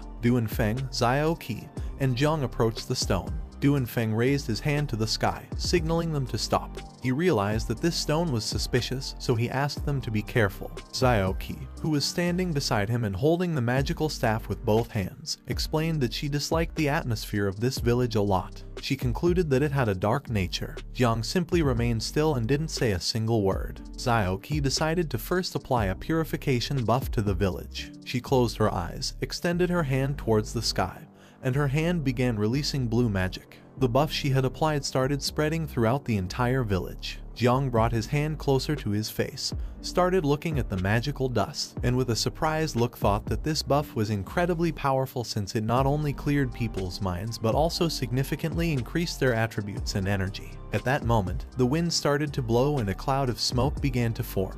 The sky changed color and turned red. The lights of the town turned on, and an evil energy began to gather in the sky. They approached and couldn't help but be shocked and alert at the same time. This evil energy came from the stone. Duanfeng quickly realized this and thought it was not good. He turned his head back and with a serious look, he ordered the others to run. Just before he could finish the sentence, the stone started absorbing him. Just before disappearing, he asked the others to stay away from the stone and also gave them the order to call for reinforcements immediately since this was a mutation. A brilliant light descended to the ground just above the town, creating a magical barrier around it to prevent them from escaping. Several system windows appeared, warning everyone that this secret realm of level 30, called the Beautiful Town, had undergone a mutation and was now called the Village of the Dead. This secret realm was nightmare level, and the conditions to complete it were either to eliminate all the undead in the Village of Light or kill the final boss. The system left them a note: the light fades away, darkness flourishes, and that's when the door to the Kingdom of Death will finally open. The smoke dispersed everyone. Jiang was teleported inside a house. As he read the system information, he realized that the secret realm had just mutated directly from normal level to nightmare level, and the others had also been scattered by the mutation. He couldn't help but be shocked, while a drop of sweat was falling from his cheek. He remembered that this secret realm was level 30 and had nightmare difficulty. With his current level, fighting alone would be too dangerous. He recalled what Duanfeng had told him: if one accidentally got separated and found themselves in danger, they should immediately return to the teleportation point. Jiang decided to listen to Duanfeng and decided to return first using the teleportation stone. Without hesitating for a second, he approached the wooden wall of the house and gave it a strong kick, breaking the wooden planks. But instead of finding the way out, he found himself in a room where there were lamps hanging from the ceiling, coffins on the floor, and on the wall there was a picture of an old man. Jiang entered the room and after looking carefully, he realized that there was no way out, only coffins. Upon seeing this, he couldn't help but feel somewhat confused. The old man in the photo began to look at Jiang and started to smile. He started to wonder if this was an illusion. He didn't know why the old man in the photo was smiling at him. At that moment, the lid of a coffin began to open, and someone with sharp claws started to emerge. Upon hearing the sound of the coffin lid, Jiang turned his body towards the noise, and with a confused look, began to wonder what was happening. Several necromancers opened the coffins and emerged. They started staring at Jiang. According to the system, they were level 30 and had skills such as charge, decapitate, corrosion, among many others. Their main characteristic was that they were immune to normal physical attacks. The necromancers began to approach Jiang quickly and prepared to attack. Upon seeing this, he assumed an offensive stance, raised his hand, and his hand started releasing the poisonous mist of Little Nine. While he watched as the necromancers were getting closer little by little, with a serious look on his face, he thought that if normal physical attacks had no effect on them, it was better to use poison. Just before the necromancers could make a move, Jiang moved at an incredible speed, releasing the poisonous mist of Little Nine in the process. Within seconds, it began to spread throughout the room.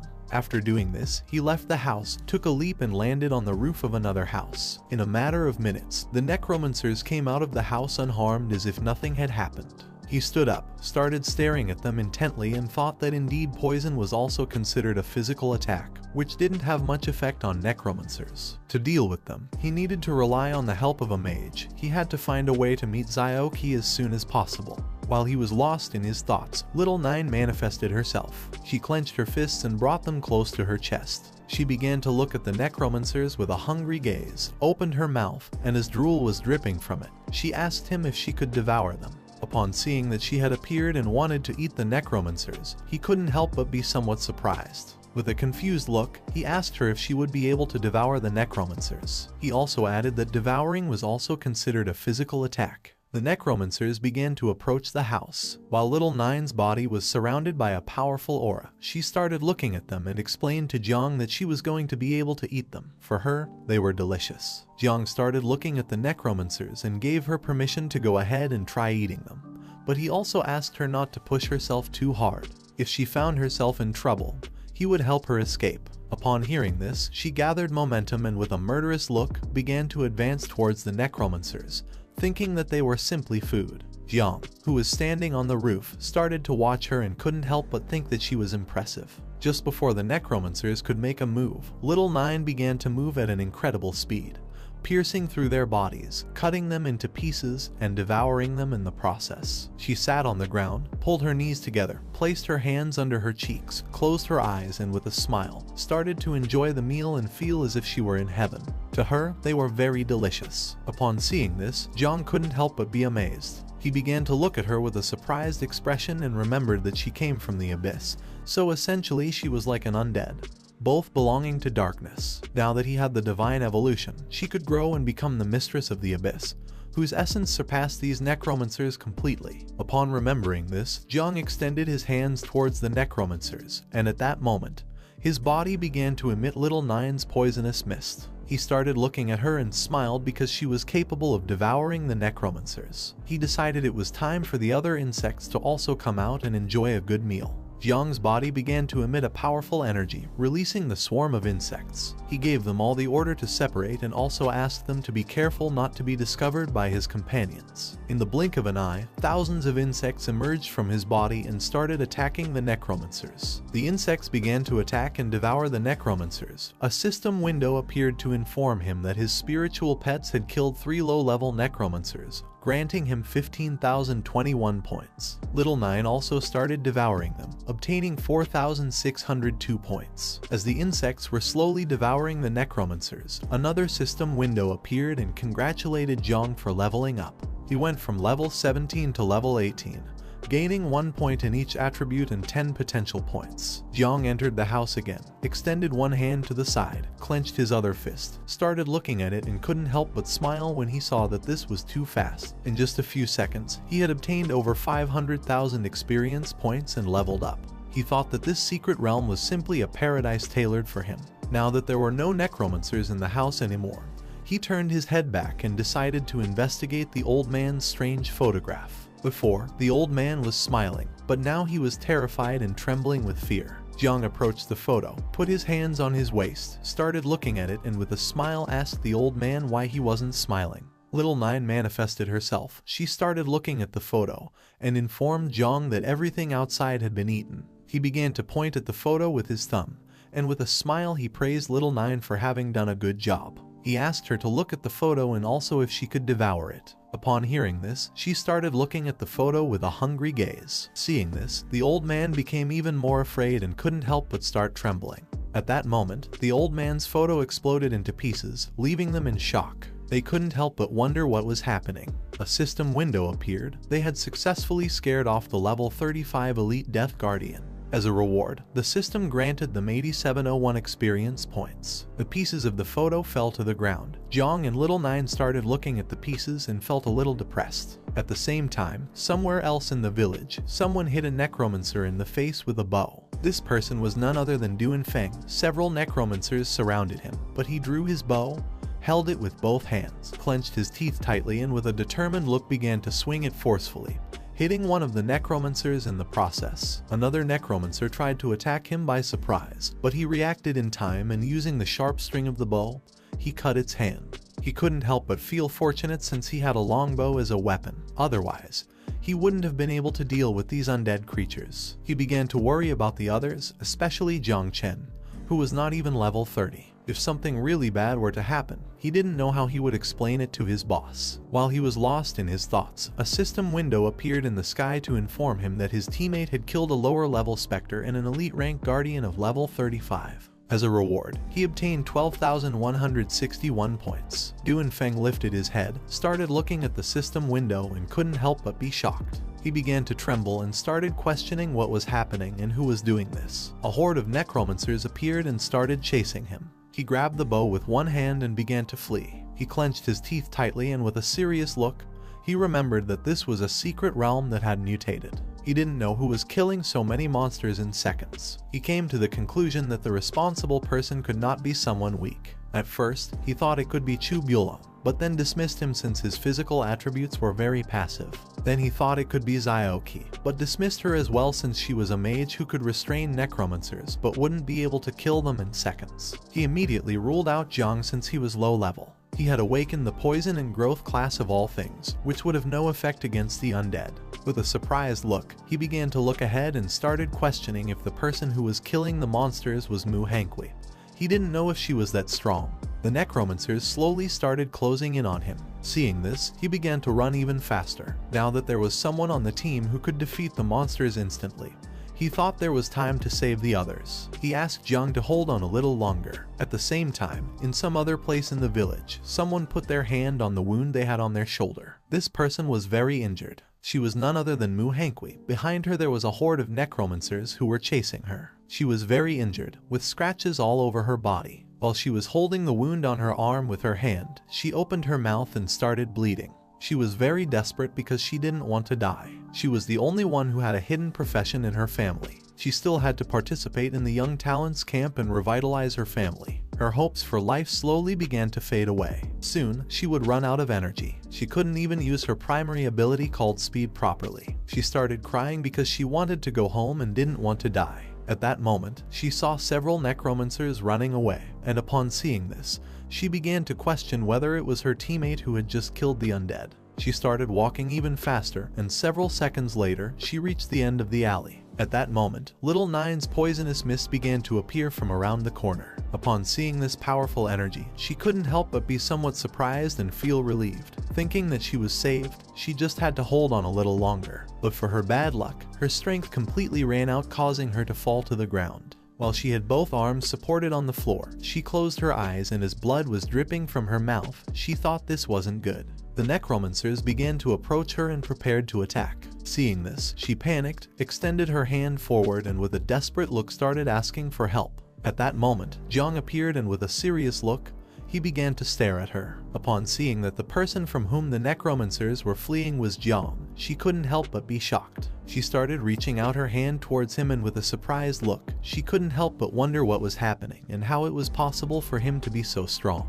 The necromancers began to approach her and prepared to finish her off. With her last bit of strength, she reached out her hand towards Jiang and asked him to save her. Jiang turned his head towards her, and with a serious look, he started to gaze at her and remained silent in deep thought. Several necromancers grabbed Mu Hankui's arm, but at that moment, Jiang also grabbed her arm and asked her to flee. She began to look at his arm with a confused expression and couldn't help but wonder what was happening.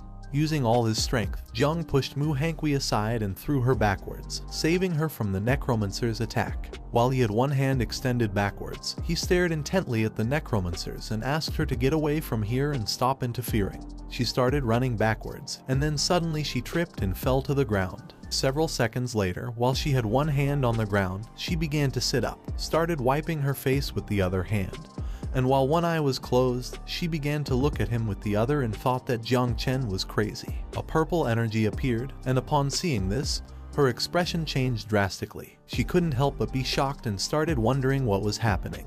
Jiang extended his hand towards the necromancers, releasing a swarm of insects that quickly advanced towards them and began attacking, tearing their bodies into pieces. Mu Hangui, who was behind Jiang, couldn't help but think that he was very handsome. In an instant, the insects killed and completely devoured the necromancers. While Jiang's body was releasing Little Nine's poisonous mist, he simply remained silent. Mu Hangui placed both hands on the ground, sat down, started looking at Jiang, and couldn't help but wonder if he really was a useless person from the creation class. Jai Gang had told her that he had 2 classes, and she quickly realized that this was his true power. She put her hand over her mouth, started blushing, and looked at Jiang with a loving gaze. Her heart was beating very fast, which meant she was in love. 30 minutes later, the others finally got rid of the necromancers and gathered somewhere in the village. Chu Buling placed both hands on his knees, started breathing heavily, and couldn't help but think that necromancers were very powerful.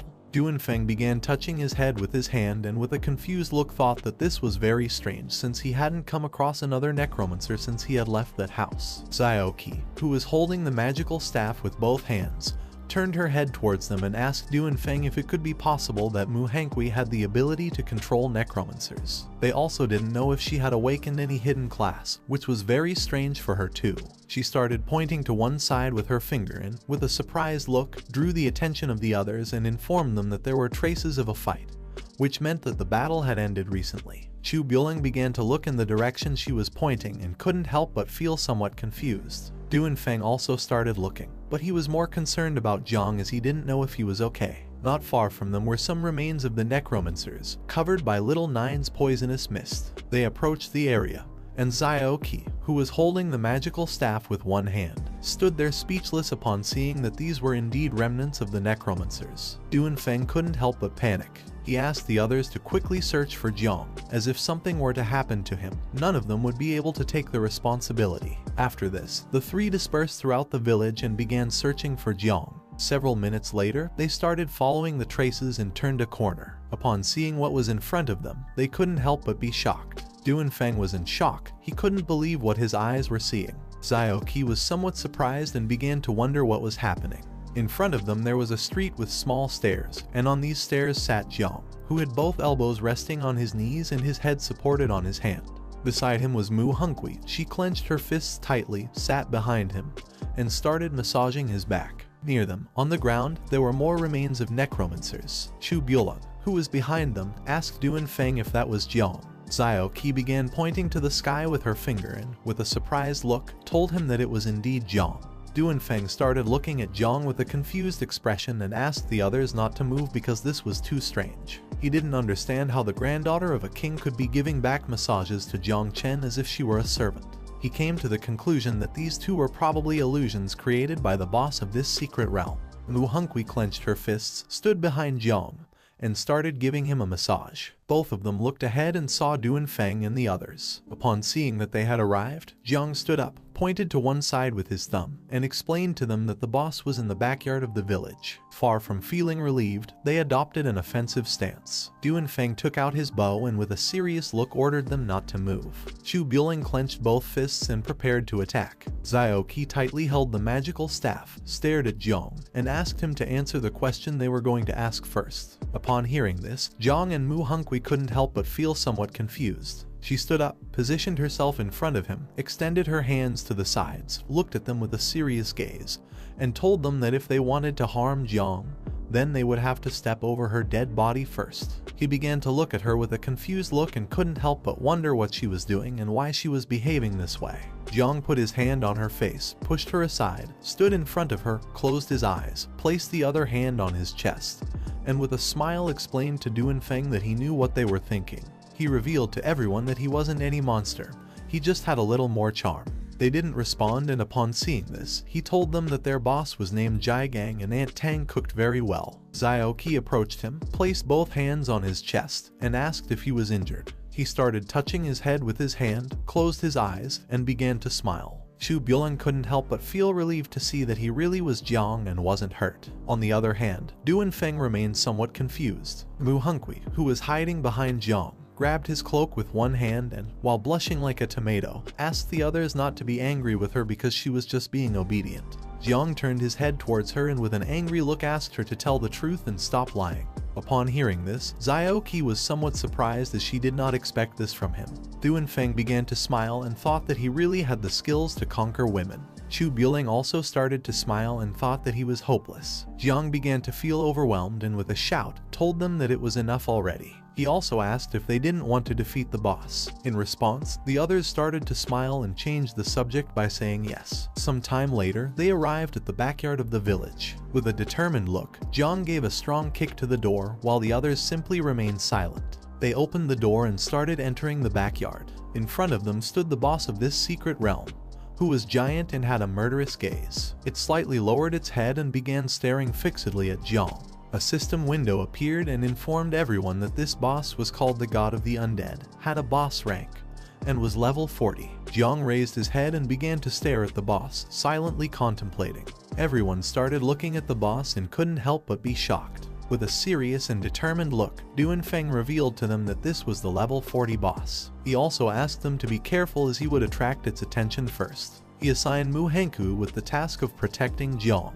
He also asked Xiaoqi not to forget to use the buff and advised her to be careful with the boss's attacks. They couldn't be reckless, they had to try to ensure their own safety while attacking. They had to be very careful because this was no game. The boss simply started looking at them and remained silent, and several seconds later, it began to move. Seeing this, Du Feng asked the others to be careful as it was moving, and also ordered them to separate. But to everyone's surprise, instead of attacking, the boss crouched down, rested its elbow on the ground, and prostrated itself before them, leaving everyone in shock. The boss's body began to tremble. Du Feng was dumbfounded and with a surprised look he started wondering what was happening.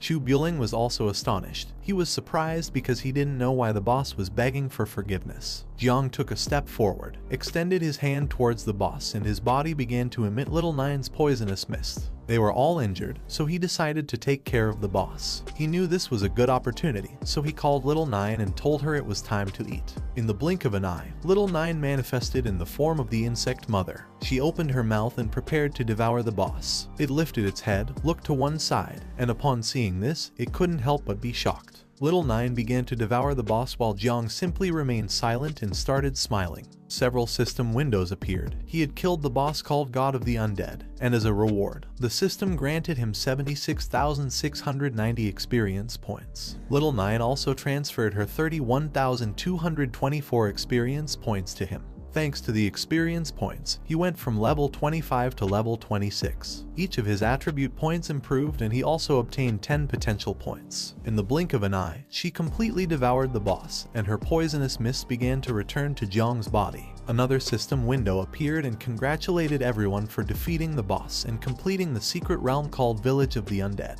The system started calculating the reward. Seeing that Jiang had defeated the boss, Du Feng and the others quickly realized that he had also instantly killed all the necromancers in the village. Jiang put his hand behind his head, closed his eyes, and with a forced smile, he explained to them that it had been a coincidence that his poison could eliminate the necromancers. The system finished calculating the rewards and a mission status window appeared. Du Feng, who was level 49, received a C rank evaluation.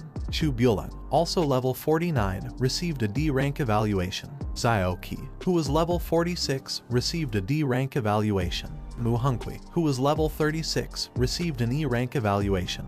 And finally Jiang, who was level 26, received a triple S rank evaluation. A medal appeared in the sky, and upon seeing it, everyone was surprised. They had successfully cleared the secret realm called Village of the Undead, which was level 30 and had a nightmare difficulty. The system evaluation was triple S rank. As a reward, the system granted them the Dead Soul Medal, a special item that could be equipped and withstand one deadly attack. It was an item already bound to them and couldn't be transferred or sold. Feng couldn't help but be amazed as the individual reward items were already quite good, and now they had also obtained a very advanced item. They had never before received rewards like these, all thanks to following Jiang. They had won without doing anything. They approached Jiang, put their hands on their knees, bowed their heads to him, and thanked him. He put his hand behind his head and started laughing. Jiang, who had been the best, obtained many rewards. Among them were 2 books, a metal glove, a scroll, a crystal, a scythe, a necklace, a ring, and a shield. He crossed his arms, and while looking at the items, he thought it was no wonder that this was a level 30 secret realm. The death rate was too high. He quickly came to the conclusion that these items must be worth billions. Among the items, there was one item that caught his attention quite strongly. This item was called Invisibility Cape. It was of platinum quality and could grant 80 agility points and 50 energy points to the user. By using this cape, one could become invisible for 3 minutes with a cooldown time of 2 hours. Jiang extended his hand towards the invisibility cape, and with a surprised look, he decided to keep it. For him, this cape was practical, useful, and fashionable. The other items were not going to be of much use to him, so he decided to sell them when he returned and buy pure blood for the insects. A portal appeared in the sky, along with a system window. Due to the mutation in the secret realm and having completed the challenge, this secret realm was about to disappear, so the system asked everyone to leave as soon as possible. This time the devour value had increased a lot, so if the insects drank a little more blood, they would be able to reproduce for a second time. Night fell, and they went back to the Night's Watch headquarters. They informed Jai Gang that the secret realm had mutated. Jiang had conquered Mu Hunkui, and he was also the one who had cleaned up the secret realm. Upon hearing this, Jai Gang couldn't help but be shocked. He asked everyone to leave the office as he wanted to speak alone with Jiang.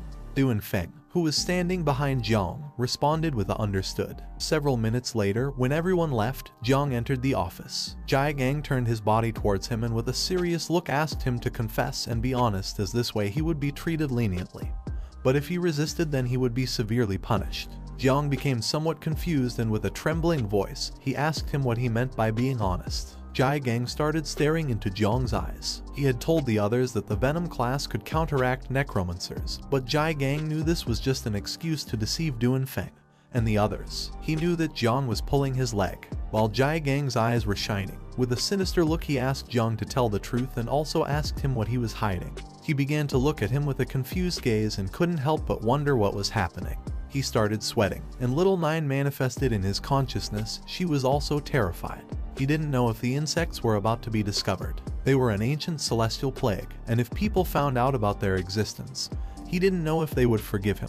Jai Gang approached him, and with a sinister look asked him to speak. Seeing his expression, Jiang couldn't help but feel afraid and began to tremble. With a trembling voice he tried to explain to him what had happened. Seeing that Jiang was very scared, Jai Gang calmed down and started to smile. He approached him, and while he had one hand on his hip, he placed the other on his shoulder, closed his eyes, and began laughing out loud. Upon seeing that, he also became nervous. He didn't know where his courage had gone when he had killed the monsters in the secret realm.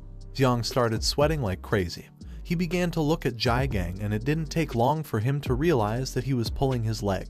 He sat on the sofa, and while he had one arm resting on it, he extended the other hand towards the ceiling, and with a calm look explained that he wasn't pulling his leg. It was just that if he didn't want to talk now, then he also didn't want to keep pressuring him. The more cards up his sleeve Jiang had, the happier Jai Gang would be. In the future, Night Watch would count on him to achieve new successes. Jiang finally calmed down a bit, put his hand on his chest, and with a sincere smile asked him not to worry. He decided not to reveal anything for now, but in return he was going to get him epic level equipment. Uncle Jai Gang closed his eyes and couldn't help but start laughing. He appreciated Jiang's intention, but an epic level piece of equipment wasn't easy to obtain. In response, Jiang explained that he was serious. Jai Gang decided that it was time to get serious. He reached out towards the ceiling, causing a magic circle to start appearing. With a serious look, he thought it was good that Jiang had an ace up his sleeve, but there were some things he needed to clarify. From within the magic circle emerged 3 bandaged corpses, and they fell to the ground in front of Jiang. Seeing this, he couldn't help but feel somewhat confused. He asked Uncle Jai Gang what this was and where these corpses had come from. Jai Gang started to stare at Jiang and revealed to him that these guys were at least 3rd grade masters of level 60 or higher. There were even 2 4th grade grand masters with a level above 90. They were not people to be taken lightly, since any one of them was someone whom even Jai Gang could not handle.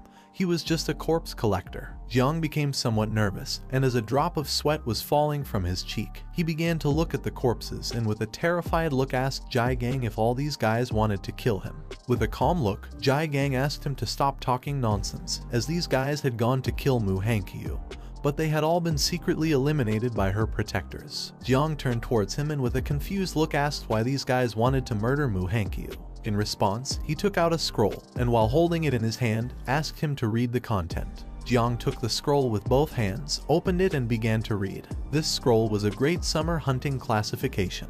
The first on the list was someone of level 46 named Ying Jian, an invincible descendant, who was in the war zone of the capital. Killing him would grant 3 celestial rewards. The second on the list was someone of level 46 named Jai Xuanyu, an invincible descendant, who was in the Madu war zone called Shanghai. Killing him would grant 3 celestial rewards. The third on the list was someone of level 45 named Jiang Wushuang, an invincible descendant.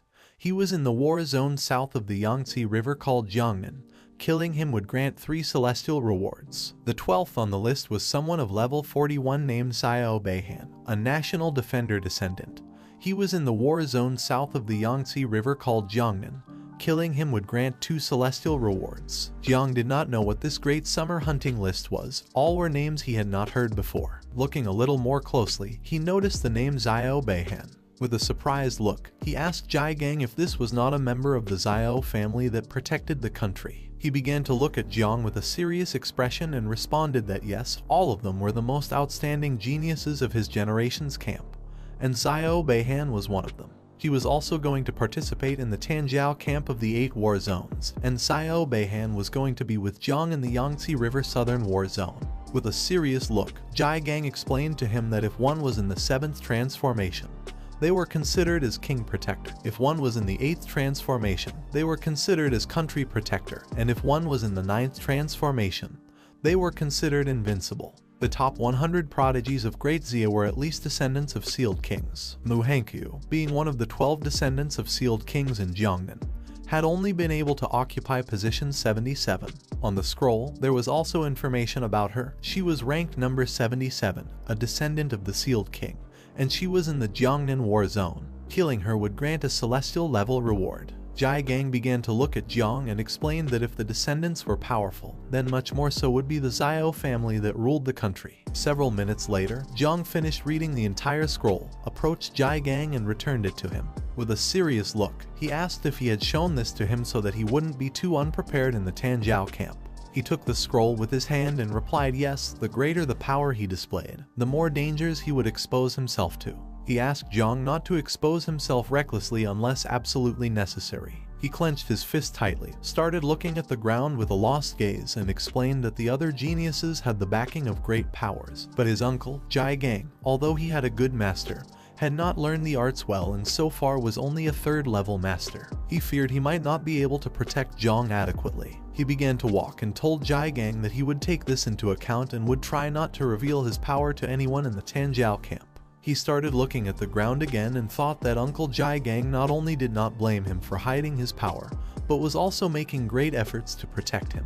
He put his hand under his chin, and with a smile, he remembered that they said Jiang's performance in the secret realm had been better than the others. If this got out, then he would definitely be above Mu Hankyu in the rankings. But there was something strange. She hadn't said a single word to anyone since she returned and was keeping his secret. He stood up, and while keeping his hand under his chin, approached Jiang. He started looking into his eyes with an insinuating look, and with a smile asked him to be honest. He asked what he had done to Mu Hankyu. He recalled that in the secret realm there were only necromancers. He thought Jiang's tastes were really strange. Upon hearing this, Jiang began to look at Jai Gang with a confused expression and couldn't help but start sweating. To stop talking about the subject, he quickly turned his back on him, and as he was walking away, he started waving goodbye with his hand and explained that he was going to take a shower and then sleep because he wanted to rest a bit. With a confused look, Jai Gang told him that he had not said this was a bad thing. Several hours later, it began to get dark, and Jiang returned to his apartment. In front of him was a table with a bunch of jars. He placed both hands on the table and with a joyful look started to gaze at the jars. He had bought 33 units of 3rd level blood and 14 units of 4th level blood.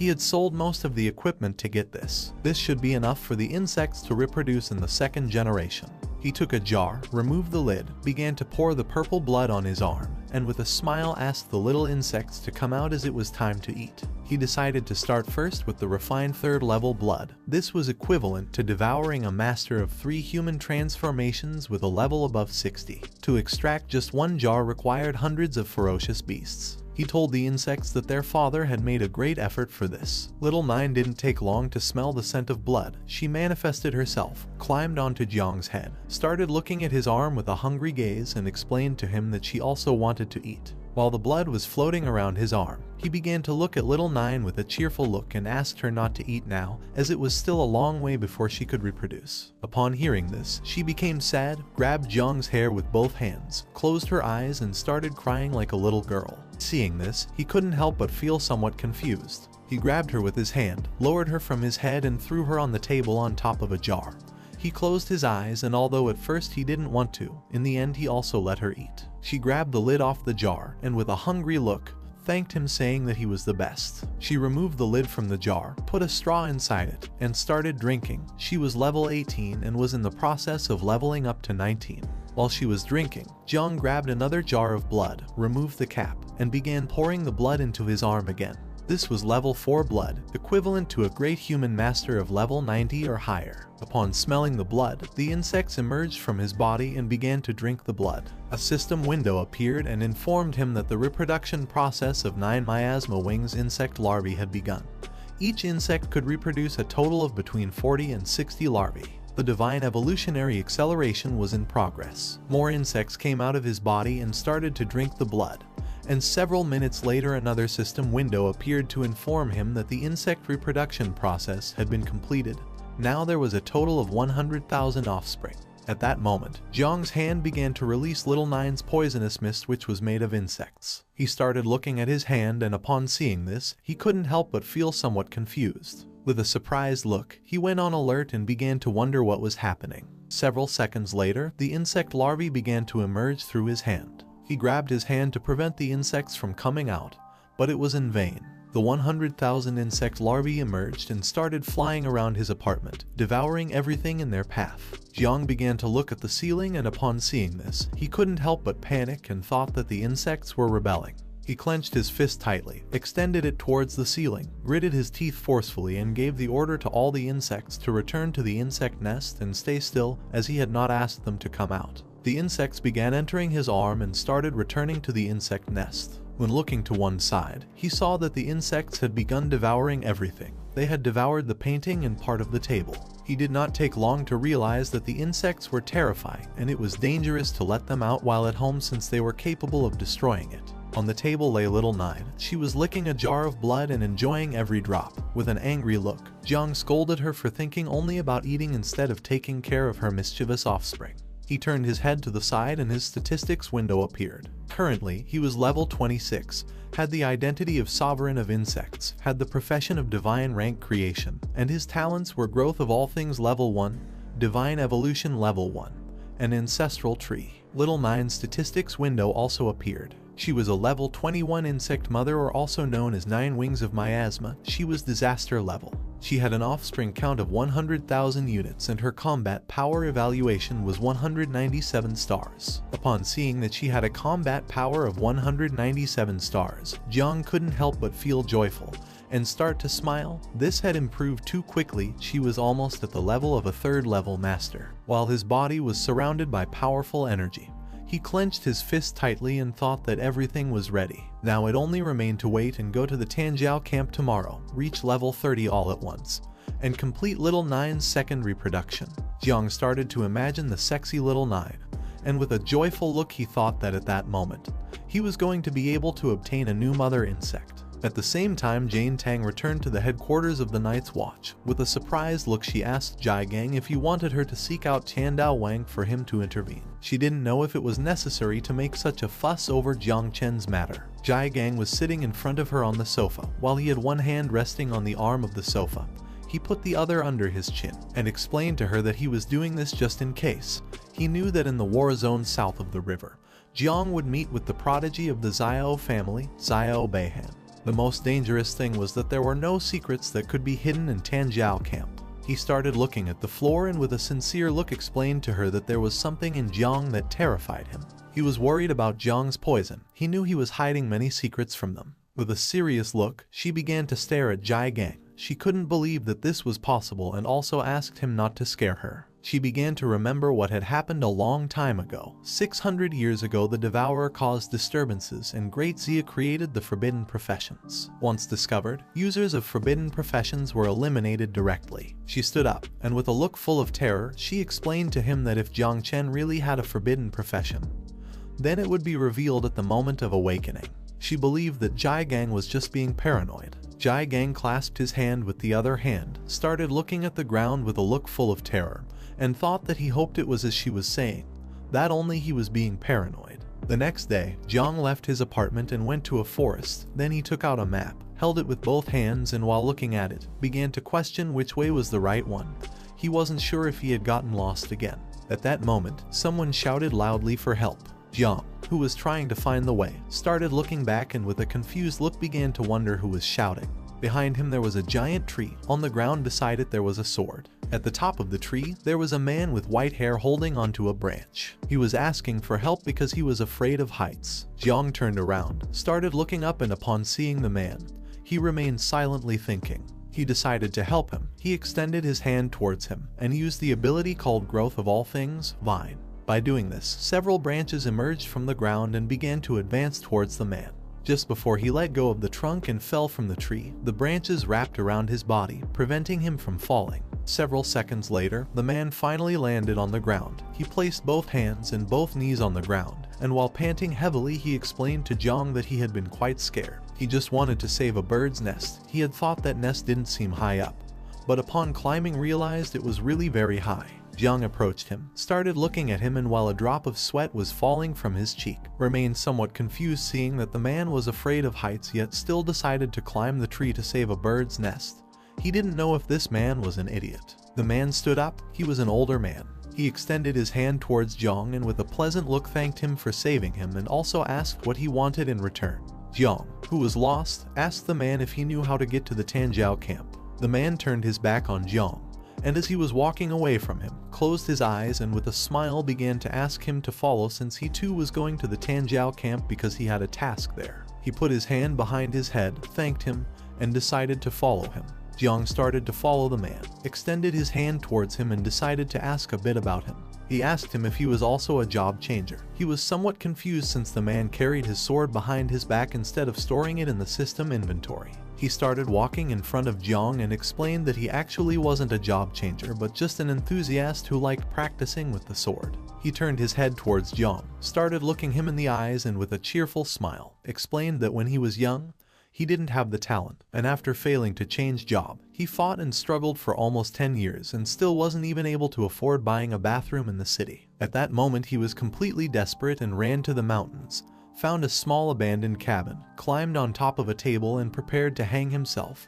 But when he looked to one side he saw a sword. Seeing this sword, the will to continue living returned in him. Since then, he began practicing with the sword every day on the mountain.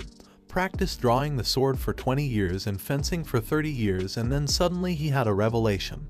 He asked Jiang if it didn't seem incredible. Jiang, who was somewhat confused, responded that it was certainly something incredible. The man grabbed the sword with his hand, started looking at the ground, and asked Jiang if he wanted to learn how to handle the sword. He knew a special move. Just before he could say the name of the special move, Jiang interrupted him and refused. Upon hearing this, he put away the sword, closed his eyes, and with a pleasant smile thought that Jiang was a bit impatient. He decided to wait for the moment when Jiang would want to learn how to handle the sword. Jiang started looking at the sky, and upon seeing what had appeared, he couldn't help but be somewhat surprised. With a cheerful look, he asked the man to look and also asked him if that wasn't the Tanjiao camp. But to everyone's surprise, the man disappeared. Jiang started looking around and noticing that the man was not there. He became somewhat confused and began to wonder where the man was. He also thought that this old man was too strange. At the same time in Tanjiao camp, several helicopters started flying in the sky. At the entrance, there was a receptionist, and in front of the desk there was a huge line of people. He asked all geniuses who were going to enter the camp to first come and line up for registration. Each one would receive an identification bracelet which could not be removed unless one was eliminated. a man with black hair began to approach the entrance. A while later, it was Jiang's turn from Chu City. He received the identification bracelet and started putting it on his wrist. In this camp, Mu Hankyu and Luo Sandao were also present. They brought their hands to their chests, started looking at Jiang with a loving gaze, and couldn't help but start blushing upon seeing that he had also come to the camp. For Mu Hankyu, he was her master, and for Luo Sandao, he was her benefactor. Jiang couldn't help but feel somewhat confused as he didn't know what was happening. Being a benefactor was fine for him, but being her master wasn't. They too started to fight among themselves. With an aggressive look, they began to insult each other. Luo Sandao did not know why Mu Hankyu was calling Jiang love. She had advised her many times to read fewer romance novels so that she would not fantasize senselessly like men. Mu Hankyu responded that she was right. Now she really knew what true love was. According to her, Luo Sandao was nothing.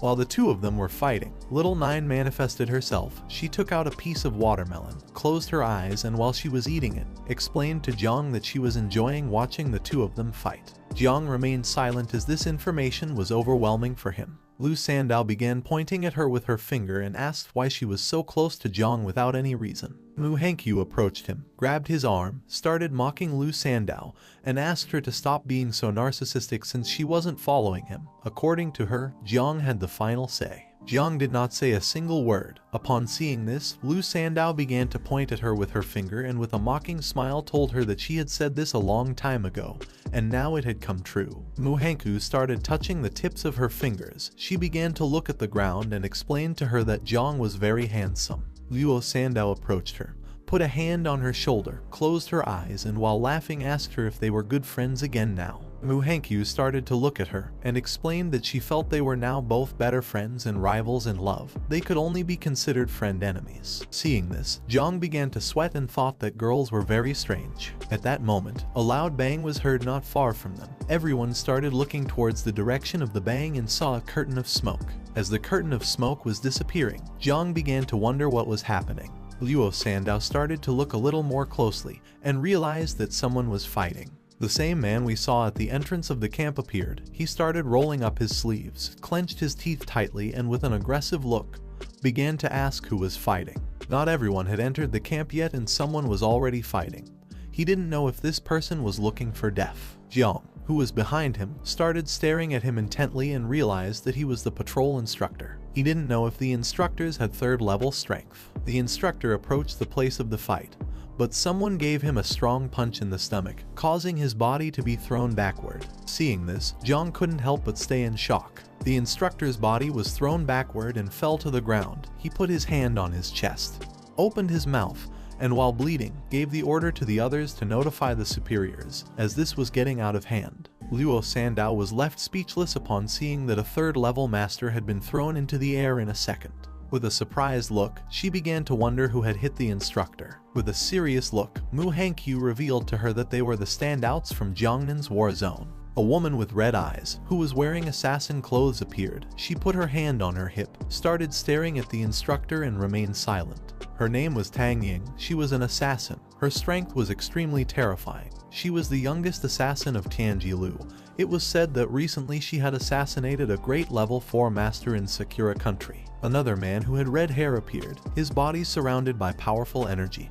He began to look at him and couldn't help but start smiling. His name was Bai Feng and he was known as the Little God of Death. He was a disciple of the chief commander of the East Sea Defense Line. He was the brightest and most promising seed in the military district but had psychological problems. He tended to lose control easily and turn into a demon. Another blue-haired man appeared. He extended the sword into the sky, began to stare at Jiang and started to smile. His name was Xiao Beihan. His grandfather was one of the 7 guardians of Great Xia. He had the profession of Blue Lotus Immortal Swordsman, comparable to a divine-level profession. Luo Sandao began to look at Xiao Beihan with a terrified gaze and told Jiang that she knew this damn dog. The epic sword he had in his hand had been stolen from her house. Jiang began to look at him with a calm gaze, and upon seeing that he was Xiao Beihan, there was no longer any doubt in him that he was a prodigy since his strength far surpassed that of Xiao Yuanwu. The people did not know who was being attacked by the 3 together. In the middle of them there was a shirtless man with orange hair. He stood up, adopted an offensive stance and prepared to attack. While the smoke curtain was disappearing, he clenched his fist tightly and decided it was time to counterattack. With a murderous look, he clenched his fist tightly, and using all his strength, gave a strong punch to the ground, breaking it into pieces. He was an invincible descendant. His name was Jiang Wuxuang. It was said that he had 3 professions and all were unique and hidden. He was strangely strong since the 3 together could not defeat him. Mu Hankyu and Luo Sandow started to look at Wu Shuang with a surprised gaze. Even Jiang himself was shocked, as Wu Shuang was 3rd on the summer ranking list. He didn't know if his little insects would be able to face this guy. At that moment, Xiao Beihan gathered momentum, jumped up, grabbed the sword with both hands and prepared to attack. Jiang looked up and seeing this, thought it wasn't good. Xiao Beihan landed on the ground, gripping the sword forcefully, causing the ground to start cracking.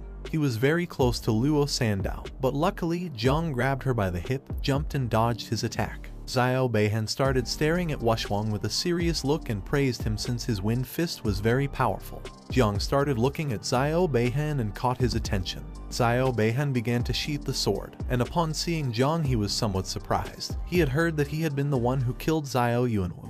He drew his sword again, started pointing the tip towards Jiang, and while his body was surrounded by a powerful aura he began to stare intently at Jiang. Despite also despising the useless Xiao Yuanwu, today Jiang was going to die. Originally he had planned to deal with Wuxuang first and then take care of an ant like Jiang. But since he was here, he decided to start with him. Jiang did not let himself be intimidated. He extended his hand to the side, releasing Little Nine's poisonous mist. With a look full of determination, he told him that although their strength was different, the Xiao family was really just as rotten at its core. Xiao Beihan extended his sword to one side and began approaching Jiang. Seeing this, Jiang extended both hands to the sides and prepared to attack. Although he had promised Uncle Jai Gang not to show his power, now there was nothing else that could be done in this situation. Luo Sandow, who was behind them, simply remained silent. Just before the combat could begin, someone launched a powerful slash towards them, which split the ground in 2. This person ordered everyone to step aside as the Grand Instructor known as the King of the Celestial Sword had arrived. Seeing this, both Jiang and Xiao Beihan deactivated their powers. He began to look in the direction of the attack and couldn't help but start wondering who the King of the Celestial Sword was. This instructor was the same person that Jiang had saved from the tree. He extended the sword towards them and with a serious look, explained that if anyone dared to cause trouble before the camp started, they would have to face his sword. Jiang began to look at the instructor and couldn't help but be shocked and start sweating. He couldn't believe that the strange old man he had encountered on the road was the chief called King of the Celestial Sword. With just one movement of his sword energy, he had made the 4 great geniuses tremble until they were immobile. He didn't know if his small insects had also been destroyed by his sword's shockwave. After launching the attack, the old man grabbed the sword's hilt with one hand, began to sheath it and started staring intently at Jiang and Xiao Beihan. One of the men standing behind him was the Vice Commander, Yang Guang. With a calm look, he informed him that all 300 geniuses were present. He asked him to please prepare to go up on stage and lead the opening ceremony. The old man sheathed his sword and began walking towards the stage. The people who were present in the camp started conversing among themselves. Some had heard that there were many Tianjiao camps in the Jiangnan area, but none had ever had a king-level figure in charge. For them, this was terrifying, as even standing dozens of meters back, the King of the Celestial Sword could kill them with a single move. One of them explained to the others that this was very strange since they had said that the old master was living in seclusion. He didn't know why he was coming out now. Some of them just heard the instructors talking privately that it seemed like the old master was going to take the initiative to ask for this. They didn't know if he wanted to recruit a disciple. If this were the case, then they should do well. Although some knew well that people like them should stop dreaming about it because if he really were recruiting, then he would only recruit the best. Tang Ying started to stare at the old man and couldn't help but be shocked to see that the old celestial had come. Bai Feng, who was standing next to her, began to look at the old man with a surprised gaze and couldn't help but feel excited as he had finally met the living legend in person. Xiao Beihan started to look at the old man with a determined gaze and decided to defeat Jiang Wuxuang once the camp began in order to leave a good impression on the old master. Wuxuang cracked his fingers and couldn't help but feel excited since he had thought they wouldn't be able to invite the old man. He decided to make him his master. Mu Hankyu clenched her fists tightly, brought them close to her face, and couldn't help but be left open-mouthed and astonished at the same time. Jiang started pointing at the old man with his finger and with a confused look asked Luo Sandow if they recognized that powerful old master. She got very excited, approached Jiang, clenched her fists, and with a joyful look responded yes, she had been hearing about his legends since she was young. She began to recall the old man's incredible feats. One day a powerful red dragon appeared, but the old man jumped on its head and using all his strength drove the sword into its skull, causing it to open its mouth and start screaming in pain. She explained to Jiang that the old man was not an awakener but could suppress a group of 7th transfer seal kings and become #1 under the Gen Empire. His skills were even comparable to those of an 8th transfer from the Gen Empire. Once he had killed a dragon with a single blow. Mu Hankyu put her hand under her chin, closed her eyes and began to think. She explained to them that although both were at the level of a Seal King, the senior Celestial Leaf King was the most respected existence by her grandfather.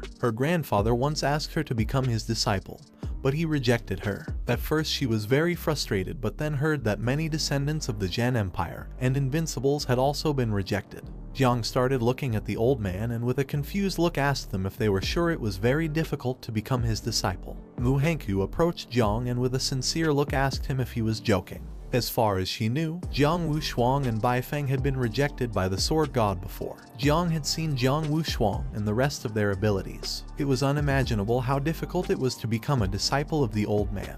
Upon hearing this, Jiang began to look at her with a shocked expression and started to wonder if it was really that difficult to become the old man's disciple. Luo Sandao approached them. She began pointing towards the sky with her finger, and with a serious look explained to them that they might not know it, but the old master had only accepted 2 disciples in his entire life, and that had been more than 20 years ago. Jiang began to recall how the old man had been hugging the tree like a lunatic. He also remembered how when he was putting away the sword he had asked him if he was willing to learn from him. Jiang closed his eyes and began to question whether the strange old man who climbed trees was the king of the celestial sword that everyone was really talking about. According to him, they did not seem like the same person. While a drop of sweat was falling from his cheek, with a forced smile he responded that now he understood everything. The old man got on stage and coughed to get everyone's attention. With a serious look, he introduced himself as Gu Kaishan, the chief instructor of Tanjiao Camp.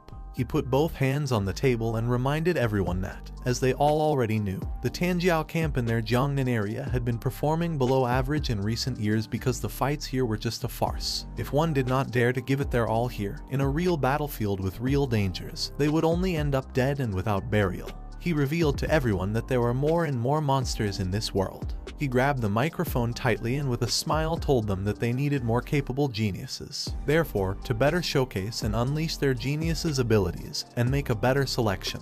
This year he had established a new rule for the Tanjiao camp in the Jiangnan area. He called this rule Death Quota. Upon hearing this, Yang Guang, who was standing behind him, couldn't help but be shocked. With a look full of fear, he interrupted Gu Kaishan and tried to stop him. But he put his hand in front of him indicating that he should not speak anymore and with a smile explained to everyone that here he was the one who had the last word. Therefore if something happened, he was going to take all the responsibility. Yang Guang started sweating like crazy and with a confused look began to wonder what death rate Gu Kaishan was talking about. His superiors had not mentioned this before and there hadn't been one before in the history of Tanjiao camps. There were many powerful geniuses down there, so he didn't know if this was going to create chaos. Gu Kaishan took the microphone, brought it close to his mouth, and with a serious look told them that today 10 of them were going to die for him in each round of the test. He also added that if anyone wanted to withdraw, they could do so now. Many of the participants panicked. A boy started looking at his friend with a look full of fear and explained to him that although this was terrible, he couldn't withdraw because otherwise his whole family would be shamed. His friend swallowed hard and with a trembling voice told him that he didn't want to die. Wu Shuang, who was standing in front of them with crossed arms, remained calm, began to smile and thought that this was expected from the senior Celestial Blade King. According to him, the Tanjiao camp in Jiangnan area should have done this years ago. Xiao Beihen turned his head back, started staring at Jiang and with a smile came to the conclusion that this rule had been made especially for him.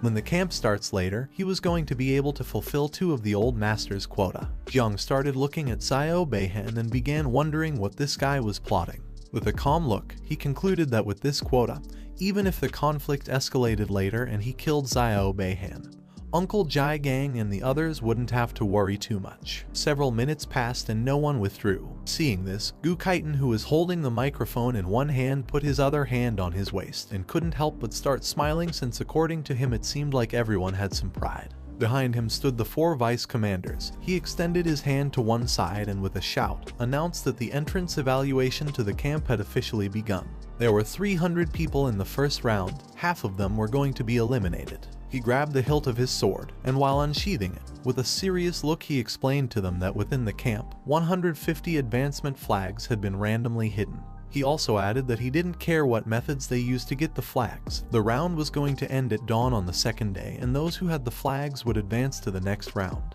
He unsheathed his sword, began pointing its blade at them, and while his eyes were shining, asked them to fight confidently and kill confidently. They could fight alone or form alliances. They were even allowed to destroy the entire camp if they wished. In short, he wanted to see their bloodlust. After saying this, he raised the sword to the sky and gave everyone the order to disperse as the test had begun. Upon hearing his order, everyone started running backward. Some knew that with their current skills, the best method was to find flags, hide, and avoid ruthless people. According to them, this was the safest way to advance to the next round. While everyone was running, Xiao Beihan began to smile. As his body was surrounded by a powerful blue energy, he unsheathed his sword, extended it to one side and started walking towards Jiang. While little by little he was getting closer, Jiang, who was standing next to Mu Hankyu and Luo Sandao, remained silent. Jiang extended his hands to the sides, started staring at Xiao Beihan, and gave them the order to look for nearby advance flags since he was going to take care of him. Mu Hankyu did not know what Jiang was thinking. With a panicked look she asked him if he was sure. Just before she could finish the sentence, he extended his hand to one side, adopted a defensive pose, and told her that this was an order. Upon hearing this, Mu Hankyu and Luo Sandao turned their backs on him and started running. While Xiao Beihan's body was surrounded by powerful blue mana, he began to laugh and mocked him by asking if a rookie like him who hadn't even made a second transfer wanted to be a hero. Jiang extended his hand to one side, causing it to start releasing the poisonous mist of Little Nine. Although Xiao Beihan's sword energy was truly astonishing, it was much inferior compared to Xiao Yuanwu's. Even though he was now much stronger than before, he didn't know if it would be possible for him to deal with Xiao Beihan using only poison without exposing the existence of the mother insect. With a calm look, he asked him to stop talking nonsense. Xiao Beihan listened and decided not to waste more words on a dead corpse. Using all his strength, he launched a powerful slash towards Jiang. While Jiang's body was surrounded by Little Nine's poisonous mist, he prepared himself for defense. But just before Xiao Beihan's attack could reach him, someone asked him to stop and threw some small knives at his attack, shattering it into pieces. This person was none other than Tang Ying. While she was holding knives in her hands, she began to stare at Xiao Beihan with an angry look. Xiao Beihan, who was holding the sword with one hand, began to look at her with a serious expression and asked what she was doing. When looking to the side, Jiang saw Tang Ying with a surprised look. He began to question whether she was the female assassin. Tang Ying put her hands on her hips, approached him, and shouted if he had forgotten their agreement with Bei Feng. They had agreed to kill Wu Shuang once the camp started, yet he constantly went off to deal with insignificant matters. She didn't know if he was using these excuses deliberately because he was actually afraid of Wu Shuang. Xiao Beihan clenched his fist tightly and with an angry look asked her who had said that he was afraid. Both turned their backs on Jiang and started walking towards the area where Wu Shuang was. Xiao Beihan, who was furious, asked her where he was. He decided to deal with him first since it wasn't too late to handle the trash afterward. Tang Ying began pointing in the direction where Wu Shuang was and explained that he had headed towards the forest and Bai Feng was chasing him now. Jiang deactivated Little Nine's poisonous mist, started looking at them and felt relieved since things had really taken a turn. He didn't know who Tang Ying was but felt that she was intentionally helping him. Once they moved away a bit, Tang Ying turned back, put her finger near her mouth and winked at him. Seeing this, he realized that she was indeed helping him. But he didn't know why since they didn't even know each other. She began to look down with a sad expression. She was the niece of Tang Jin. His aunt had asked her to secretly take care of Jiang Chen in the Tanjiao camp. But with her current abilities, she couldn't fight Xiao Beihan directly. She could only use Wu Shuang's name to try to delay his movements. A man with black hair who was carrying a bow on his back and holding several flags in his hands approached them, knelt before him, and explained that his father was the subordinate of his grandfather. These 3 advancement flags he had were a sign of his dedication to him. He was the 6th venerable transfer descendant named Huang Yongchao. Xiao Beihan approached him and with a serious look told him that he did not need the flags. He also added that if he really wanted to show his loyalty, then he could help him do something. Tang Ying crossed her arms and remained silent. Huang Yanqiao, who was kneeling before him, explained that his subordinate would serve him with the utmost loyalty. Tang Ying began to look at Xiao Beihan and thought that this was not good since now Jiang would have to take care of this himself. But she hoped that Mu Hengqiu and Luo Sandao could protect him. At the same time, Luo Sandao obtained 2 advancement flags. While she was holding them in her hand, she closed her eyes and with a joyful smile explained to Jiang that she had just found 2 flags. She arrived at the area where Jiang was and placed the flags on the table. Jiang, who had one hand resting on his waist, with a calm voice asked them both to take the flags first since he was going to another place to take a look. She rested both hands on it and told him that they were going to help him find it together, and Mu Hengqiu, who was standing next to her, crossed her arms and remained silent. At that moment, someone shot an arrow, which began to move at great speed towards them. Jiang didn't take long to sense this. He put his hand under the table and asked them to be careful. Just before the arrow could get close, Jiang threw the table into the sky with all his strength, causing it to collide directly with the arrow. The attack was so powerful that the table was shattered into pieces. Luo Sandao started looking up, and upon seeing this, she couldn't help but panic and start feeling scared as she didn't know what was happening.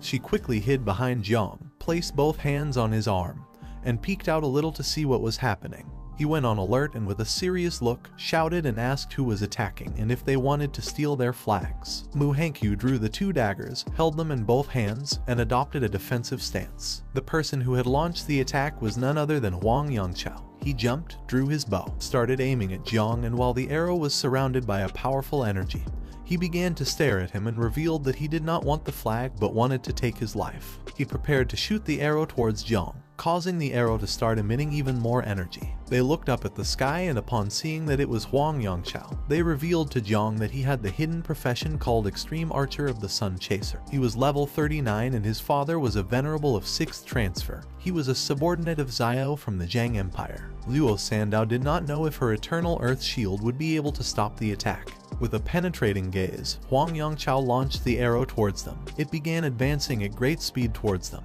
The blade grew larger and was covered in energy. As the arrow gradually approached, Jiang decided to do something about it. He asked both of them to step aside. He jumped, and while his eyes were shining, he began to advance towards the attack. He extended his hand, causing the palm to start releasing Little Nine's poisonous mist. With an angry look, he explained to them that he could tolerate everything else, but if they wanted to kill him, then they shouldn't blame him for being ruthless, since after all someone had to fulfill the old master's death quota. Luo Sandao, who was behind Jiang, couldn't help but clutch her chest in fear, and Mu Hengqiu, who was holding the 2 daggers, started looking at him with a surprised expression and couldn't help but begin wondering what he planned to do. Jiang launched Little Nine's poisonous mist towards Huang Yanqiao, blocking the attack. The mist was so powerful that it not only blocked the attack but also shattered it, and began advancing towards him. While Huang Yanqiao was flying in the air, the poisonous mist approached him.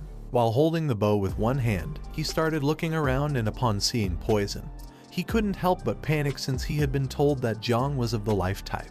With a look full of fear, he asked others not to hide and to come attack all together. Just before he could finish speaking, Little Nine's poisonous mist reached him and impacted his body, corroding and tearing him into pieces, causing him to start screaming in agony. The poisonous mist grew larger and the insects began to devour his body. His companions turned their backs on him and started to flee out of fear.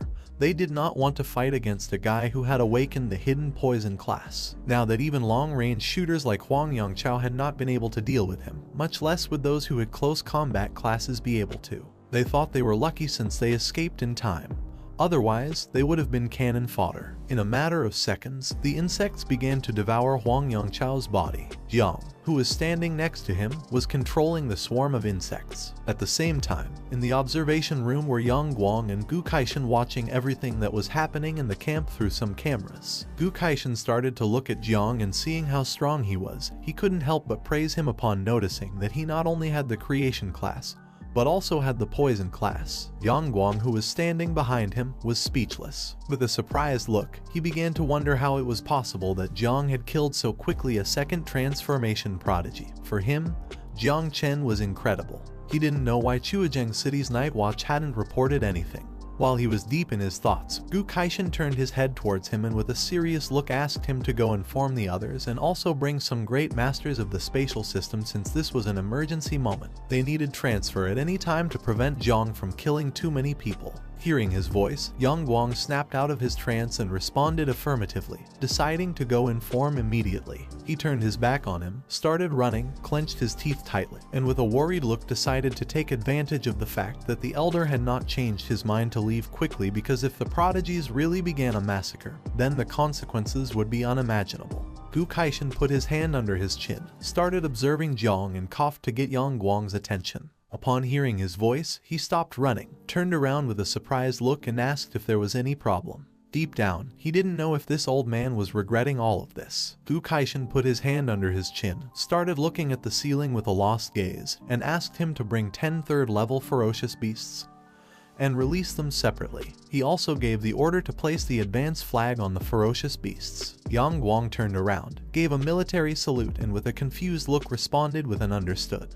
He couldn't help but be somewhat impressed, since the move the old man had just made was astonishing, because in this way, those demons could go first to fight for the advance flag and avoid harming others. At the same time, Tang Yin, Bai Feng, and Xiao Beihan surrounded Wu Shuang. The three drew their weapons and prepared to attack, while on the other side he crossed his arms. Bai Feng had been fighting against him for several minutes and was quite tired. He put his hand on his chest where he had the wound and began to pant heavily. Wu Shuang started looking at him and reminded them again that even if they joined forces, they wouldn't be able to defeat him. He didn't know if they really wanted to die. He mocked them by asking if they would feel proud after winning in a 1-against-3 fight. Xiao Beihan gripped the sword tightly, causing the blade to start emitting a powerful blue energy. He began to stare intently at him and explained that although it was dishonorable to win with superior numbers, he couldn't avoid fighting people who weren't boring. At that moment, the loudspeaker started to sound and notified everyone that Huang Yangchao had been eliminated by Jiang Cheng. Upon hearing this, everyone was in shock, as they couldn't believe Jiang had made the first kill. Unlike the others, Wu Shuang remained calm. With a worried look, Xiao Beihan thought that although Huang Yangchao had average strength, at least he was good and was in the second transformation. In this camp full of geniuses, he was among the top 50. He was much stronger than Xiao Yuanwu and yet had been killed in the blink of an eye. Tang Ying, who was holding several knives with her fingers, with a terrified look, she thought that this was not good, since her aunt had told her that Jiang was only level 26 of the creation class. She did not know how he, a person of level 26, could have instantly killed a person of level 39 from the combat class. Not even she, an assassin, could have killed Huang Yangchao so quickly. Bai Feng started looking towards the sky and with a smile came to the conclusion that this time the Tanjiao camp was full of hidden talents. Wu Shuang brought his hand to his face, started looking at them, and with a smile asked if they were not going to face an expert like Jiang. They ignored him and prepared to attack again. But just before they could make a move, the camp notified everyone that 10 third-level fierce beasts were going to be released, and each one was going to have an advancement flag. Everyone who possessed the advancement flag would get an additional score in the ranking. All those who were among the top 10 would receive a reward, with the first place reward being 100 million. Upon hearing this, Xiao Beihan and the others jumped and moved away from the area. Wu Shuang, who had his arms crossed, began to smile. Once everyone left, he stood still and thought that the King of Celestial Sword had given them new toys. He thought this was fine and decided to compete for and seize the blue flag. At the same time, Jiang started to look to one side and couldn't help but be surprised when he remembered that they had just entered the camp and the first place was already going to receive a reward of 100 million. For him, this prodigy camp was too generous. If he took first place and obtained the rewards and resources, the insects would be able to reproduce faster again. At that moment, something giant began to fall from the sky. Jiang, who wasn't far away, went on alert and started wondering what this was. A giant mutant beast in the shape of a wolf fell from the sky and landed near Jiang. Liu Sandao, who was next to him, explained that the first fierce beast had fallen beside them. Jiang began to look at the beast with a confused gaze and realized that this was a third-level beast. Mu Hankyu, who was nearby, panicked and asked everyone to be careful since the strength of this beast was equivalent to a level 90 awakened. Little by little, the beast started to stand up. Liu Sandao looked with some attention and she realized that it was in a state of paralysis. She asked him if they should take advantage of this situation. While little by little the beast was getting to its feet and regaining consciousness, Jiang began to advance towards it and prepared to attack, making his hands start to release the poisonous mist. He decided to take advantage of this and asked the others to move away. He prepared to attack, but at that moment someone launched a powerful slash towards him. However, he reacted in time, jumped and dodged the attack at the last second. He couldn't help but feel somewhat confused as he didn't know who had launched this attack. Several seconds later, he landed on the ground, clenched his fist tightly and began to wonder what was happening. The person who had launched the attack was Xiao Beihan.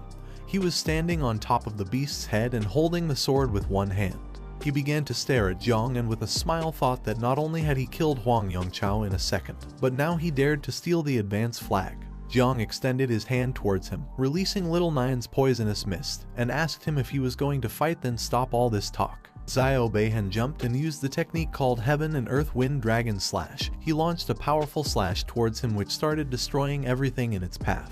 His attack collided with Jiang's, causing the poisonous mist to start disappearing. He positioned himself on top of the beast's head, and while his sword was surrounded by a powerful energy, he thought it was no wonder that Jiang was so arrogant, since it turned out that he had the hidden poison type. It was said that the poison type was difficult to handle, but in front of his sword's wind, it amounted to nothing. Mu Hankyu clashed her fist with her palm, started looking at him, and with a serious look thought that Jiang was in danger since the wind could face and defeat the poison type. She thought they should help him as soon as possible. Lu Sandao, who was next to her, started looking at her with a surprised look and explained to her that Jiang's poison wasn't an ordinary poison. If they went to help, all they would do is cause more problems. Jiang adopted an offensive stance, and while his body was surrounded by poison, he began to stare intently at Xiao Beihan and decided it was time to end this. He used the technique called Poisonous Mist Dragon, causing a giant dragon made of poison to appear. It opened its mouth and prepared to attack. Seeing the size of the dragon, Xiao Beihan couldn't help but panic and think that this wasn't good.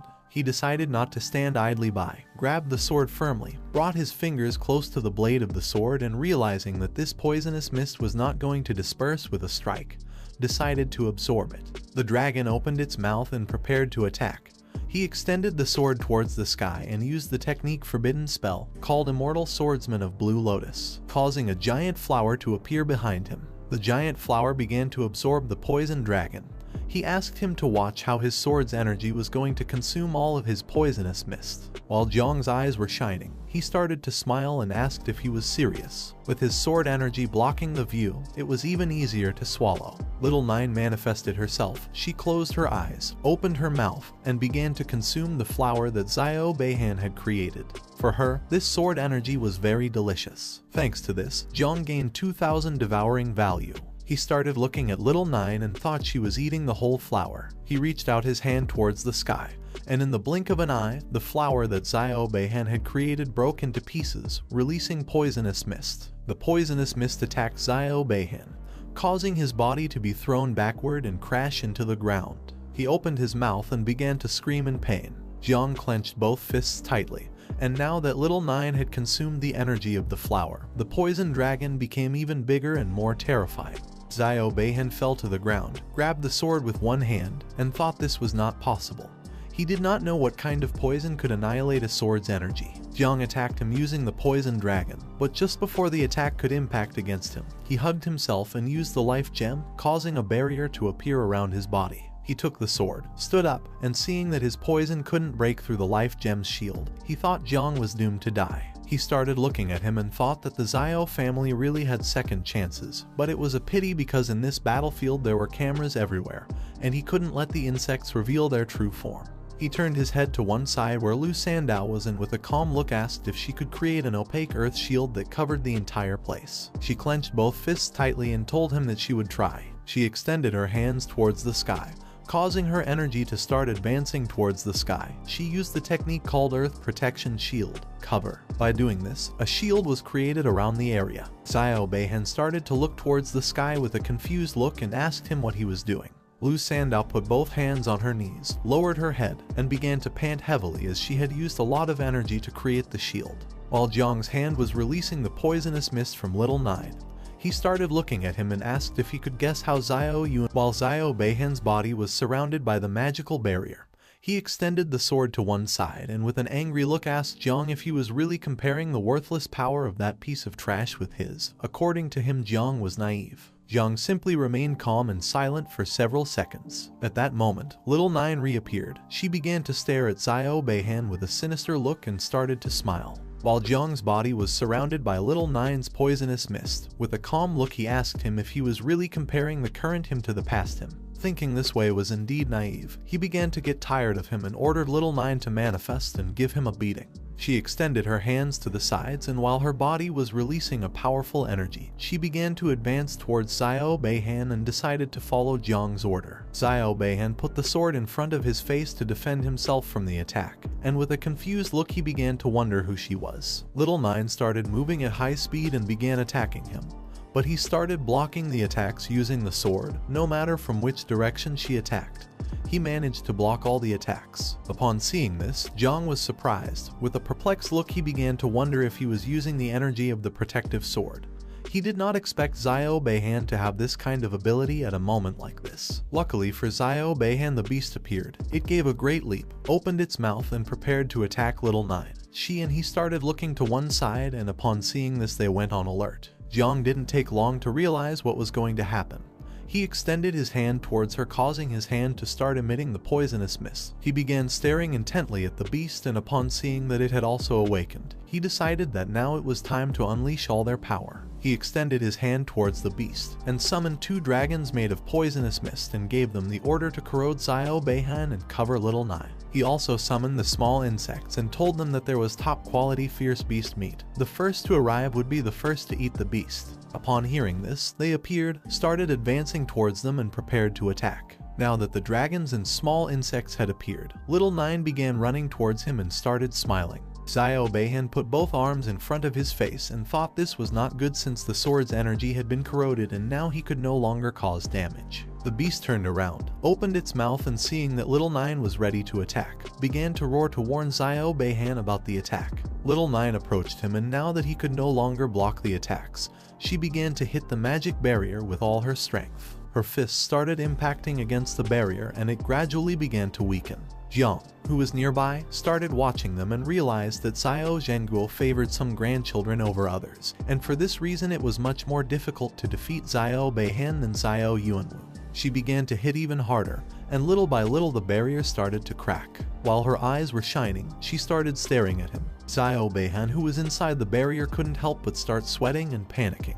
Even though the barrier was strong, Little Nine was going to break it with blows. It was only a matter of time. If before she had needed 3 seconds, now she would need at most 3 minutes. At the same time, in the surveillance room, Yuan Guang began to observe the fight. According to the screen, it could be seen that there was a blue magical barrier in the area which prevented people outside from seeing inside. Upon seeing this, he realized that Xiao Beihan was at a disadvantage now that Jiang had blocked the surveillance. He gave Fang Chengyuan the order to conduct a manual investigation, and if the situation was not good, to stop the combat immediately. He was Fang Chengyuan, the great master of the 4th level of the spatial system. He joined his fingertips together and with a serious look responded with an understood.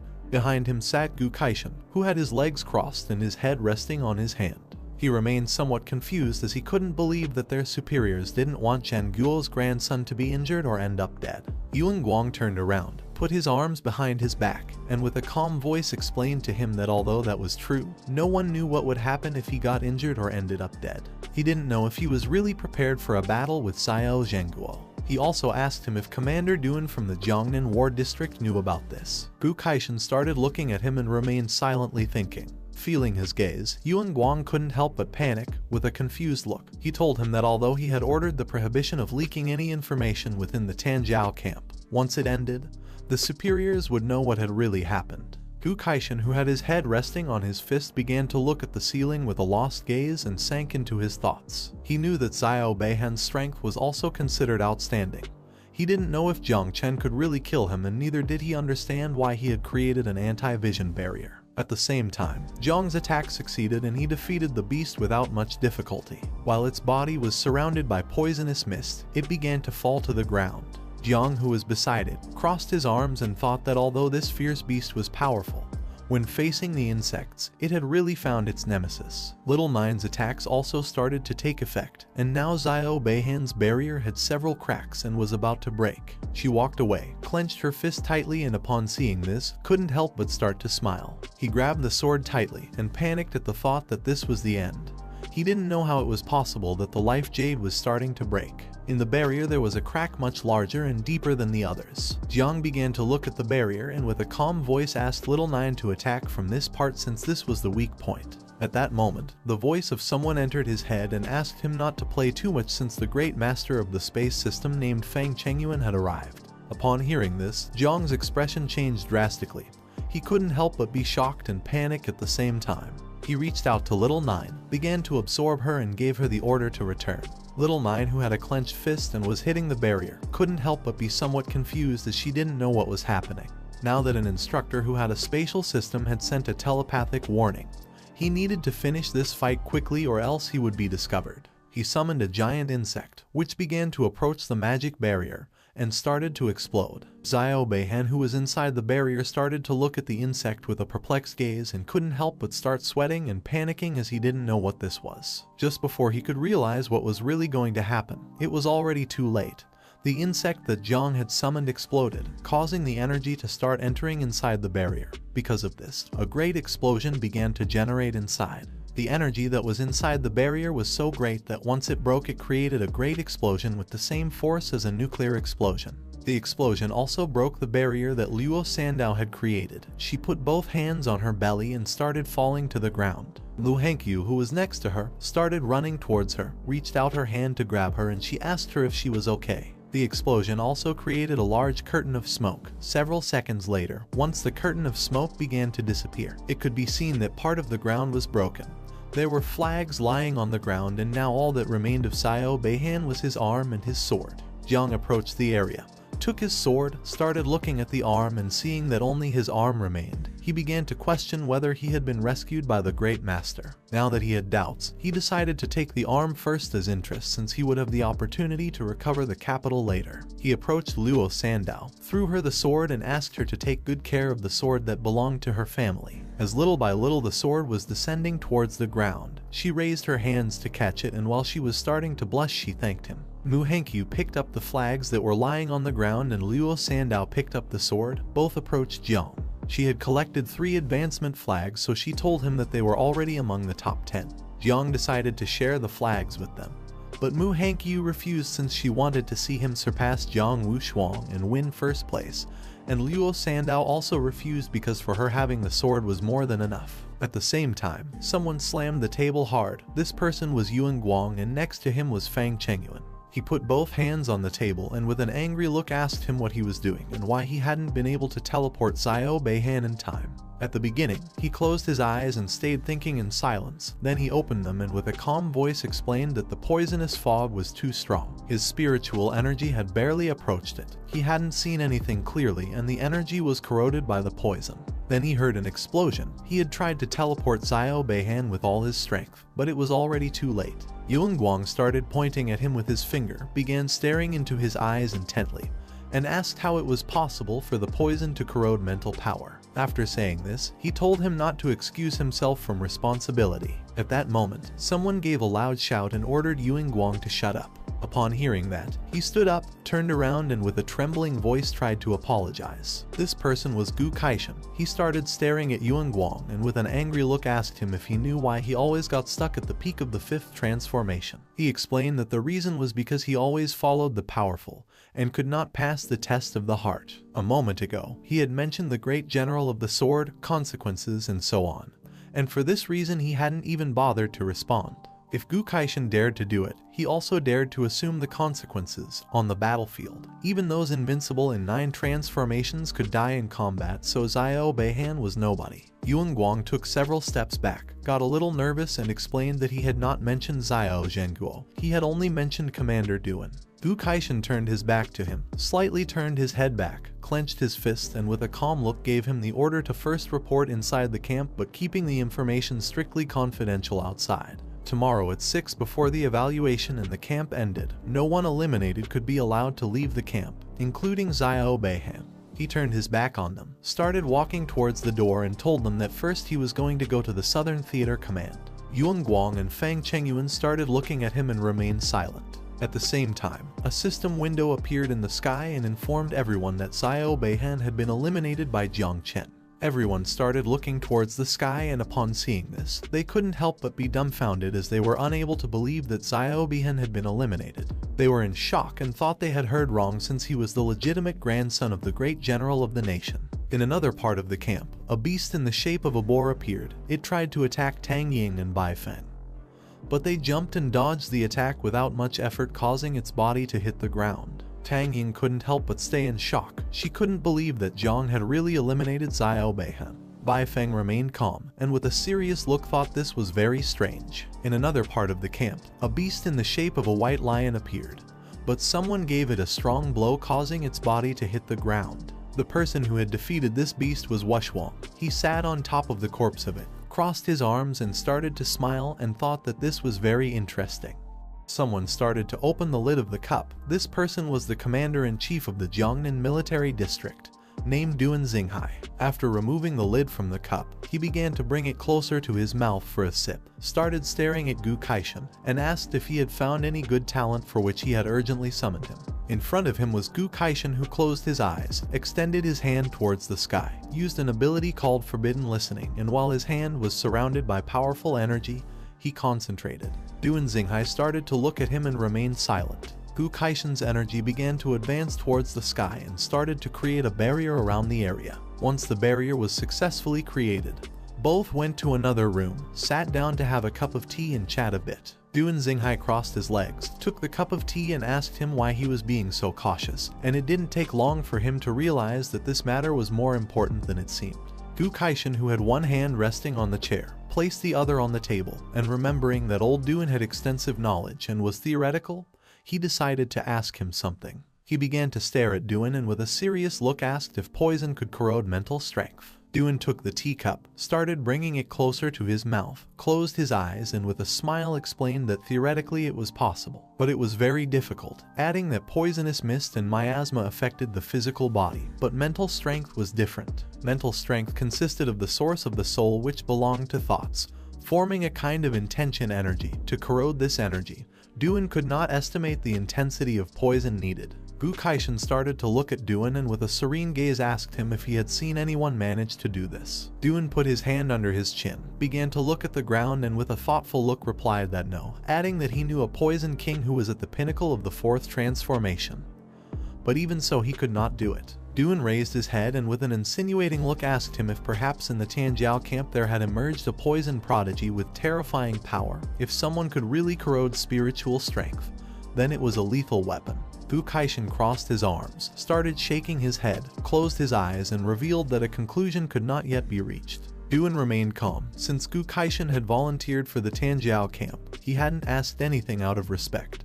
But now he asked if something was happening and also why he wasn't telling the truth. Gu Kaishan opened his eyes, started looking Duan in the eyes and asked if it was possible that the poisonous mist had its own consciousness. Duan reached out to him, started laughing and asked if he was joking. He didn't know how poison could have consciousness, unless it wasn't actually poison and just a form of camouflage. Upon hearing this, Gu Kaishan realized something. With a perplexed look, he asked Duan what the form of camouflage was. While a drop of sweat was falling from Duan's cheek, with a calm look, he began to think. Several seconds later, he remembered something. He started to imagine some ancient ruins that were somewhere in the realm. He had seen in ruin number 0 a record which mentioned a kind of calamitous insect called 9 wings miasma that could transform into the form of poisonous mist. He began to imagine little 9 hugging her legs. She had been born in the 9 hells. Her birth had caused a great ancient calamity, which had almost destroyed the world in the past. Upon hearing the name 9 wings of miasma and ancient calamity, Gu Kaishan couldn't help but become alert and think that this was not good. Duan extended his hands to the sides, closed his eyes, started laughing out loud, and asked him if he was scared.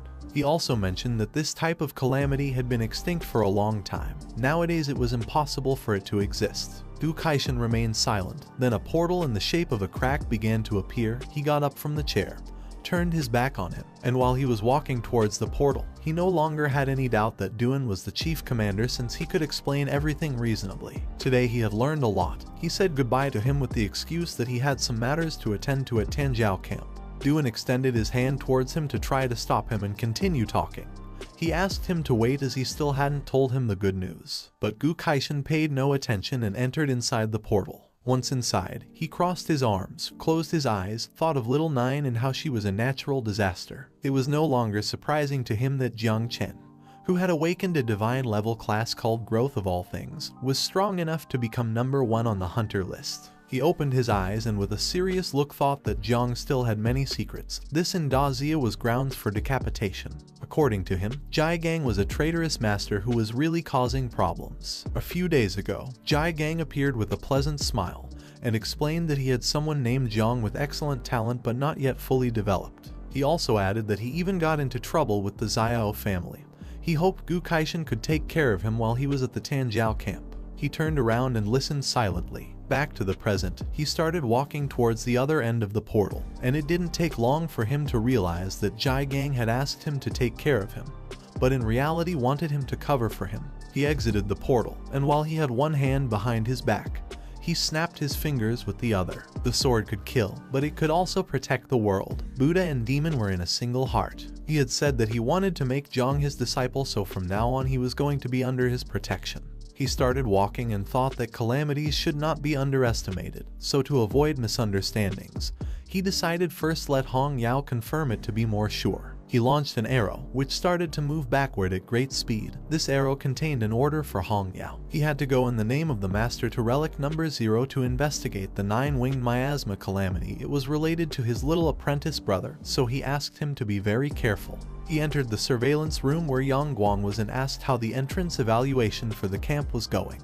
Yang Guang turned his head back and with a calm look explained that it was coming to an end. Those awakened with ordinary talents were competing among themselves to get the flags, and elite talents had already taken care of 9 fierce beasts. Now only one remained. A powerful beast appeared, but Lei Zi and Liu Baizai joined forces to defeat it. The beast tried to attack, but he gave it a strong punch in the face, causing its body to crash into the ground. Then another fierce beast appeared. Tang Ying and Bai Feng began to collaborate with each other to kill it. She jumped up, climbed on top of it and ended its life. At the same time, behind Zhang Wuxuang there was a pile of beast corpses. He had instantly killed 3 fierce beasts that had been released in the area. After doing this, he started heading towards the direction where Jiang was. Gu Kaishan started looking at the screen and upon seeing this, he couldn't help but be perplexed. He asked him where Jiang Chen was. In response, he revealed that Jiang had killed a total of 2 fierce beasts, and they had just released the 9th fierce beast near him.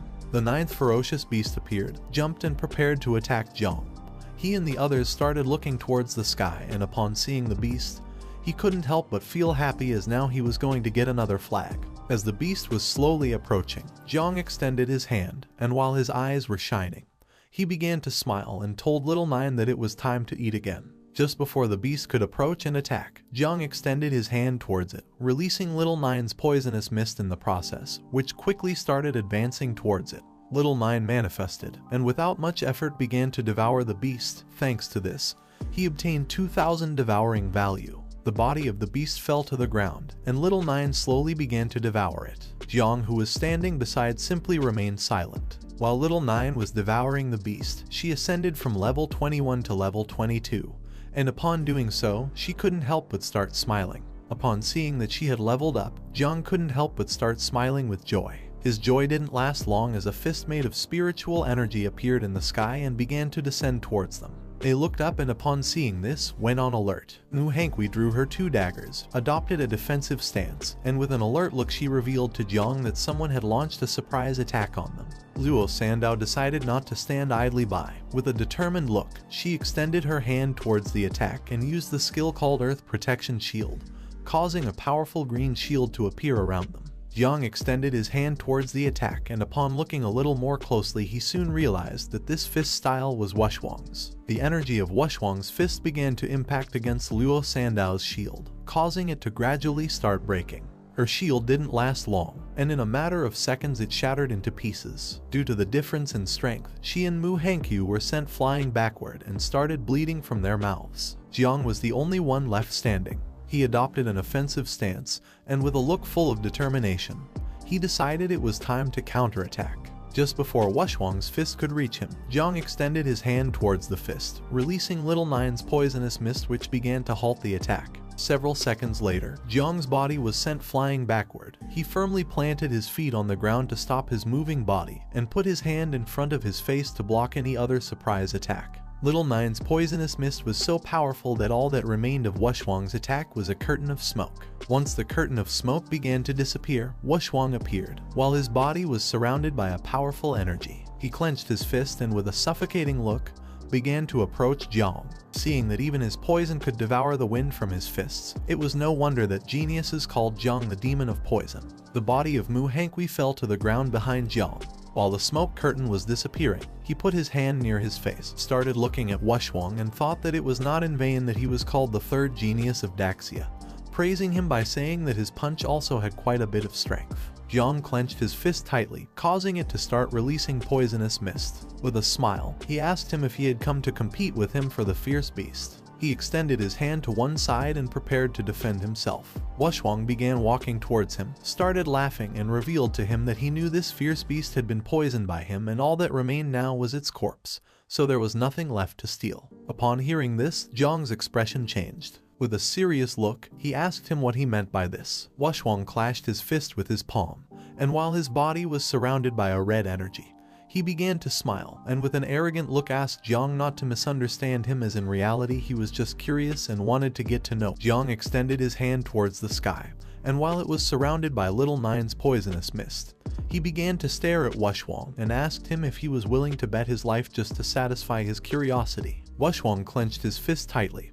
and with a smile replied yes, adding that one must be at least willing to bet their life. Upon seeing this, Jiang decided it was time to get down to business. He extended his hand towards him and threw the poisonous mist at him. Wushwang began to stare intently at Jiang and with a smile, started to move his fist with great speed, creating powerful energy around his fist in the process. Just before the poisonous mist that Jiang had released could hit Wushwang, he opened his legs, used the skill called 1,000 Feet Walls, and launched a powerful blow towards the attack, creating a powerful barrier in front of him. Then, he launched another powerful blow towards Jiang, and the energy of the blow was so strong that it began to shatter his poisonous mist and started to rapidly advance towards him. Upon seeing this, Jiang, who had his hand extended towards him, couldn't help but be shocked. He soon realized that this attack was very powerful. Just before Wushwang's strike could reach him, he put his hands over his head, jumped and moved away from the area, although in the process he received a small part of the attack.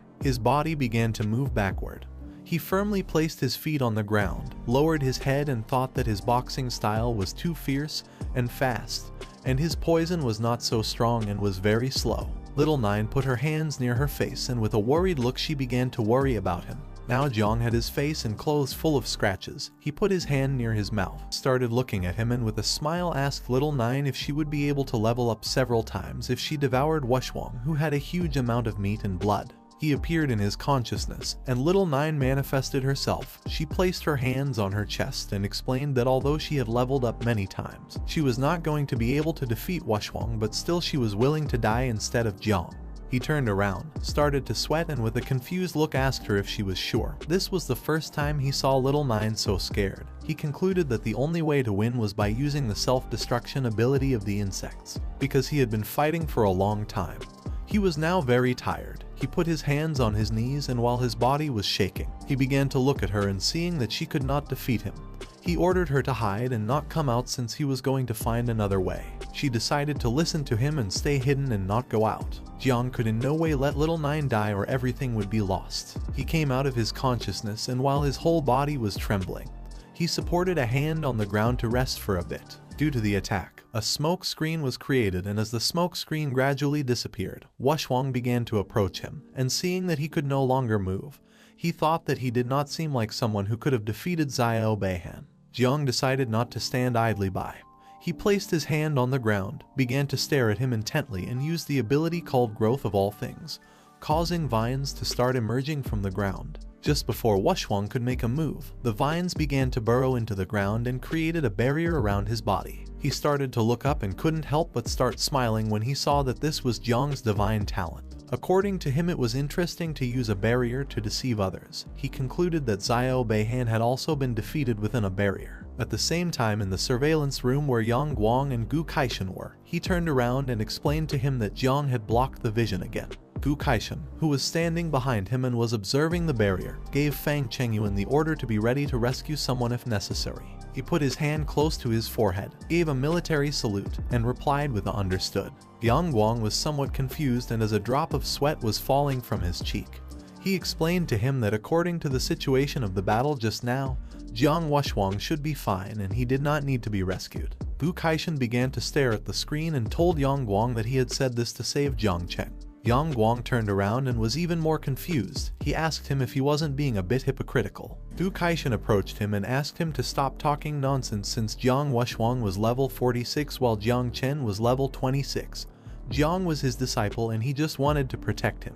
At the same time, inside the barrier, Jiang stood up, reached out to the sky and gave the insects the order to come out. Upon hearing the order, thousands of insects shot out from his palm towards the outside. In the blink of an eye, the sky was filled with insects, which began to stare intently at Wuxuang. He started looking up and upon seeing so many insects, he couldn't help but be shocked and become alert at the same time. It didn't take him long to realize that this was Jiang's true ability. Jiang, who had his hand extended towards the sky and was releasing the insects, fell silent. The insects began to advance towards him and prepared to attack. He spread his legs, adopted a defensive stance, used the ability called Move Mountains and Overturn Seas, and prepared to defend himself. While Jiang's eyes were shining, he began to stare at him intently, began pointing at him with his fingers and started to release even more insects, which began flying towards him. In an instant, thousands of insects appeared in the sky and prepared to attack. While Wuxuang's body was surrounded by a golden energy, he prepared to defend himself. He clenched both fists tightly, leaned back, began to look at Jiang and with a smile used the skill called Overlapping Mountains and Staggered Peaks. Then, he struck the ground using both fists, and by doing this, hundreds of fists made of energy emerged from the ground and began attacking the insects, destroying them into pieces. Upon seeing this, Jiang decided to change tactics. With a serious look, he moved his fingers downward and decided to control the insects to dodge the attacks. While Wuxuang was distracted hitting the ground, several insects dodged the attacks and began to quickly approach him. He raised his head and upon seeing this, he couldn't help but be somewhat surprised. Once the insects got close enough, Jiang clenched his fist and at that moment the insects exploded, creating a large smoke screen. But to his surprise, Wuxuang jumped up and came out as if nothing had happened. Jiang started looking up and seeing that he was alive, went on alert and began to wonder what was going on. Wuxuang began to descend towards Jiang, and with a smile finally realized how Xiao Beihan had lost. He extended his hands towards the ground, used the skill called Wind Fist and a powerful golden energy began to move towards Jiang. He put his hands over his head and thought this was not good. The energy began to create great pressure, which started to make Jiang's body begin to fall towards the ground. His energy was so strong that Jiang fell to the ground and his body began to tremble. He soon realized that this Wind Fist was several times stronger than the previous one. He did not know if this was the strength of an invincible descendant. 2 insects had exploded near him and had not even scratched him. Little by little, Jiang began to run out of strength. With a tired look, he began to look at Wuxuang and concluded that to finish him off it was necessary to make dozens or hundreds of insects self-destruct. For him this was very difficult since it had been very complicated for him to raise these insects. He had no other choice. Near Wuxuang a large explosion was created and then more began to be created. He did not fall into the trap and quickly stepped back. But to his surprise, this was what Jiang had planned. While he had one hand supported on the ground, he extended the other towards Wuxuang, causing several vines to emerge from the ground. Just before the vines could get close, using only one hand, Wuxuang blocked the attack and asked him not to exert himself since the fight had ended. Jiang couldn't help but be shocked. He couldn't believe that Wuxuang no longer wanted to continue fighting. He asked him what he meant by this. Wuxuang, who was standing in front of him, recognized that he was worthy of being his rival. He was only in the first transformation and was already forcing Wuxuang to use 80% of his strength. He was eager to fight him when he became stronger. Jiang placed a hand on his knee and as he was getting up, realized that what he had said before about betting his life was to force him to give it his all. All this was just to see if he was a worthy opponent. Wuxuang put his hand behind his neck, closed his eyes, began to yawn and told Jiang that he was tired and was going to sleep for a while. After saying this, he asked him if he could take care of the last fierce beast. Jiang began to look at him and with a serious look asked him if he was leaving him the first place. While Wuxuang was touching his neck, he turned around and with a calm look explained that he did not mean this. He was just tired. He wanted to leave since he needed to find a good place to sleep for a while. Upon hearing this, Jiang felt a mix of frustration and anger at the same time.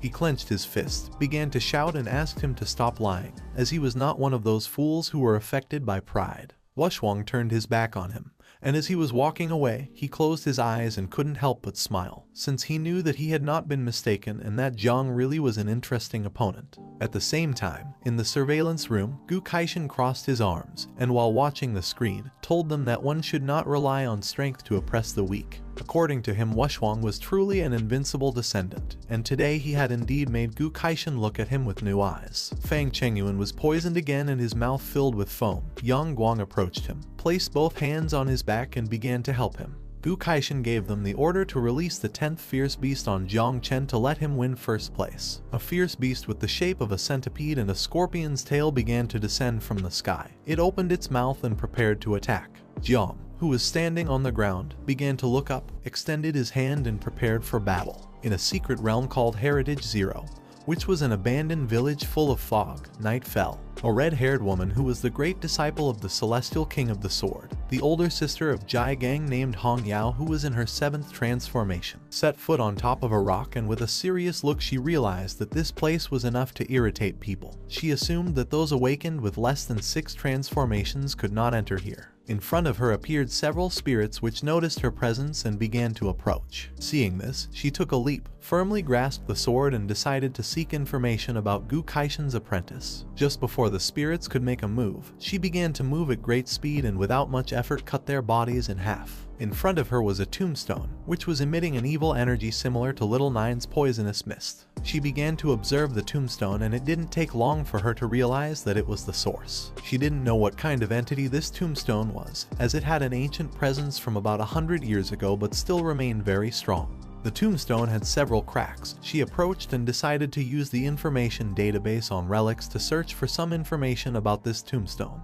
While her eyes were shining and with one hand she was holding the sword, she landed near the tombstone and gave the system the order to activate divine consciousness. Several system windows with information began to unfold around her. She started to stare at the tombstone and used the total awareness skill called speed reading. Several seconds later, the system fully loaded the information, making a photo of an insect appear. The photo began to fall to the ground, but at that moment, she caught it with her hand. She approached the photo, began to look at it and couldn't help but be shocked and start sweating, as this insect belonged to the mother insect called 9 miasma wings, an ancient monster, a strange species born in the extremely dark Jiayu realm, who once caused a great catastrophe which almost led to the end of the world in the 4th century. Luckily now this species was extinct. The entire body of this insect was pure black-purple color with 9 wings on its back. It had a strong venom that could transform into poisonous mist. Its toxicity could corrode everything in the world, including spiritual voids. While the tombstone was surrounded by a powerful evil energy, the moon came out, and she thought this was not good since Jiang had a hidden calamity. She decided to tell Master about this as soon as possible.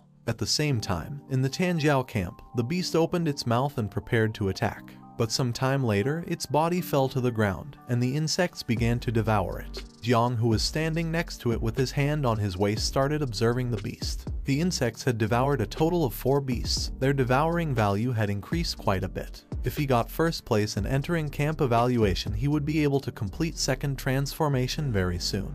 He turned back to where Mu Hankyu and Luo Sandao were, reached out his hand to the sky and explained to them that 10 blue flags were more than enough for him to stay in first place. He gave each of them a flag so that at least they could enter the top 10. Mu Hankyu and Luo Sandao took the flags, closed their eyes and with a pleasant smile, they thanked Jiang as they had qualified in this round without doing anything. At the same time, in another part of the camp, Bai Feng and Tan Ying managed to defeat the fierce beast shaped like an eagle. Now its corpse was lying on the ground. Tan Ying, who was lying on the ground next to the beast's corpse, began to wipe her forehead with her hand, and while she was breathing heavily, she couldn't help but feel happy since they had finally managed to defeat the beast. Bai Feng, who was standing beside, realized that the entrance evaluation for the camp was about to end. He thought that Jiang Wushwang would definitely come in first place. At that moment, the speaker began to sound because the camp entrance evaluation had ended. Those who had advanced to the next round could gather in the square, and those eliminated had to leave the camp within the next 3 minutes, and offenders were going to be punished with death. Jiang began looking at the sky and was somewhat surprised. Seeing that the first round had ended, he didn't take long to realize that the 10 fierce beasts that had been released into the camp had been killed. While his body was giving off Little Nine's poisonous mist, he thought that leftovers from beasts were also food. He decided to let out the insects and gave them an order to go look for other fierce beasts, and eat everything they could while avoiding people as much as possible. At the same time, the nurses arrived at the camp and began to take away the participants who were injured. On one of the stretchers was Xiao Beihan, who had lost an arm and had it bandaged. He hadn't died, he was conscious and very angry. He started looking up at the sky, clenched his teeth and felt relieved as he was finally going to be able to leave the camp. He asked Jiang Chen to wait because when he returned home, he would see how his grandfather would punish him. Someone wearing boots stepped onto stage. This person was none other than Gu Kaishan. He crossed his arms and with a serene look gave orders for all those who had advanced in round to come with him to the Forbidden Zone for next test. Upon hearing this, the participants began to converse among themselves. Gu Kaishan had not mentioned doing the next test in the Forbidden Zone. The 8 great Forbidden Zones of China. Each one was a place with natural treasures, but they were also extremely dangerous places. Although some were afraid, others knew that there was nothing to fear since they had the King of the Celestial Sword to guide them. Some had heard that it was not easy to enter the Forbidden Zones, so they did not know how so many people were going to go. While they were conversing, Gu Kaishan grabbed the handle of the sword and slowly began to unsheath it. While his eyes were shining, he started to stare at them, unsheathed the sword and began to point at them with the blade. He knew that according to Hong Yao's research, Jiang Chen had the forbidden calamity called 9 Wings of Miasma. He began to look at them and decided to use the celestial sword. Then he started swinging the sword quickly and accurately. Dawn was almost upon them and the person who was supposed to come would arrive soon. He put his knee on the ground, bent down, threw the sword towards the sky, put his other hand near his face and lowered his head. The participants began looking up at the sky and witnessing this, they couldn't help but be shocked and start wondering what was happening. At that moment, the ground began to shake and several seconds later, it started to break. In the area where they were, it detached from the ground and began to fly. Gu Kaishan decided to prepare in advance as this was the only way he could overcome the time difference. While rocks were floating around him and his body was surrounded by a powerful energy, he extended his hand to one side and used a technique called Imperial Sword Flight. Upon doing this, his sword came out of the ground, and while it was surrounded by an orange aura, he decided to go to the south of the Jiang River to the Forbidden Zone of Dream Lake. Gradually, the ground began to move towards the mountains. They were amazed to see that this was the strength of Daxia's first king. They couldn't believe that he could move all of Tanjiao's camp. This was something only predecessor Wang Tiandao could do in this world. Jiang turned to Luo Sandao and Mu Hankyu and asked them how much they knew about Dream Lake's Forbidden Zone. Both began to look at him with an uncertain gaze. Luo Sandao was not sure, and Mu Hankyu remembered that her grandfather had mentioned it once. The danger level of Dream Lake was very high, and even though it was the least dangerous Forbidden Zone in China, its difficulty did not lie in the hidden threat, but in the distortion of time and space. In addition to this area, there were countless dimensional fragments, portals connected to each other. The space within these dimensional fragments was even larger than the blue planet. These fragments were constantly moving, so it was very easy to get lost and not come out. Jiang approached Mu Hankyu and began to look at her with a calm gaze, realizing that the space within Dream Lake was chaotic. He asked her if the space also affected time. With a serious look, she revealed to him that the time within these spaces was also completely different from outside. It was said that 100 years ago, an ordinary worker entered Dream Lake with the mindset of risking it all. He only needed 2 hours to become a 7 transformation king. But as he himself had said, in reality more than 200 years had passed. Mu Hankyu's grandfather had also explored this place. He had been lost for 3 days after entering, but in reality more than 3 years had already passed in the outside world. Jiang was somewhat surprised, and while a drop of sweat was falling from his cheek, he came to the conclusion that the chances of winning or losing at Dream Lake were random. Luo Sandao began to look at him and she asked him not to worry, since if old man Wang Tiandao dared to take them inside, they could be sure that he already knew a safe route. Jiang began to smile and thought that he wished it was as she was saying. This sounded like even though Dream Lake was a dangerous place, it was also a good place. For some strange reason, he felt that Gu Kaishan was doing this because of him. While the sky was starry, Gu Kaishan crossed his arms. Now that Hong Yao had found the calamity of the 9 wings, it was likely that Xiao Zhengguo would soon surpass him, and then this secret would not be able to be hidden. He hoped to gain enough time in Dream Lake to go look for allies. The next day, several men arrived at the area where the Tanjiao camp used to be, but now all that remained was a large hole in the ground. They stood on top of a rock and started observing the area, realizing that the King of Celestial Sword had taken away all of Tanjiao's camp, which is considered as best upcoming generation's camp in their southern war zone. They thought he might have rebelled against them. They didn't know why Commander Duan hadn't arrived yet. At that moment, someone jumped. Commander Duan, who had his arms behind his back, began to quickly move towards them and thought that Gu Kaishan was an old fool. He did not know if he was asking him to bet his life with him. 2 minutes ago, Gu Kaishan sent him a message, explaining to Duan that the situation was very urgent. So for this reason he was taking the little ones to the forbidden area for a test. He asked him to continue as usual since he was going to assume all the consequences. Duan approached them and one of them informed the others that the commander had arrived. Duan, who had his arms behind his back, remained calm and thought that Gu Kaishan was very careless. Now he had left him a lot of problems. The men panicked and one of them explained that they had arrived late. He feared that they were no longer going to be able to reach them. The other man revealed that his son was still up there. If something happened to him, he didn't know what he was going to do. Duan began to approach them, started looking at the ground and fell silent. He passed between them, extended his hand back and asked them to stop making noise, explaining that Gu Kaishan had said they were going for a selection test and would return the same day, so there was nothing to worry about. Upon hearing this, the two men couldn't help but be shocked. Duan opened his eyes and began to sweat. With a confused look, he started to wonder if it was really necessary to rush into the forbidden zone for that invincible embryo. He didn't know if he was trying to hide or run away from something. He began to remember what Gu Kaishan had told him and his expression changed. He couldn't help but be shocked and start wondering if this was about the 9 miasma wings. The arrow that Gu Kaishan had launched reached the city and began to descend towards the headquarters of the Night Watch. The arrow contained a secret message for Uncle Jai Gang. Gu Kaishan revealed to him that Jiang Chen was hiding a major calamity. As his master, he would take him to a forbidden area to hide temporarily. Jai Gang should try to find allies from the Sealed Kings while he was away, since when he returned, he feared there would be a fierce battle. Upon reading the message, Jai Gang could not help but be shocked and become alert at the same time, as he did not know what was happening. A few hours later, he met with Jane Tang, sat on the sofa, bowed his head, put his fist on his forehead, closed his eyes and remembered that Jiang had killed a member of the Huang family, had cut off Xiao Beihan's arm and now carried with him a calamity.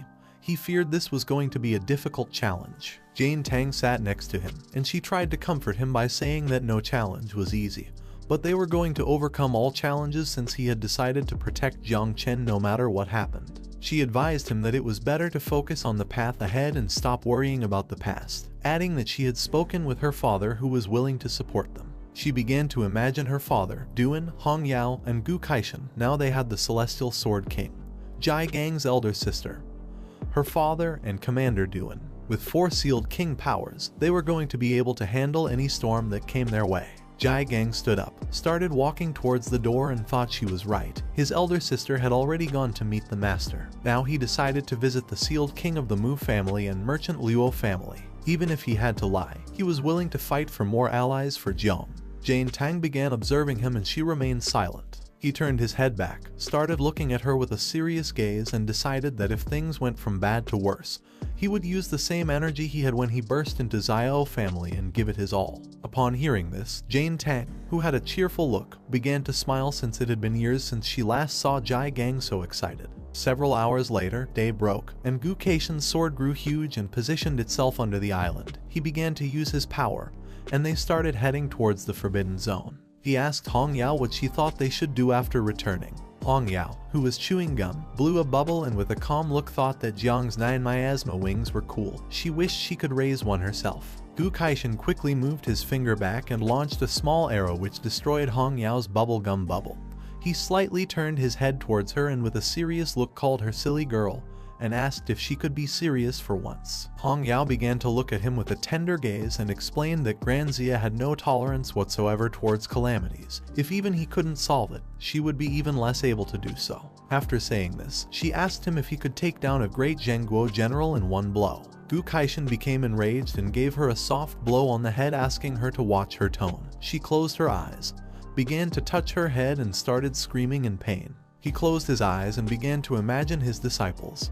He had a lot of reputation, yet he ended up taking in a group of strange disciples like them. He began to imagine Hong Yao raising her spear. She was always noisy and rowdy. She never cared about anything. According to him, Jai Gang was a stubborn and obstinate person who had a one-track mind. Jiang Chen had divine talent, but still insisted on playing with the forbidden. A small bump appeared on Hong Yao's head. She approached him and with a smile asked why he was so determined to protect Jiang Chen. He turned his back on her, opened his eyes, and while observing the landscape, he asked her if she really wanted to know the reason. Then, he raised his head, began to look towards the sky, and explained to her that when he had taken her as a disciple, it had only been because she was wearing red armor and he thought it looked cheerful. As for taking Jai Gang, it had been even more random. He had mistaken Gu Kaishan for a regular client outside of a club. At that time, when the heir of the Xiao family tried to forcefully marry Tang Jin, Jai Gang went to stop him, and Gu Kaishan was willing to give his life to protect him. The men from the Xiao family pounced on Gu Kaishan and the battle began. Jai Gang took advantage of the commotion, grabbed Tang Jin in his arms and fled from the area. Not everything needed a reason. He was doing this because he cared about Jiang. He began to look down with a sad gaze since now Jiang Chen was the same. At the moment he had met him, he had known that they were going to get along well, so he simply had accepted Jai Gang's wishes. If Jiang was his disciple, then there was no reason not to protect him. Hong Yao approached him and thought that he was the best master in the world. He acted tough, but in reality, he was very protective. He asked her to stop flattering him. According to her, there was only one way to truly protect Jiang Chen. She rested her head on his shoulder, closed her eyes, and with a pleasant smile mentioned the Supreme Military Commander of the Great Xia, one of the 3 invincible Supremes. Gu Kaishan began to look at her with a calm gaze and remained silent. She opened her eyes, started to caress his shoulder with her finger, and revealed to him that the only way to protect Jiang was with the help of Jiang Wuxuang's grandfather, the martial god Jiang Xuanji. At the same time in Paju Cave, a battlefield of countless races, someone clenched their fist tightly and began to quickly bring it down towards the ground. Several men began to approach a man wearing a red cape, but at that moment, he struck the ground hard, breaking it into pieces and creating a large shockwave, which began to expand everywhere, repelling the men. The shockwave was so powerful that the men lost consciousness and began to fall to the ground. The man wearing the red cape was the invincible martial god named Jiang Xuanji. While his body was surrounded by powerful energy, he clenched his fist tightly, stood up, started walking around the area, and seeing that countless races had dared to invade Great Xia, he decided to kill them all mercilessly. His blow was so powerful that it created a large hole in the cave floor. Standing in front of him were several more men. He began to walk towards them and concluded that after this battle, the countless races should calm down for a while. He gave the order to the men to guard the entrance of the cavern. They addressed him as martial god and responded with a "understood, master." At that moment, someone with energy similar to Jiang Wuxuang started contacting him, leaving him somewhat confused since he did not know why he was being contacted now when Wuxuang was supposed to be at the Tanjiao camp. But to his surprise, Gu Kaishan began appearing in front of him, addressed him as martial god and told him it had been a long time since they last saw each other. Xuanji began to stare at him and couldn't help but clench his teeth tightly and go on alert. Seeing that the Celestial Sword King had contacted him through Wuxuang, he thought he had encountered problems in the camp, so he asked Gu Kaishan to speak clearly. He reached out his hand towards the sky and with a calm look replied not entirely, adding that he was doing very well. He wanted to make a deal with him. He began to imagine Jiang Cheng surrounded by the poisonous mist of Little Nine and revealed to him that he had taken a new disciple named Jiang Chen, who had a divine level creation class, but possessed the calamity called 9 miasma wings. He wanted him to protect his life. Xuanji began to stare at him, and upon hearing that Jiang possessed the ancient calamity 9 miasma wings, he could not help but go into shock. According to him, Gu Kaishan must be joking since Great Xia had always believed it was better to kill than let any calamity go free, asking him if he believed the martial god was omnipotent. Gu Kaishan remained calm and with a puzzled look asked him if this was true. In response, Xuanji asked him to name his terms. While his eyes were shining, he began to look at him and asked if he had heard of the Tiexu Hall in Yunmeng Marsh, adding that only he knew the way to all Grand Xia. He could take Jiang Wuxuang and give him something fortuitous. Xuanji's eyes also began to shine and he started imagining the Tiexu Hall, the legendary treasure of Celestial Dao. If Wuxuang could go there, his cultivation would advance a lot. He reached out to one side and his cape began to float. He could accept Gu Kaishan's conditions, but with one condition. Jiang Chen was not allowed to use 9 miasma wings during the Prodigy tournament. and if he couldn't obtain first place in the overall ranking of Great Zia's prodigies, he himself would throw him into the battlefield of myriad races for him to defend himself. Gu Kaishin turned his head back, and with an indecisive look began to think about it. Xuanji turned his back on him and as he was walking away, started looking at the ground and explained that if he really wanted to save Jiang's life, then he had no other choice. Gu Kaishin began to look down and with a desperate look agreed, since sending Jiang to the battlefield was still better than being killed by General Xiao and the others when they returned. Xuanji began to walk, and while he was looking at the ground, he remembered that the 9 miasma wings was an ancient exotic species. According to him, it was impossible for her to reach a natural calamity scale in this era. Moreover, this generation of Great Zia had produced 3 other divine talents, and Jiang was only the 4th and he was just in the creation type. He knew that without using the calamity, Jiang would not be able to pass Wuxuang's test, let alone be able to finish first. He clenched his fist, and while his cape was flying, with a determined look he thought that even if by some miracle Jiang managed to cause some trouble, as a martial god, he could eliminate any evil spirit from the world in seconds. At the same time, the island reached up to the Forbidden Zone, which was a place full of portals. Jiang began to observe the place and with a surprised look realized that they had already officially entered the Yunmeng swamp.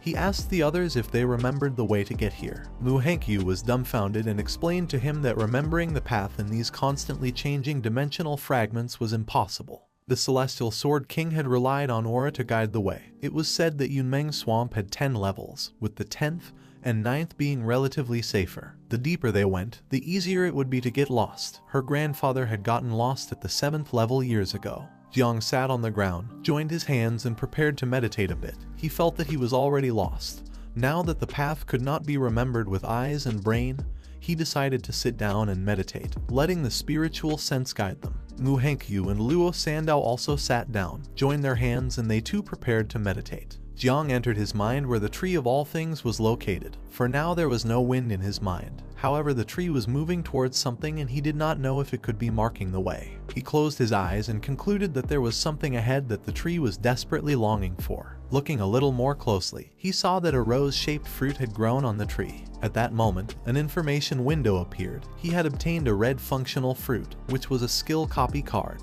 After using it, he could randomly copy one of the target's abilities and merge it with himself. The copied ability had no class restrictions. There was a possibility that the copied ability could be improved or worsened during the process. And last but not least, he must complete the copy within 3 hours or the card would expire. He began to observe the system window with a perplexed look and could not help but be shocked to see that this card allowed him to copy abilities and also it had no restrictions. In the Tanjiao camp, everyone was top-notch prodigies, so he could choose anyone he wanted. The most valuable targets were going to be Jiang Wuxuang, Bai Feng, and Tang Ying. He closed his eyes again and decided that he couldn't do this since the ability to copy was random and he could end up with a useless ability. According to him, it was difficult to choose. He only had 3 hours to copy the ability, so he didn't know if it was simply better to take the risk. While he was distracted deep in thought, Gu Kaishin drew everyone's attention. He put his foot on the rock and revealed to everyone that they had arrived at the 6th layer of Yunmeng Swamp, called Taixu Realm.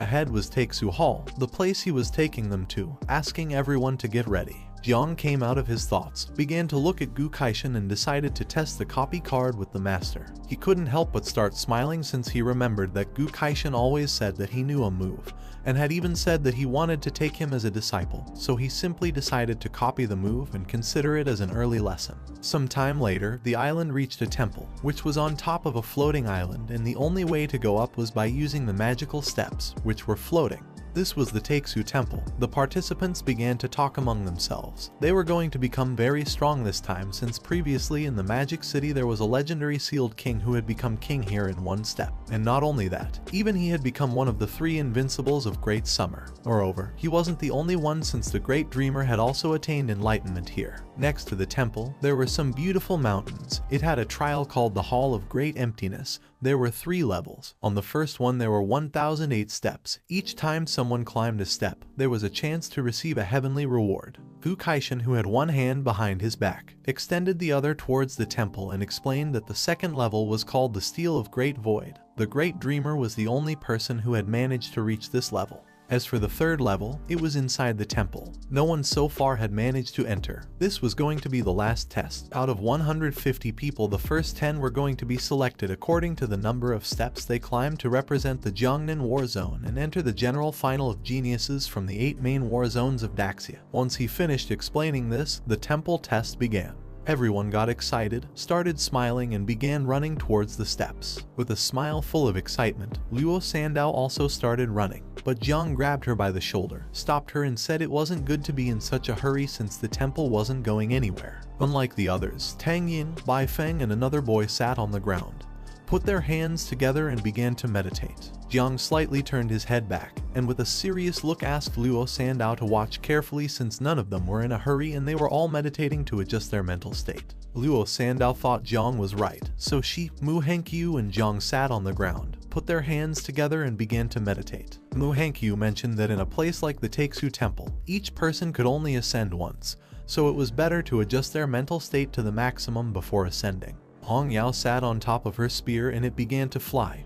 Gu Kaishan, who was standing on top of the spear, put his arms behind his back, started observing them, and upon seeing that they could remain calm without haste, he couldn't help but praise them. Jiang started to look up and decided to copy the skill of the Heavenly Sword King before climbing the steps, to prevent the copy card from becoming invalid. He began with the skill copying, hoping that the old man had not deceived him. Gu Kaishan started to stare at others and a system window appeared as a target to copy. Jiang selected Gu Kaishan. The system warned him that there was a possibility that the copied skill could degrade or improve during the process. After this warning, it asked him if he wished to start copying a random skill. Jiang began to stare at Gu Kaishan and responded with a yes, thinking that it was time to start with this. He hoped to have a little more luck. He did not ask to improve his skills, he just wanted them not to degrade. Another system window appeared to inform him that the skill he was copying was called Opening of the Sky. It was of legendary quality. He stood up and couldn't help but feel somewhat surprised and alert at the same time. He felt relieved since the old man hadn't deceived him and this move really existed. The skill card began to copy Gu Kaishan's skill, and suddenly Jiang was teleported to another place. He started to inspect the place and couldn't help but be shocked, and it didn't take long for him to realize where he was. A sword appeared in his hands, swinging it with precision and strength, cutting through space and time. Jiang was perplexed as this force was the same that Gu Kaishan had with the sword. Jiang was in a forest and he was shirtless. He grabbed the sword tightly, began to observe the blade with a confused look, and started to wonder why he was practicing with the sword. While the leaves were falling, with a look full of determination, he swung the sword precisely and cut the leaf in half. Then, he raised the sword above his head. Although it seemed that not much time had passed, Jiang had even grown a beard. He raised the sword to the sky and a powerful blizzard began to form around the blade. He used all his strength and launched a powerful slash towards the ground. His attack was so powerful that it split the mountains in half. Jiang already had long hair and a long white beard. He had become an old man. While with one hand he was holding the sword, with a tired look, he began to look to one side and thought that man follows the earth follows the sky, and he follows the Tao. The progress of skill copying reached 120%, and he obtained several skills. The first was called Man's Strength of Purple Quality. The second was called Earth Knife of Purple Quality. The third was called Sky Knife of Legendary Quality. And the last was called Great Path Power of Shadow Knife Quality. Jiang, who was sitting on the ground and was meditating, was somewhat surprised. He had incredible luck since not only had he copied everything, he had also broken down the celestial sword into 4 styles. With a calm look, Hong Yao explained to Gu Kaishan that Jiang Wushuang and the others had already started climbing and only Jiang remained here, adding that at the beginning of the test is when benefits were given. She did not know what had happened to Jiang and if he had fallen asleep. Gu Kaishan started to look at Jiang and remained thinking in silence. Several minutes passed, and Jiang, Luo Sandao, and Mu Hankyu continued meditating without moving. Seeing this, Gu Kaishan thought that this was a bit strange since adjusting the state did not take so much time. Hong Yao's spear began to tremble. Witnessing this, she couldn't help but be shocked and go on alert. She asked the master why her spear's heart was resonating.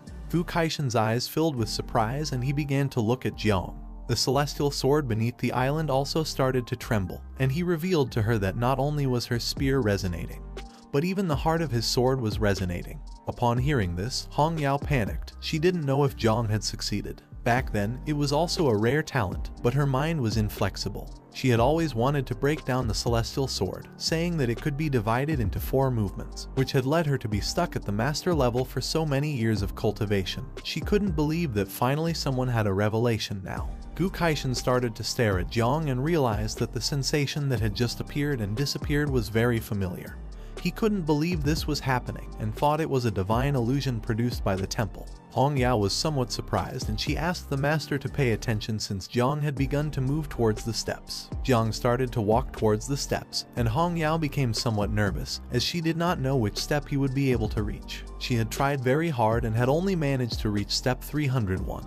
And Jai Gang was even worse as he had only managed to reach step 298. She did not know how the great dreamer had reached the top. According to her, this was terrifying. At that moment, a list appeared in the sky. The invincible descendant Jiang Wuxuang had reached step 289. The little god killer of the East Sea Baifeng had reached step 253. The Tianji killer named Lu Tangying had reached step 248. The young master of the city of 10,000 demons Lazy had reached step 211. Mu Hankyu had reached step 199 and Luo Sandao had reached step 170. The participants began to converse among themselves. If they had known they were going to come to the temple, they would have prepared mind potions. The first 100 steps were tests of illusions, and the following steps were even more difficult. Each step was going to feel like carrying several mountains. One of them drew attention from others and asked them to be quiet since the poisonous demon Jiang was about to start climbing, adding that surely he was going to be another Jiang Wuxuang. Jiang started to look at the ground and remained silent. Then he approached the step, lifted his foot and with a determined look thought that if the first steps were tests of illusions, with his mental strength there should be no problem. Once he stepped on the first step, his eyes filled with surprise and he couldn't help but be shocked and go on alert. At that moment, Xiao Beihen's grandfather appeared. While his eyes were shining, he began to unsheathe the sword with one hand, and with a suffocating look decided to finish him off without leaving him a place to be buried, since he couldn't believe that he had dared to mess with the legitimate grandson of the Xiao family. Jiang panicked and began to wonder if he was Xiao Zhenguo. He unsheathed the sword, leaped forward and prepared to attack. Seeing this, Jiang started covering his head with his arms and prepared to defend himself. Due to the difference in strength, Jiang's body was sent flying backward, and he fell on his butt against the ground. At that moment, Jai Gang and the others appeared in front of him to protect him. Jiang, who was behind them, panicked and asked them to flee from here. In the blink of an eye, Xiao Zhenguo moved at an incredible speed and using the sword, cut their bodies into pieces, approached Jiang and with a look full of hatred decided to finish off anyone who stood in his way. The blood of Jai Gang and the others fell on Jiang's face, and seeing that they were dead, he couldn't help but be terrified.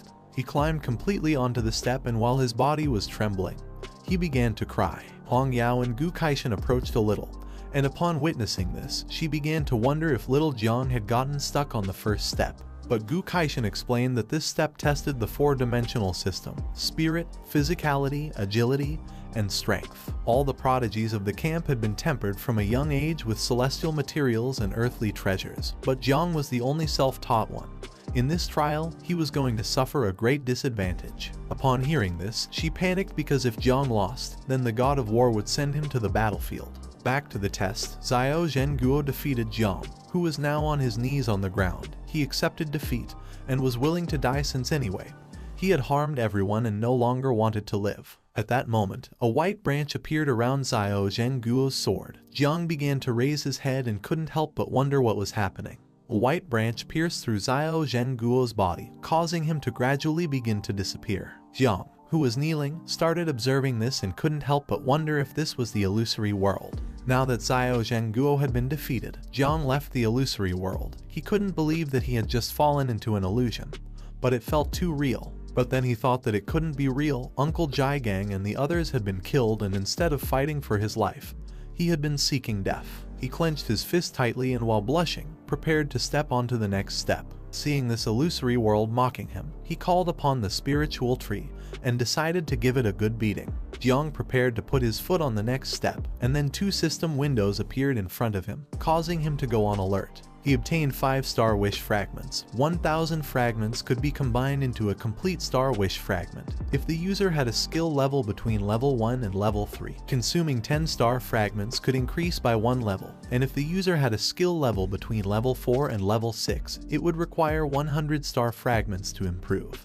Jiang began to observe the system windows, and he couldn't help but start smiling upon seeing that he had obtained 5 Star Wish fragments. The market price of 1 fragment was millions. He had just started and the system had already given him such a generous reward. These fragments were not going to serve him for improving skills, but however, if he sold them, then he could get enough money for the little insects to feed well for a while. Jiang stepped on the second step and several seconds passed with no illusion.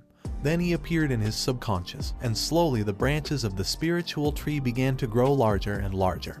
He started to observe this and couldn't help but become alert. Jiang began to smile as he realized that the spiritual tree of all things had directly blocked the illusion. For him, this tree was incredible. Jiang stood still on the second step while the other geniuses who had not yet begun to climb started looking at Jiang and thought that he was acting strangely since just a moment ago, on the first step, he was crying and angry. He had been stuck on the first step for a long time, and now on the second step, he was laughing out loud. Seeing him like this, they thought that he would not be able to pass beyond the second step and would be considered the weakest of all. Gu Kaishan and Hong Yao simply stayed watching Jiang's behavior in silence. Upon hearing the mockery of others, with a determined look he decided to show everyone what a crushing victory was, but then he looked back and seeing that the elder Gu Kaishan was watching, he decided it was better to pretend a little so as not to draw too much attention. He started looking forward and was somewhat terrified to see that Jiang Wuxuang had already reached step number 300. For now, he decided it was better to surpass him and then think about what to do next. With a disappointed look, Hong Yao explained to Gu Kaishan that little Jiang Chen had gotten stuck on the second step. According to her, he was not going to be able to reach step number 10. Gu Kaishan began to look at Jiang and he couldn't help but be in shock. He asked Hong Yao to stop talking and watch what he was doing. Jiang prepared to put his foot on step number 3, and again the spiritual tree blocked the illusion. He put his arms behind his back, started to hum a song, and without much effort began to go up step by step, as if this were just a simple game for children, leaving everyone in shock and with their mouths open. They did not know what was happening and how Jiang had climbed 100 steps at once just by singing. They came to the conclusion that he had deliberately gotten stuck on the first 2 steps because he liked the illusions of those 2 levels. They no longer had any doubt that he really was the master of poison. In the blink of an eye, Jiang surpassed Mu Hankyu and Luo Sandao. He started waving goodbye to her with his hand and while humming told them that he was going to climb 300 steps without fear. Mu Hankyu began to look at Jiang with a gaze full of love, and she couldn't help but start to blush like a tomato upon seeing that he was singing to cheer her up. She decided to give her best effort. Luo Sandao thought that her benefactor was incredible, but the song he was singing was too embarrassing. Seeing the ease with which Jiang was climbing, Hong Yao couldn't help but be perplexed and start sweating. She didn't know if the Taeksu Hall test had any flaws. She couldn't believe that Jiang had climbed more than 200 steps so quickly and without slowing down. Gu Kaishan began to look at Jiang and with a calm gaze told her that even he had not seen anyone do what Jiang was doing. Jiang passed by and surpassed 2 geniuses who were left terrified. No one knew what was happening or how Jiang could climb so fast. They did not know if he was climbing the same steps as them or if they were in an illusion. Not far away, on the highest steps were Jiang Wuxuang, Tan Ying, and Bai Feng standing on the same step. Jiang started to look up and upon seeing this, became alert. He did not know why the 3 had stopped on step number 299 and were not advancing. Gu Kaishan began to observe them and explained to Hong Yao that every 300 steps formed a level. Even for the celestial geniuses it was difficult to surpass it. With a cheerful look, she remembered that she had also had to give her all at that time to pass that step. After that, each step felt like the weight of a mountain. She did not know who would be the first among the celestial geniuses to cross this first level. Jiang reached step number 298, and the 3 turned around. Jiang Wuxuang could not help but start smiling since Jiang had not disappointed him. Tang Ying could not help but feel happy seeing that Jiang had caught up with them so quickly, while on the other side, Bai Feng simply remained silent. Jiang Wuxuang began to smile and his body started to emit a powerful energy, making several chains appear. He decided to take the first step, leaving Tang Ying in shock. Jiang began to look at the chains with a surprised expression. He had a divine level class and did not know if Jiang Wuxuang had a double divine level class. He had never heard of this before, and did not know if these chains were actually meant to conceal his power. At that moment, one of the chains broke in half. Jiang Wuxuang clenched his fist tightly and stepped up to the next level, breaking all the chains. He closed his eyes, extended his hands to the sides, and a purple energy began to enter his chest. As the purple energy was expanding everywhere, Bai Feng started to look at Jiang Wuxuang with a perplexed look, and he did not take long to realize that this energy was the reward for having reached step number 300. Tan Ying was speechless, but for her this was not surprising since after all, he was Jiang Wuxuang. He turned around, and while his body was releasing purple energy, he revealed that in the Palace of Emptiness there were 18 steps. The last step every 300 steps was the most difficult. By climbing it they would be able to obtain rewards. This step seemed to be testing willpower, but in reality it was a review of soul strength. He started to look at Jiang with a lost gaze and mentioned that his origin was not good, since as a child he had not been purified by the treasures of heaven and earth. Compared to them, his foundations were somewhat deficient. He suggested to him to proceed with caution and not rush into breaking barriers. He should slowly seek a way among them. While he was explaining this, Jiang took a small leap and climbed to step 300, leaving everyone speechless. Jiang approached him and with a confused look asked if it was really so difficult to climb this step and also if he was acting just like him. Jiang Wuxuang was somewhat shocked and angry at the same time. He was unable to believe that Jiang had climbed this step so easily. A system window appeared, and for having climbed 300 steps of the Taixu Hall, he obtained an origin crystal as a reward. A green crystal appeared in Jiang's hand. He started to look at it and couldn't help but feel happy since this was an incredible reward. Although the insects could not use it. He had heard that Uncle Jai Gang had been in the third transformation for many years, but thanks to this, he had been able to ascend to the fourth transformation. This crystal was much more powerful than the reward that Jiang Wuhusang had obtained. Little Nine manifested, and with a hungry look asked Jiang to climb faster since she wanted to eat the trail. Jiang started to look at the Taixu Hall and with a confused look asked her if she was referring to the trail that was on top of the hall, to which she replied with a yes. At that moment, Little Nine's stomach began to growl, leaving Jiang somewhat confused. She started forcing Jiang to climb faster. He asked her to wait since even though she really wanted to eat, it wasn't necessary to push him. Tang Ying and Bai Feng turned around, and upon seeing this, they were left speechless, while on the other side, Jiang Wuxuang became furious. He clenched his teeth tightly and began to look at him with a gaze full of rage. He could not allow Jiang to surpass him. He started to shake his fists, and 8 hands appeared behind him and he began to climb like crazy so as not to let Jiang surpass him. Bai Feng was somewhat surprised to see that the war god Jiang Wuxuang had refined his body. His eyes filled with rage and he could not help but become furious, letting out a suffocating energy. For him, people like them were truly annoying. According to him, they should die. He extended his hands towards the sky and used the technique Blood of Gods and Demons called Dye the Sky Blue. His body began to release ghosts. He decided not to let them surpass him, and also started to climb quickly. Several seconds later, 2 geniuses arrived at them, and upon seeing that Tang Ying was standing and not competing with them, they thought this was very strange. She turned to them and with a serene look, explained that she was an assassin and could not be compared to those ogres. One of the men felt relieved to hear this, but at that moment, Tang Ying began to smile and little by little her body started to transform. She transformed into a snake and with a murderous look, she also began to climb quickly. The 2 men were left speechless and then hugged and thought that Mr. Tiger had not deceived them and that people were really too terrifying. For them, the 4 were admirable geniuses, but Jiang, who was climbing as if nothing, was the most terrifying. Hong Yao was surprised to see that Jiang Wuxuang had made 8 hands appear. Bai Feng had gone crazy and Tang Ying had transformed into a snake. According to her, Jiang was really impressive since with his own strength he had caused everyone to lose their composure. Gu Kaishin closed his eyes and started laughing out loud, and told her that it was no wonder that he was his favorite disciple. In the blink of an eye, Jiang reached the top. He was the second in history to have achieved this. Now that he had reached the top, he could not help but feel somewhat relieved and relaxed. Hong Yao noticed something and her eyes filled with terror. She did not know what Jiang was going to do. Jiang extended his hand towards the sky, letting out the insects. He decided to let them out voluntarily so they could do whatever they wanted. All the insects slowly began to advance towards the Taixu steel. Hong Yao started to observe them and she couldn't help but wonder if Jiang had released the 9 miasma wing. He had released all the insects to envelop the Taixu steel. It was so mysterious that even the invincible dreamer had used it for enlightenment. The insects, who were very hungry, in a blink of an eye devoured the Taixu steel, leaving no trace. Upon realizing this, Gu Kaishin was shocked. Jiang had absorbed the Takesu steel by himself, something he could not understand. While Jiang was standing at the top of the Takesu temple, Jiang Wushwang ascended several steps and began to stare at him silently. With a look full of hatred, he accepted defeat this time, but swore to give his best when they competed in the ranking of prodigies of the Great Xia. Instead of continuing to ascend, Wushwang turned around and started to descend.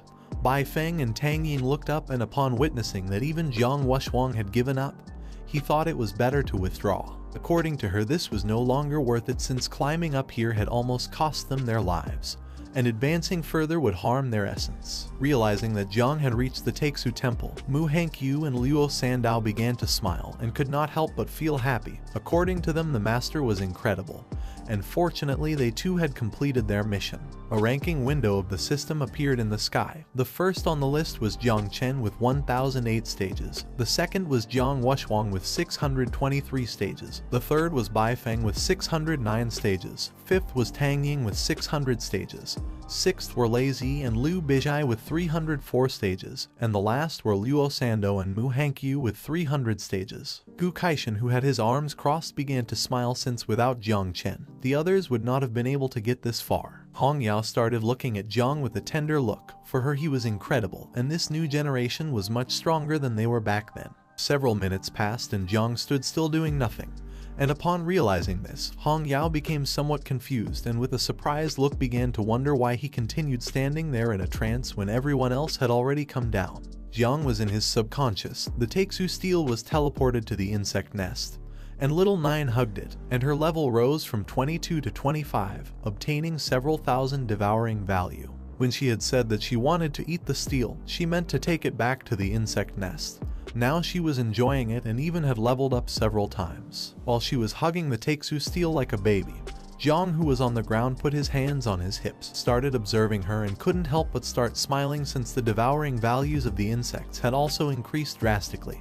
At this rate, they were going to be able to breed a third generation soon.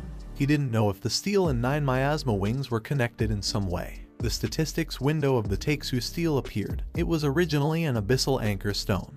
Located at the bottom of the abyss, it was a compact artifact and one of the fundamental essences of the abyss. The Takesu steel came from the abyss, and given that little Nine was the ruler of the abyss, it was not surprising that she wanted the steel more than anyone. Jiang emerged from the insect nest and returned to reality, and at that moment, in the place where the Takesu steel had been, poisonous mist began to appear. Upon noticing this, Jiang went on alert and became confused at the same time. While his body was surrounded by poisonous mist, he was transported to another place. He had been recognized as the master of the Takesu realm. No matter where he found himself, with a single thought, he could teleport back to the Takesu realm at any moment. No one except the master could open the doors of the Takesu hall. Jiang was somewhat surprised and realized that the Takesu steel was the key to the Takesu realm. Only he could teleport here at any time and no one else could open it. He could use the Takesu hall as his final trump card. He left the realm, jumped, and decided that it was better to leave now. There were too many eyes watching right now.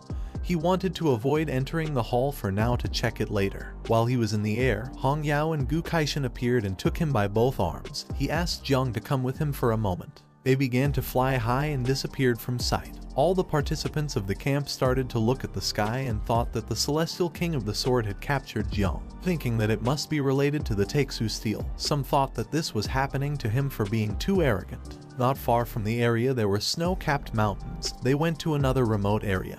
Gu Kaishan began to stare at him. One of the 3 invincible figures of Great Xia, the dreamer. Only he could observe the Takesu steel in search of enlightenment. He wanted to know how Jiang had used the 9 miasma wings to absorb the Takesu steel. With a serious look, Jiang stayed thinking in silence, and upon seeing that Gu Kaishan knew about the 9 miasma wings, he thought that he had summoned him to this place to kill him. With a cheerful look, Gu Kaishan asked him if he really thought he would be able to turn the 9 miasma wings into a poisonous mist and deceive everyone. Hong Yao, who was next to him, closed her eyes and started laughing since Jiang's expression was very cute. Jiang calmed down, as judging by their appearance, they did not want to kill him. He decided it was better to tell the truth. With a serious look, he revealed that the 9 miasma wings and the Takesu steel came from the abyss, sharing the same origin. or rather that the Taixu steel originally belonged to the 9 miasma wings. Far from becoming alarmed, Gu Kaishin remained calm and told him that he should be aware of the Great Zia's stance on Calamity. Now he had two options. He could stay in the Yunmeng swamp forever and live as an exile clinging to his life, or he could return with him and fight for his survival. Millions would want him dead, even those at the general or invincible level. Upon hearing this, Jiang couldn't help but panic. He swallowed hard and was astonished since it wasn't just his imagination before. The old master had come to the Yunmeng swamp only to give him an exit. He didn't know why they hadn't met before. While he was lost in his thoughts, Hong Yao approached him. She started to point at him with her finger and with a serious look caught his attention, asking what he was thinking about and reminding him that the master had asked him a question. Upon hearing her voice, he came out of his trance. With a confident look, he decided to return. Although he carried a calamity with him, he had only killed bad people and did not believe he had done anything wrong. Since his conscience was clear, there was no reason to flee. Hong Yao began to look at him and she started to smile upon seeing his determination. Gu Kaishin, who had his arms crossed, began to laugh heartily. He expected nothing less from his disciple. Even though he did not want to admit it, even Jai Gang was not as good as him back then. Jiang was somewhat confused since he did not know what Uncle Jai Gang had to do with this. She closed her eyes, rested her fist on his shoulder, and asked him to remember that she was his older sister and Uncle Jai Gang was the second older brother. She explained that back then, Jai Gang had almost died at the hands of General Xiao when he had assaulted the Xiao family to steal Aunt Tang. The master had told him to hold his position, but he did not want to drag the master in, and as a consequence, in the end, he was exiled to Chujiang City. Jiang realized that Uncle Jai Gang also held a grudge against the Xiao family. Gu Kaishin turned his back on them and mentioned that old grudges no longer mattered, whether they were invincible or generals. As long as Jiang's will was firm, they as master and disciple would face them together. When they returned to Jiangnan, his sword would open a path for Jiang. These words were more than enough to make Jiang excited. While he had his arms crossed, Jiang knelt before him asking him to accept the reverence of his disciple. At the same time in the city, the sun rose and in a skyscraper, a meeting among generals took place. The supreme commander of the war zone of Jiangnan named Duan Xinghai intertwined his hands and with a calm look mentioned that since all 12 titled kings of Jiangnan had gathered except Gu Kaishin and Nian Hongyao, he decided to get straight to the point. Everyone started to pay attention and he explained that based on their research, the poisonous mist of Jiangchen was actually the 9 miasma wings. According to the Great Zia's taboo ordinance, anyone who awakened a type of calamity or controlled a taboo object must be killed mercilessly. Asking for others' opinions on this, Mu Hankyu's grandfather, a red-haired man named Mu Henian, raised his hand and with a smile said that although the 9 miasma wings had caused great catastrophe in past eras, it was almost impossible for it to grow to that scale in the present. He believed that as long as Jiangchen was under proper supervision, it shouldn't be a big problem. And in the worst case they could simply take the 9 miasma wings and destroy it. There was no need to kill Jiang. Tang Jing's father, a man named Tang Wangchuan, raised his hand and he agreed with his assessment since the Great Zia's taboo ordinance had been issued 500 years ago. Back then, Great Zia was incredibly weak, but today, Great Zia was strong and they could negotiate taboo matters more flexibly. Two of the generals started to talk among themselves to see who had been connected with Jiangchen from the beginning. They had heard that Mu Henian's granddaughter had gotten quite close to Jiang in the prodigy camp. Jiangchen belonged to Jai Gang, and Tang Wangchuan's daughter, Tang Jin, was also getting involved with Jai Gang. Upon hearing this, Tang Wangchuan became furious and at that moment, the door of the room shattered into pieces, creating a large curtain of smoke, leaving everyone in shock. The person who had destroyed the door was none other than old Xiao Yuanchen from the Xiao family, who wanted to kill Jiang at all costs. While his body was surrounded by a powerful energy, he began to point the sword at them and with a look full of hatred, he told them that anyone who dared to speak for Jiangchen must first be prepared to taste his sword. Upon seeing General Xiao, Duan panicked and apologized to Gu Kaishin. If it weren't for General Xiao intervening, perhaps he could have helped negotiate this, but now he was alone. He hoped that he would not blindly protect Jiang and sink as well. After a few hours, Duan, Jai Gang, and the others arrived at the area where the camp was going to land, and he explained that General Xiao had deployed the Celestial Punishment Squadron. They were all hidden in the nearby mountains. According to Jai Gang, this was a grand scenario and he also realized that Jiangchen and the others had to return soon. With an angry look, he grabbed the sword's hilt. If a fight broke out, he and Tang Jing were going to draw their swords. The old grudges and the new ones were going to be resolved together. He told Du and Feng that the night watch of Chuzhong was now in his hands. Duan panicked and began shaking his hands. When he had intervened in the wedding, Duan had been with him, and now he was willing to cause trouble again. Yun Xiaoke, who had her eyes closed, put a hand on her waist and told them not to look at her, asking if they needed a healer. Feng, who was next to her, asked her to get lost since he enjoyed a good brawl and there was no way he would miss this. With a smile, Tan Jing asked old Jai not to be so formal since they were family. She started to point at the sky and saw a bright light, wondering if that was not Jiang Chen and the others in the distance. Not far away on a mountain was old Zio's squadron, who located their target. He began to point towards the sky with his finger and gave the order to the Heavenly Punishment Squad to prepare, and also asked the Divine Crossbows to get ready to shoot. Upon hearing his order, the men took out their crossbows and began aiming at the sky. At the same time, the Tanjiao camp began to approach the area quickly. Hong Yao started to look down, and upon seeing so many people she began to smile. Since this situation was similar to when Jai Gang had gone to the wedding, this was perfect for her, as last time she hadn't vented enough. Gu Kaishan remained calm and asked her what she was doing. With so many people watching, at least they should pretend that there was first courtesy, and then take action. Otherwise, people would think that their whole family were brutes. Gu Kaishan's body began to emit an orange energy.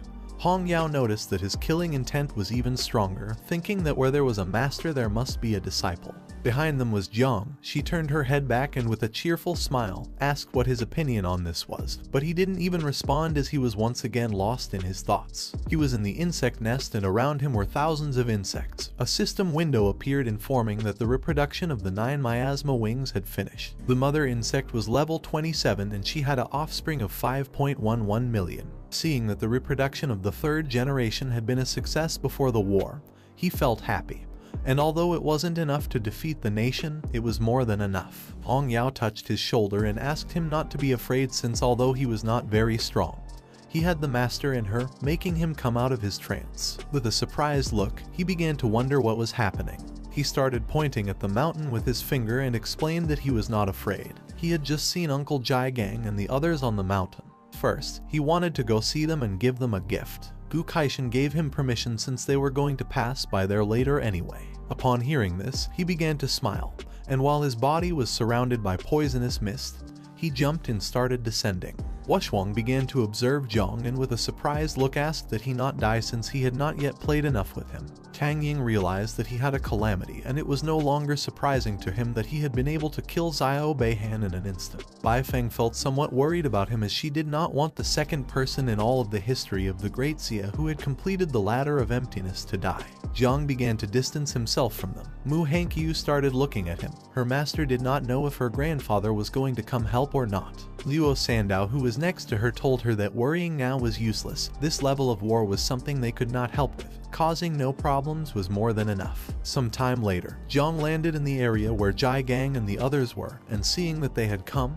he couldn't help but feel happy. He approached Uncle Jai Gang, took out a green crystal from his inventory, extended his hand towards him and reminded him that at first he had said he was going to gift him a set of epic equipment, but he hadn't been able to obtain it, but now believed that this was equivalent to it. Jai Gang extended his hand towards the crystal, began to observe it, and couldn't help but be shocked as it was an origin crystal. This was equivalent to having the key to enter the 7th realm.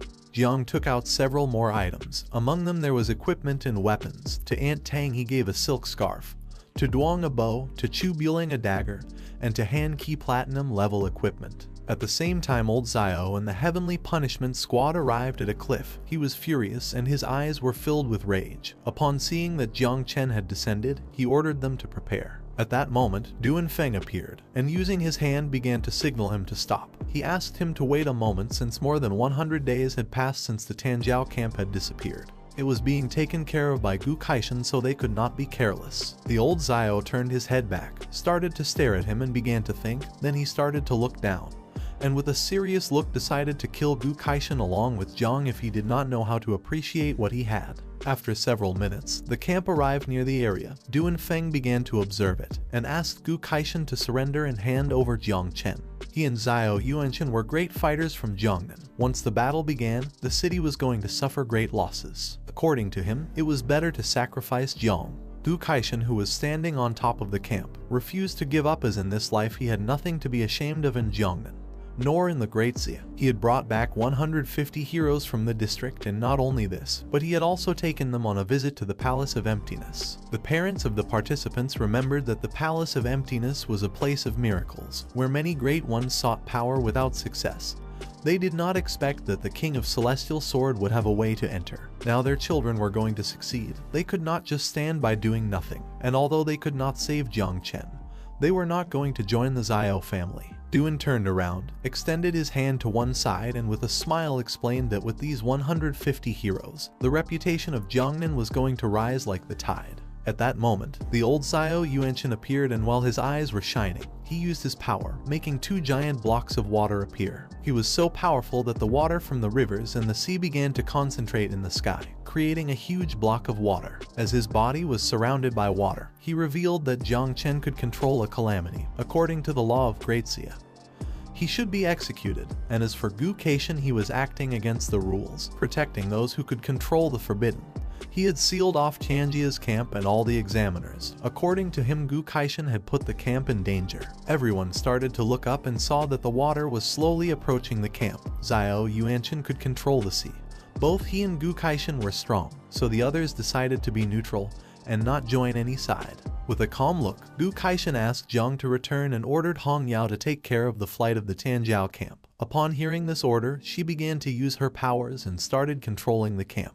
Jiang created a barrier around Jai Gang and the others so they would not intervene in the battle. He jumped up and using the poisonous mist began to fly. He apologized to them and also asked them to stay in the barrier watching without intervening. Upon seeing the barrier, Jai Gang was somewhat confused as he did not know when he had invoked the spell. He turned his head back and explained that he could not handle the spell, it would only dissipate once the battle ended. Gu Kaishan began to control his sword, making its blade emit a powerful golden energy. Old Yuansen started flying, extending his sword sideways, causing a large tornado made of water to appear behind him. He couldn't believe that Gu Kaishan really wanted to draw his sword against him. He leaned the sword on his shoulder. Yuanchen had a power superior to the 8th level and also possessed more than 10 forbidden water spells.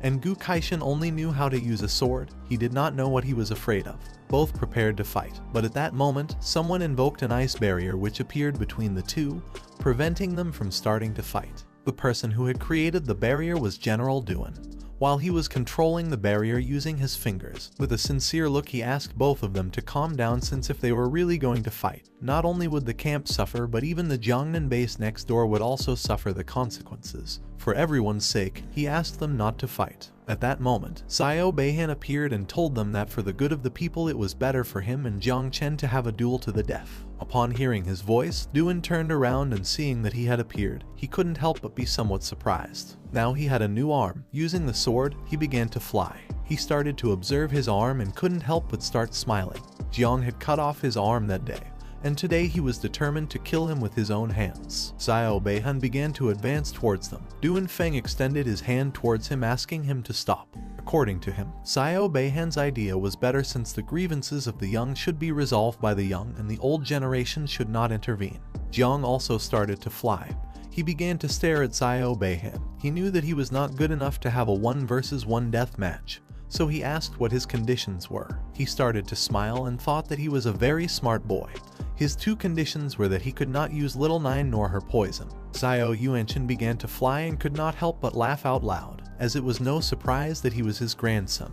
They were doing this for the peace of Jiangnan and for the well-being of the people. Gu Kaishan unsheathed the sword and with an aggressive look, he began to point the blade at them, and told them to stop saying nonsense. Just because they were on a high moral ground, they could not do what they wanted. He prepared to fight and mocked Yuanchen, saying that if he had guts then he should stop harassing the children and come fight him. But Jiang grabbed him and stopped him, saying that they could not let others think that they were brutes. He started pointing at himself with his finger and with a confident look revealed that he did not need Calamity to win, since he had another way of dealing with him. Upon hearing this, he was somewhat confused and asked what other way he had to deal with him. Jiang reminded him that he had said he would teach him a secret technique. Gu Kaishan was shocked to see that he wanted to learn the technique now. Hong Yao, who was flying, panicked and thought he was joking, since she had taken more than 10 years to learn the secret technique and Jai Gang still had not been able to master the technique until now. Xiao Beihan started laughing and mocked Jiang, asking if he wanted him to wait 10 years so that he could learn the technique. He began to smile and said it wasn't necessary. Just 5 minutes were more than enough. Gu Kaishan got angry and started shouting, explaining that the sword style was not something that could be learned so quickly. Xiao Beihen began to laugh even more, while on the other side, Yuanchen remained silent. Jiang took Gu Kaishan's sword, clenched his other fist, and with a confident smile asked him to teach him the technique. He started looking at the sword and fell silent. At that moment, the sword began to resonate, and upon realizing this, he was shocked. He started to look at Jiang with a confused look and did not take long to realize that he had been the one who had caused the resonance of the heart of the sword in the space of the void. Jiang approached Gu Kaishan, put his hand near his mouth and began to whisper, asking him to please trust him. Gu Kaishan started to gaze at the ground and remained listening in silence. A while later, he turned his head towards Xiao Yuanchen and with a serene look decided to trust him and asked him to show him what he knew. Seeing this, Jiang, who was behind him, could not help but start smiling. Seeing that Gu Kaishan had given permission to Jiang for a death match against Xiao Beihen, Du Feng began pointing towards the sky with his finger, causing it to begin releasing a powerful energy. With a determined look, he decided to build a combat platform. Xiao Beihen, his grandfather, Gu Kaishan and Jiang stood still without making any movement, and not long after, a small island rose from the sea and began to fly until it was positioned in the middle of them. Du Feng used his power again, causing a barrier to appear. Only Xiao Beihen and Jiang could enter, preventing anyone from interfering. The arrogant Xiao Beihen descended onto the combat platform with a smile full of confidence. He was eager for the fight to begin so that he could teach Jiang a good lesson. Last time he had won with the help of 9 miasma wings, but this time everyone would see how he was going to be defeated. At the same time, someone began to hit the barrier, but the attacks were useless. This person was none other than Jai Gang. He drew his sword and started launching powerful attacks with the intention of breaking through the barrier. He was very furious and ordered Jiang Chen not to participate in the fight. He did not understand how Gu Kaishan could allow this. He began to despair as his eyes filled with guilt, since if he had not let Jiang enter the camp, none of this would have happened.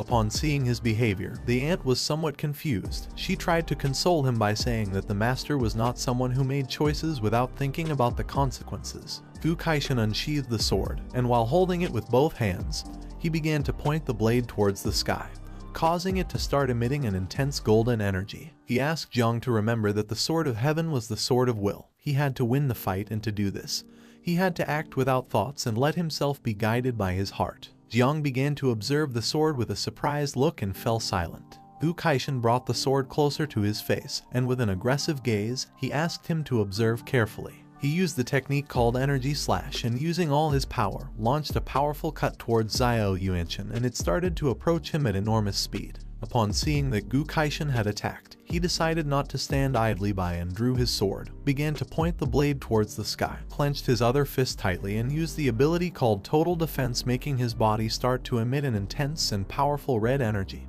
He could not believe that the old man was thinking that his attack could have any effect. Du Feng began to look up, and upon witnessing this, he could not help but start sweating and panicking. His eyes filled with confusion as he did not know what was happening and thought that this made no sense, since both had agreed to let Jiang and Xiao Beihen have a fight. Xiao Yuanchen prepared to defend himself from the attack, but to his surprise the attack was not directed at him, as it passed by with great speed on the side, leaving him in shock and somewhat confused. The attack began to move quickly towards the sky, until several seconds later it impacted against a barrier that was in the sky, causing it to break into pieces. The reality was that hidden in this barrier was a giant dragon.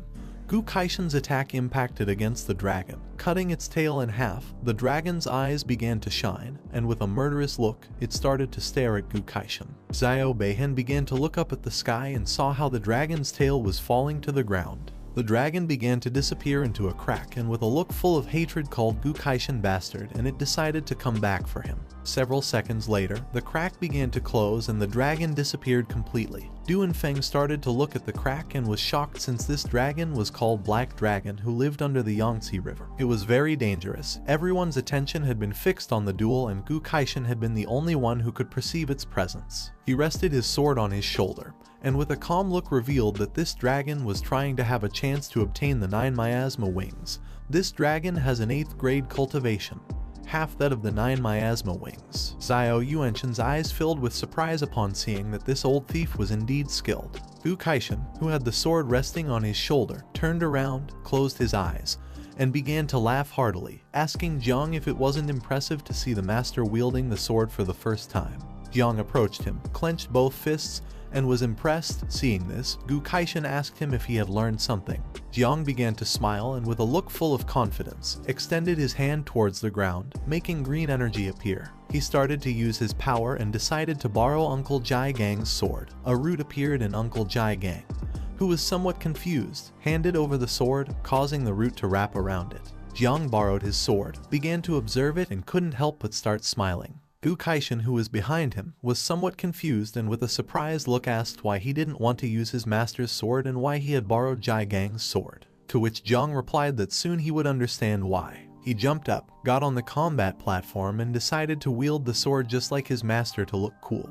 Gu Kaishan, who was watching all this, thought that he was a very strange kid. Hong Yao descended to the island and was shocked, her eyes filled with worry, as she did not know how the master could allow this. According to her, this was equivalent to sending Jiang to death. She remembered that Duan Feng was receiving benefits, and seeing that he still did nothing, she began to wonder what kind of invincible he was. She could not allow this to happen, so she decided to take Jiang away from here. Gu Kaishan, who was observing Jiang, remained silent in thought. She decided to intervene, but at that moment, her body stopped and she lost control. She became somewhat confused as now she could not move. Gu Kaishan crossed his arms and with a sincere look explained that in this arena of life and death, only Jiang and Xiao Beihan could enter.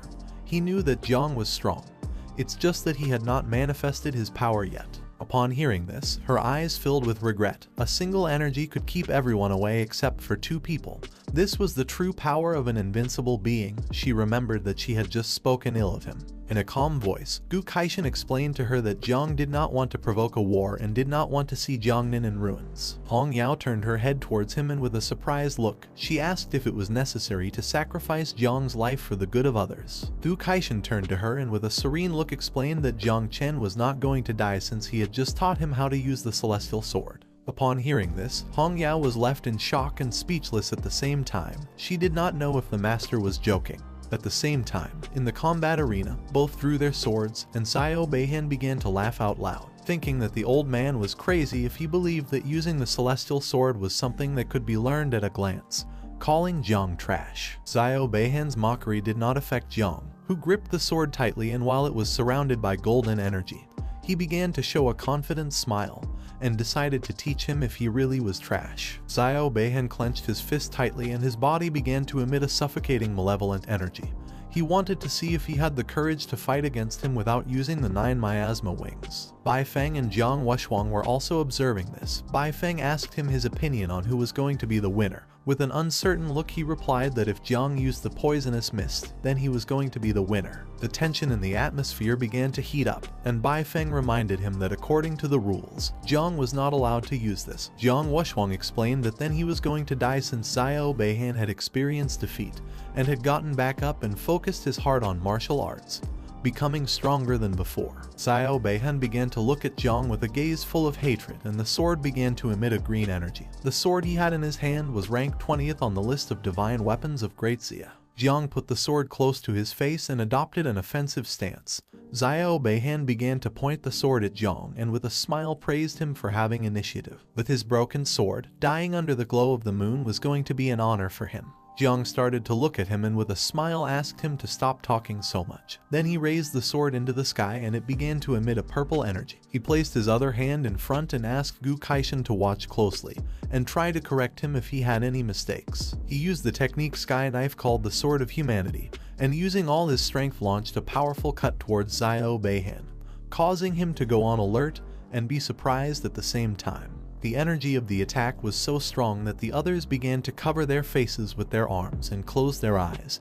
No one knew what this was or why their eyes hurt. At that moment, Hong Yao appeared and using her power, created a red barrier around them, and ordered the people with weak souls to close their eyes. She couldn't believe that little Jiang had so much power. Gu Kaishan's eyes filled with surprise and he couldn't help but be shocked. He couldn't believe that Jiang had really learned it, although it could only attack the soul. Just before the attack could hit, Xiao Beihan accurately swung the sword and deflected the attack without much effort. He began to feel excited and with a smile mocked him, asking if this was the famous sword of the sky that he had been talking about so much. According to him, it had no abilities. Upon seeing that the attack could target the soul, He revealed that the Xiao family was recognized for its powerful soul. He gripped the sword tightly, raised it into the sky, causing a golden moon to appear behind him. He used the ability called Star and Moon Cut and launched a powerful attack towards Jiang.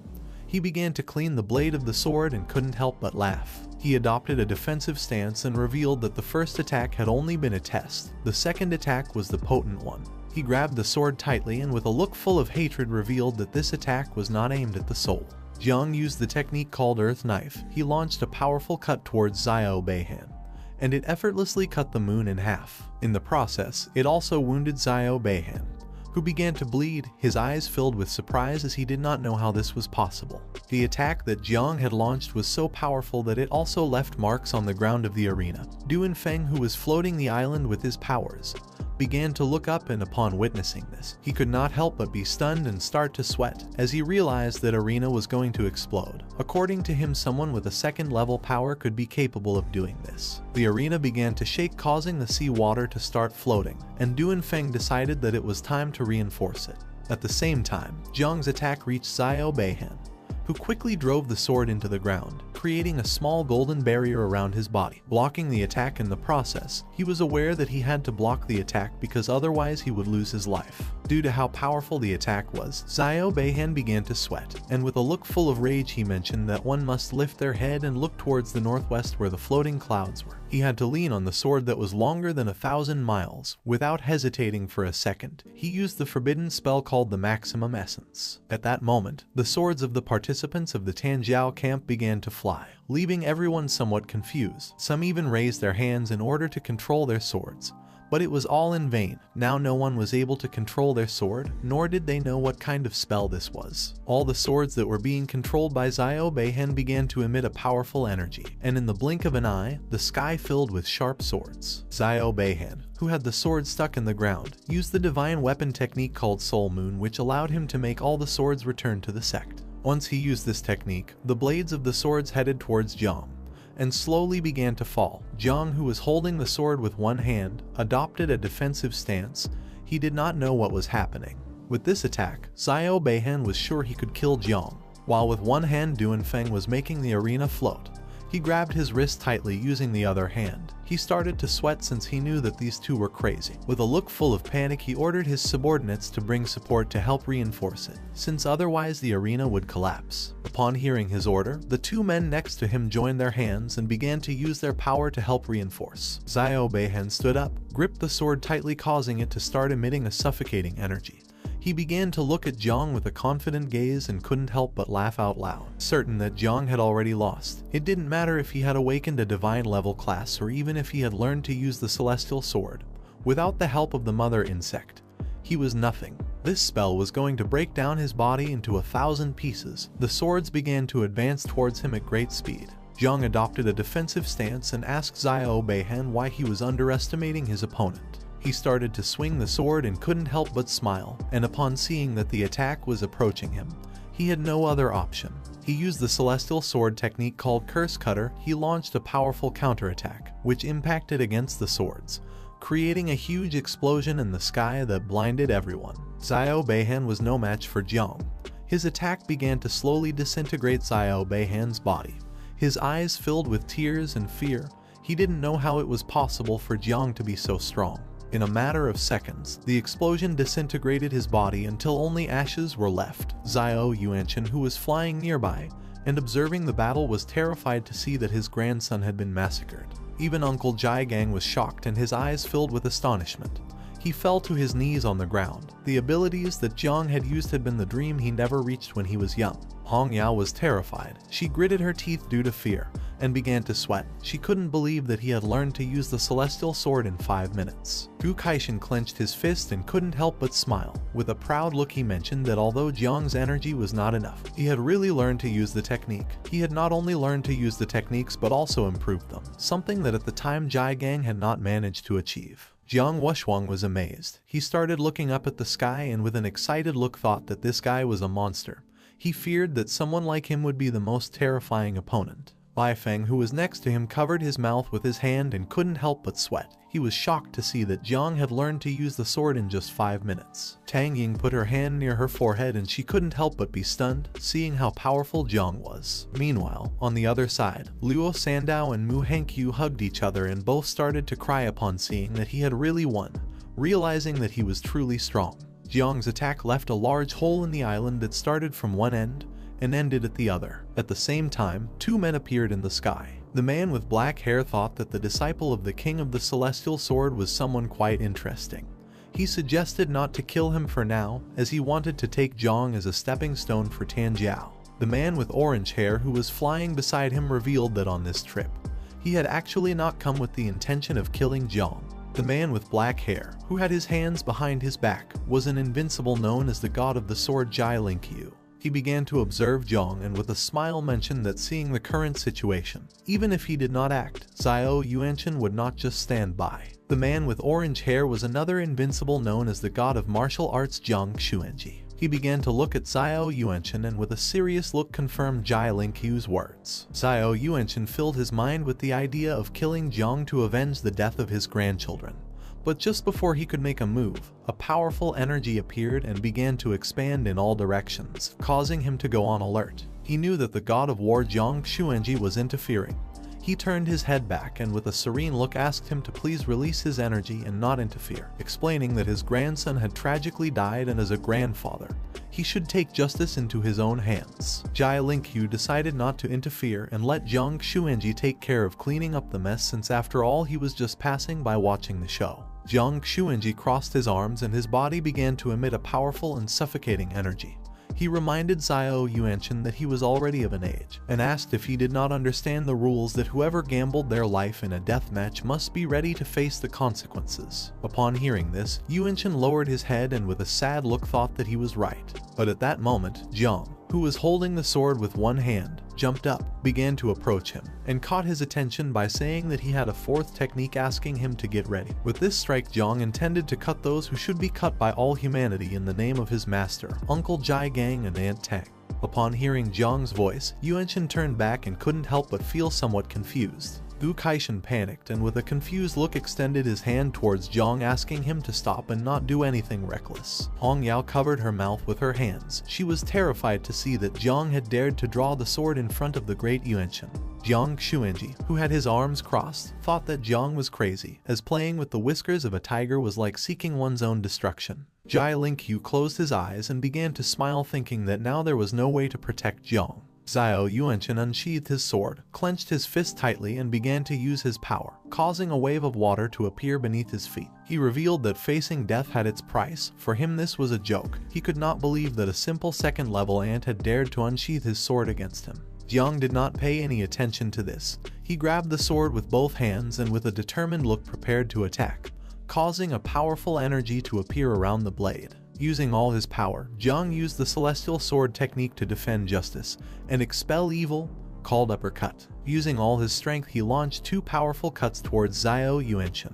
As the attack was approaching, he stood still. After launching the attack, Jiang began to observe him and remained silent. Upon witnessing this, Jiang Wuxuang was dumbfounded and amazed, thinking that Jiang was crazy.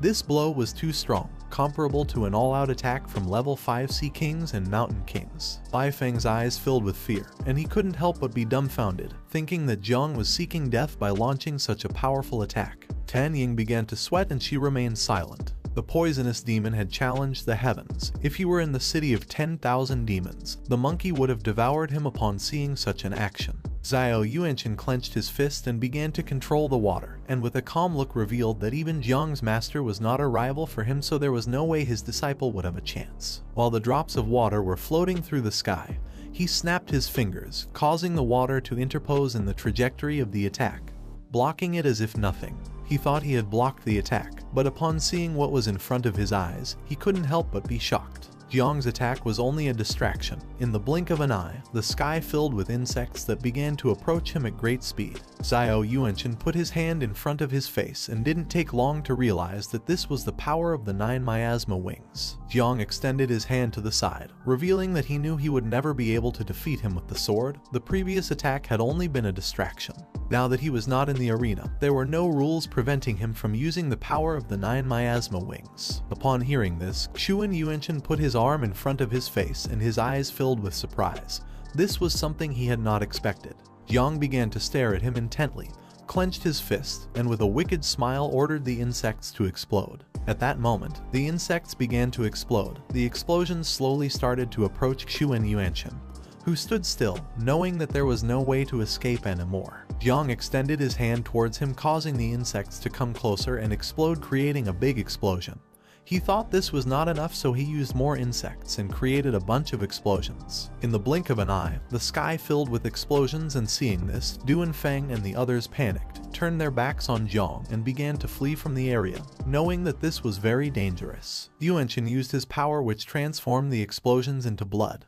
He began to stare intently at Jiang and with an angry look decided to eliminate him, since otherwise the consequences would be disastrous. He used the technique the curse of water called blood explosion and launched a burst of blood towards Jiang, causing it to hit directly against his chest, making him go on alert. A blood barrier was created around Jiang.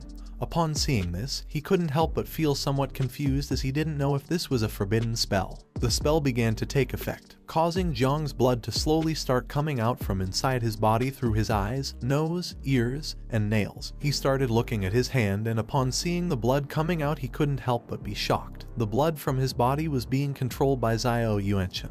The blood barrier that was around Jiang began to become more intense, causing all of his blood to slowly start coming out of his body. He began to look at his hand, and his eyes filled with confusion and fear, as he did not know what kind of spell this was. As the smoke curtain from the insect bombs was disappearing, the figure of Xiao Yuanchen became visible.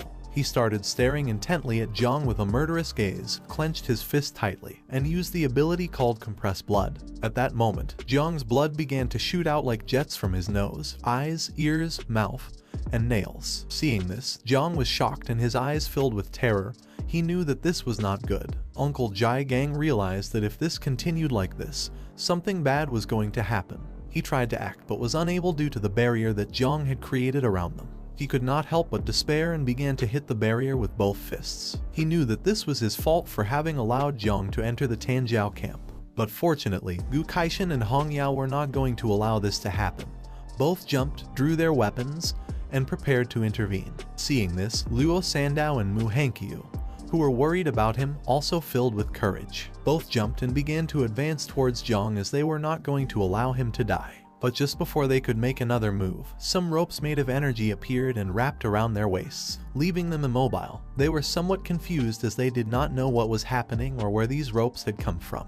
The ropes brought them back to the floating island. The man with pink hair put his hands on his hips and mentioned that jumping to rescue Jiang in a situation like this was seeking death. The other man, who had summoned the ropes and was standing next to him, simply remained silent. Luo Sandao, who fell on her butt on the island, realized that the gray-haired man was her father, while on the other side, Mu Hankyu, who was lying next to her, turned around and realized that the other man was her grandfather. Mu Hankyu stood up, and with a desperate look asked her grandfather to please save Jiang Chen. Luo Sandao did not fall behind. She also stood up, turned around, and with a firm look asked her father if they had any treasure that could save Jiang's life. Luo Sandao's father did not lose his composure in this situation, and with a calm look replied that they had no treasure that could save him. Mu Hankyu's grandfather began to look at her and with a sincere expression mentioned that once the forbidden curse of blood explosion affected the opponent, all that was left was to wait for death. The one who had cast the spell was Xiao Yuanchen, so all they could do was watch. The king of the celestial sword and the others had gone to save Jiang.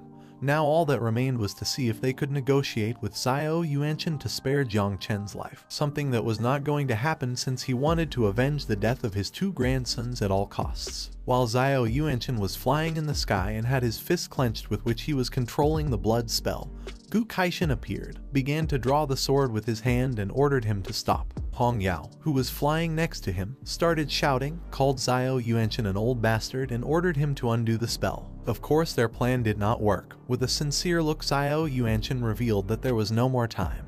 As Jiang was about to explode, he was relieved as he would finally be able to avenge the death of his two grandsons. Seeing that the persuasion plan had not worked, Gu Kaishan drew his sword and launched a powerful cut towards him, thinking that he was seeking death. Upon seeing this, Hong Yao decided not to stand idly by. She unsheathed the scythe, used the technique called Blade that opens the sky, and launched a powerful cut towards him. But just before the attack could hit, Xiao Yuanshan used his power and created a powerful water barrier called Flow that softens the hard, which stopped the attack without much effort. While with one hand he was holding the sword, he turned to Gu Kaishan and admitted that his sword was good and also asked if he really believed that his sword would be a rival for him. Gu Kaishan put his hand in front of his face, started staring at him and decided not to give up. He wanted to see how many more attacks he would be able to block. Hong Yao gripped the sword tightly, causing a powerful orange energy to appear around the blade. With a look full of determination, she decided to smash this guy along with her master. At the same time, the blood spell began to take effect more and slowly the energy barrier started to get smaller, causing intense pain to our boy.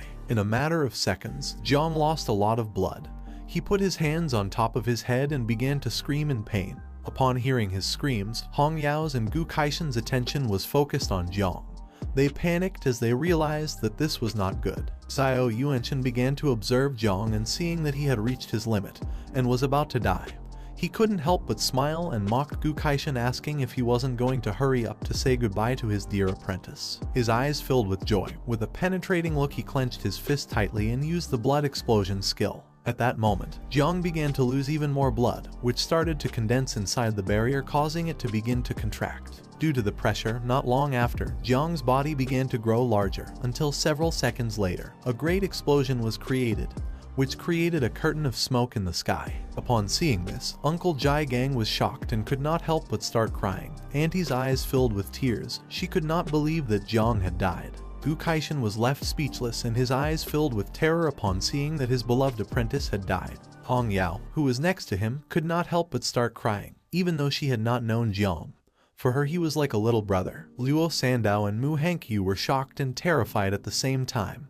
With a desperate look, Mu Hankyu thought this was impossible, and she came to the conclusion that Jiang was joking with them. Luo Sandao did not want to believe that he had died, so she thought she was right since Jiang always used to joke. Xiao Yuanshan, who was wielding the sword with one hand, raised his head and started laughing like a madman, and told his grandson Xiao Beihan that grandpa had avenged his death. While he was enjoying this moment, Gu Kaishan began to advance quickly towards him and filled with courage. Even if he had to risk his life, he wanted to kill Xiao Yuanshan at all costs. Hong Yao also began to advance towards him. She was not going to let her master act alone. She firmly believed that together they would be able to kill this bastard. Upon observing this, Du Feng's eyes filled with fear as he realized that a death battle was about to begin.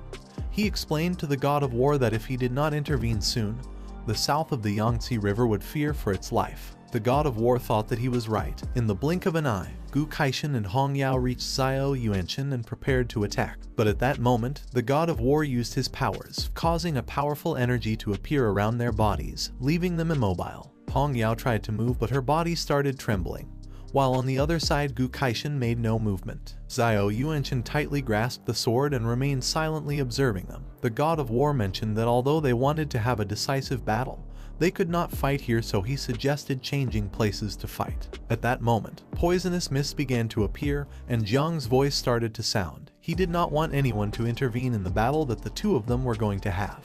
Upon hearing his voice, Xiao Yuanshan turned back, and upon seeing the poisonous mist, his eyes filled with confusion and many questions. He did not know what was happening here. Not long after, once the poisonous mist began to dissipate, Jiang, who had previously died in the explosion, appeared and started staring at him intently. Upon seeing that Jiang was alive, Gu Kaishan and Hong Yao were shocked. They did not know how this was possible. With a serene look, Jiang asked old Xiao if he really believed that he would kill him so easily, revealing that he had many more cards up his sleeve than he imagined. Xiao Yuanshan began to observe Jiang with an incredulous expression. He did not know how it was possible for Jiang to be alive when he had just seen him die with his own eyes. Bai Feng started to sweat and many questions came to his mind. He did not know if Jiang had any other type of hidden power. Jiang Wushuang, who was standing next to him, was stunned and his eyes filled with surprise upon seeing that Jiang had resurrected from the dead. Luo Sandao and Mu Hankyu fell to their knees on the ground, began to hug each other and could not help but cry out of joy, and thought that Jiang had just been joking. Chu Bueling was stunned and realized that Jiang had the aura of the dead, which was the effect of the undead metal. Yu Xiao clenched her fists, began to observe Jiang with a joyful look, and couldn't help but smile. She confirmed Chu Biuling's words, explaining that it was the metal they had obtained earlier in the village of the dead. According to her, it had an incredible effect. Jiang extended his hand towards the sky and began to release poisonous mist. Now that Xiao Yuanchen hadn't been able to kill him, he decided it was his turn. He gave the order to all the insects to come out, and in the blink of an eye, the sky was filled with hundreds of thousands of them. Xiao Yuanchen began to look up at the sky, and upon seeing so many insects, he realized that this was a calamity. He could not believe that Jiang had dared to use this. While the insects were flying through the sky, Lin Qiu, who had his arms behind his back, mentioned that the number of insects was absurd. Jiang Xuanji remembered that Jiang had just changed jobs. He did not know how it was possible to form so many insects in such a short time. He began to observe Jiang and with a confident smile admitted having underestimated him before. Upon hearing this, Lin Qiu's gaze also fixed on him. With a smile, he realized that Jiang Xuanji had made a decision. Xiao Yuanchen decided not to stand idly by and began to release energy to repel the insects. Jiang Xuanji decided to bet everything he had since he also wanted to fight against Jiang until the end. He asked him to turn Xiao Yuanchen into dust. He started showing 2 fingers and with a determined look used a forbidden spell. But just before he could use the spell, the god of war used his power and a powerful energy appeared around Xiao Yuanchen's body. He tried to move but was unable. He did not know why the god of war was doing this. Jiang decided not to waste this moment. He began to control the insects, making them start to approach him, creating a bunch of small explosions. Upon witnessing this, Mu Hankyu could not help but be astonished. According to her, it was strange since there was no reason for the god of war to help Jiang. Her grandfather began to observe Jiang and with a smile mentioned that the reason behind this was very simple. With a smile, Jiang extended his hand towards him, causing all the insects to start moving towards him.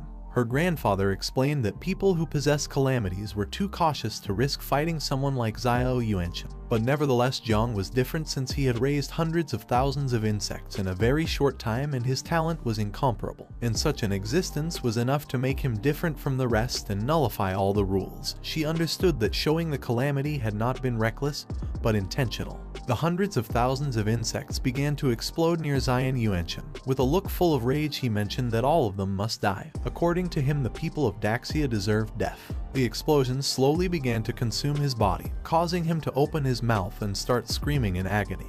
He asked Jiang not to think that he would be able to finish him off so easily, revealing that he still had an ace up his sleeve. The insects of Jiang began to explode near Xiao Yuanchen, creating a bunch of explosions. In the midst of the explosions was Xiao Yuanchen, who started to stare intently at Jiang Xuanji with a penetrating gaze. He knew that the technique that Jiang Xuanji had used was just an illusion. If he used all the power he had accumulated throughout his life, maybe he would be able to break the illusion. Being in a life or death situation, there was no longer any need to hold back or think about the consequences. He was determined to break the illusion and escape from Great Xia. Without wasting another second, he used the forbidden spell called the Power of Divine Soul, successfully breaking Jiang Xuanji's illusion. Xiao Yuanchen's body began to emit a powerful red energy, and just before the explosions could harm him, he moved out of range of the explosions and began to advance towards Jiang. Jiang, who was flying in the air, looked down and upon seeing that Xiao Yuanchen was alive and approaching, he could not help but become alert and think that this was bad. Xiao Yuanchen drew the sword, and with a look full of hatred and rage asked Jiang to prepare to die. Jiang put his arm in front of his face to defend himself, and his eyes filled with fear and surprise.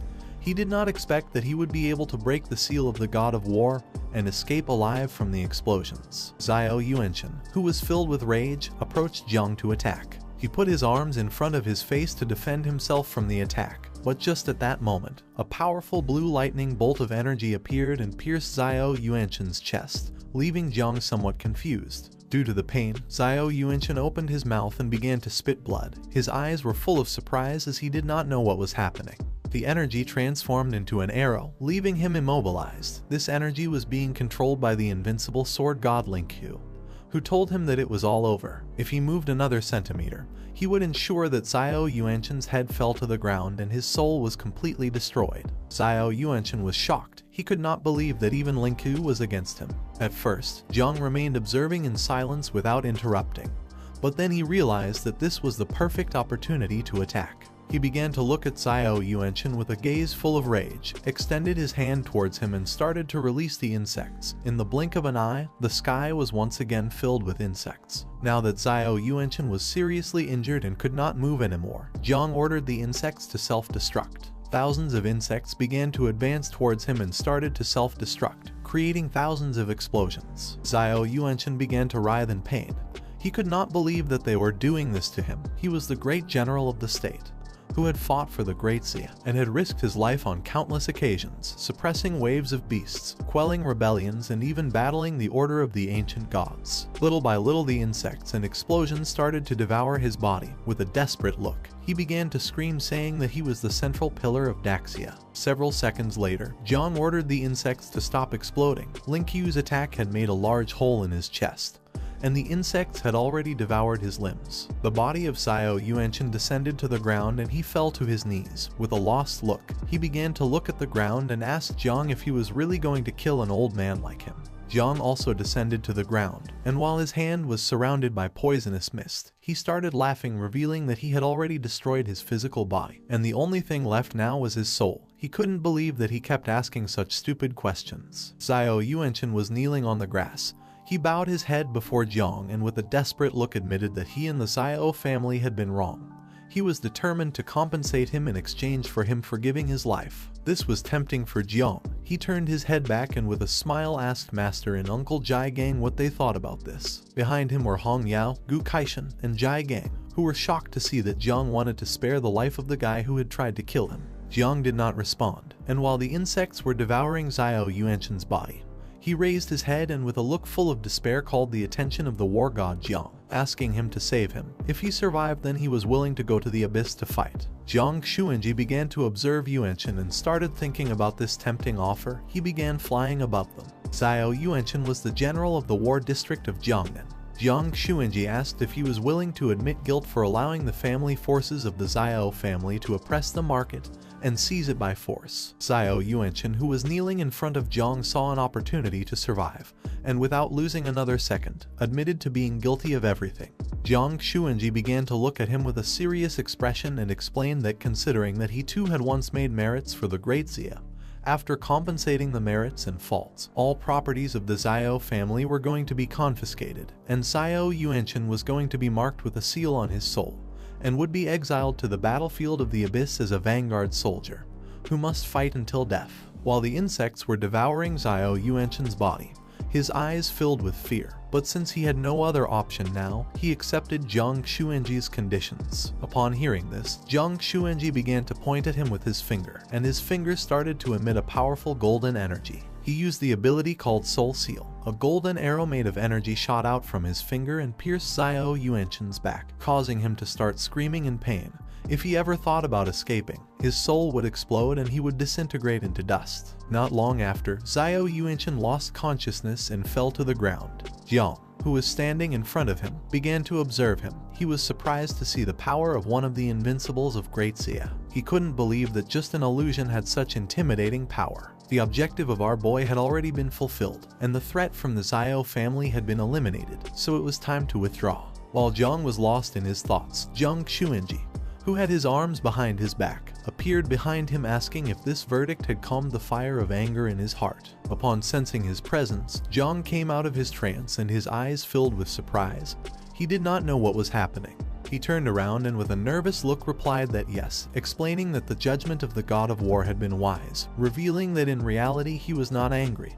He just wanted to play it cool. Jiang Xuanji thought that our boy not only had exceptional talent but also understood his own limits, knowing when to advance and when to retreat. Just for these two things, it had already been worth it for him to come today. Upon hearing this, Jiang thanked him for his appreciation. At that moment, Du and Feng approached them, began to point towards the sky with his finger, and with a surprised and panicked expression explained to the god of war that if the poisonous fog did not dissipate for a long time, he feared that this place could end up becoming an abyssal contamination. Jiang Xuanji started to look at the ground and remained thinking in silence, while on the other side, Jiang looked at the sky and seeing so many insects flying freely, thought that this was not good and decided it was time to order them to return. Jiang Xuanji began to look at the sky, snapped his fingers, and decided it was time to purify the poisonous fog. A great explosion was created in the sky, eliminating all insects from the area. Upon seeing this, Jiang was left speechless and his eyes filled with surprise. He could not believe that Jiang Xuanji had dispersed the insects with a simple movement. According to him, this was somewhat terrifying. The golden arrow pierced Xiao Yuanshan's body. Jiang Xuanji crossed his arms, began to fly, and explained that as everyone had seen, they now had the power to suppress everything. Therefore, he issued a new order for the country. Starting today, the rule of controlling taboos was abolished. Anyone who possessed a taboo but had a loyal heart for the country was considered a friend. Otherwise, they would be regarded as an enemy. He decided to take Xiao Yuanshan as an example. After explaining this, he started staring intently at Jiang with a penetrating gaze and began to think about what to do with him. Jiang started to worry a little. He began to look at Jiang Xuanji and remained silent, waiting for his decision. At that moment, Mu Hankyu's grandfather approached Jiang, placed a hand on his shoulder, extended the other one to the side, and with a confident smile explained that the god of war was wise. Since Jiang Chen had been raised with humility, he had a brave and just heart, full of purity. And although he would carry with him the taboo of 9 miasma wings, he was not going to harm Dazia. He, Mu Hainan, on behalf of the Mu family, was willing to take all responsibility as a guarantee. Jiang looked aside, and upon seeing this, he couldn't help but feel somewhat confused and surprised at the same time. For Jiang's luck, many people sided with him. Tang Wenchuan, representative of the Tang family, was also willing to take responsibility, and the military district of Jiangnan was also willing to support Jiang, welcoming him to join the army at the same time. Jiang Xuanji, who was flying in the sky, remained silent. Luo Sandao began to push her father, advising him to also side with Jiang since many people had started doing so. The father's eyes filled with confusion, causing him to start sweating, but several seconds later, he began to blush and became filled with enthusiasm. He clenched his fists, closed his eyes, and began to scream, saying that he was also willing to take responsibility. Luo Sandao, who was behind him, put her hand on top of her head and thought that her father was useless. Hong Yao, who was sitting on the scythe and flying next to Gu Kaishan, was somewhat surprised to see that the god of war had not only intervened in the combat, but had also eliminated the rules about taboos. The prestigious elders were also defending Jiang. According to her, this seemed like a dream. Gu Kaishan, who had his arms crossed, thought that maybe Jiang Chen had thought of all this, and for this reason he had deliberately drawn his sword against Chen Guo. Hong Yao was stunned and surprised at the same time to see that Jiang had such deep thoughts. Gu Kaishan began to look at Jiang with a serious expression and explained that the god of war was already aware of all the evils that Xiao Yuanshan had done, and if it weren't for seeing Jiang Cheng's extraordinary potential, he surely would not have acted so quickly. Everyone started to talk among themselves. Now that the 9 miasma wings had been exposed, if Jiang kept hiding, he was going to become the target of everyone. It was better to step forward and show all his potential. After all, a type of monster like the 9 miasma wings not only scared humans but also all the races of the abyss. Some began to worry since Jiang's insects had completely exploded. But one of them mentioned that there was no need to worry since with how smart Jiang Cheng was, he surely had more insects hidden somewhere. Jiang began to observe them and couldn't help but smile, as this scene was just as he had wished. If one was going to show their hidden cards, then they had to do it with great fanfare. Jiang Xuanji, who was flying, began to look at Jiang, and seeing that everyone was willing to take responsibility for him, he explained that there was nothing more to say.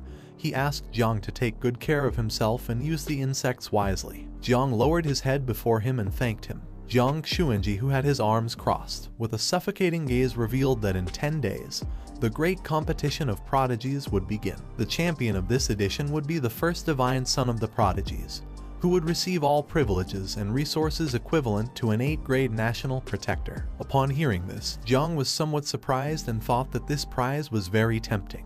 But Jiang Xuanji also added that it was not allowed to use the 9 miasma wings. Jiang began to look at him with a calm gaze and started wondering if the god of war was doing all this for Jiang Wuxuo, but then dismissed this since if it were only for him there would be no need to change the rules. He could not judge his greatness with a petty mind. With a determined look, Jiang promised not to use the 9 miasma wings in the prodigy competition. Upon hearing this, Jiang Xuanji thought that he was worthy of being his apprentice as well. Jiang's eyes filled with concern.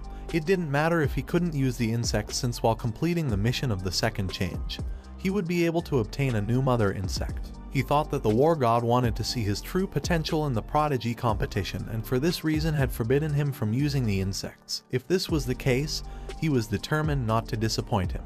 Jiang Xuanji, who had one hand behind his back, extended the other to one side, causing a crack to begin appearing. He decided it was time to clean up pending matters. Upon hearing this, others were somewhat confused since the poisonous mist of the abyss had been eradicated, so no one knew what else remained to be cleaned. Jiang Xuanji ordered the Great Dreamer, commander of Dazia's Night Watch, to rise and get to work. The Great Dreamer was one of the 3 invincibles of Dazia. At that moment, someone who was holding a stuffed rabbit began to come out of the crack. This person also wore a hood with cat ears. The Great Dreamer was a woman wearing a cat costume. While with one hand she was holding the stuffed rabbit, she brought the other to her mouth and began to yawn as she was very sleepy. She started rubbing her eyes due to the intense sleepiness and noticed that there were many people.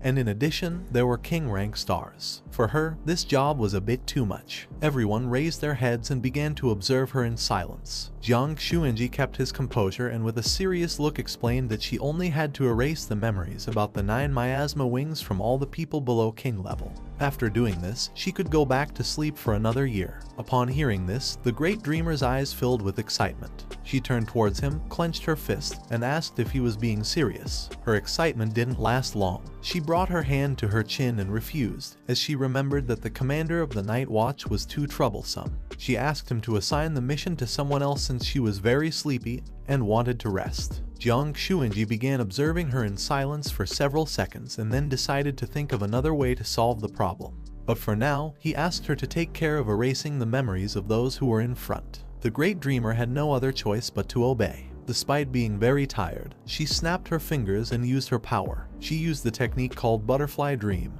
and at that moment a bunch of butterflies began to manifest in the sky. The butterflies started approaching the participants of the Tanjiao camp who were left speechless as they didn't know what was happening or what this power was. The butterflies began flying around them and releasing a type of magical power. In a matter of seconds, everyone started feeling very tired, as if they hadn't slept in years, and others began yawning due to intense drowsiness. Not long after, all those who had been affected by the power of the butterflies began to fall asleep on the ground. Seeing this, Hong Yao's mind filled with curiosity. She turned towards the master and asked why Jiang Xuanji and the Great Dreamer were doing this. Gu Kaishan, who was watching the butterflies, explained that the reason was to protect Jiang Chen. They wanted to delay any disaster as much as possible since, after all, Dazia was not a safe place. He started imagining Dazia's map and revealed that it had 8 unexplored and somewhat terrifying forbidden zones along with 3 great caverns, places coveted by all races, not to mention internal tumors and the Church of the Ancient God. The power of the Great Dreamer also affected Jiang,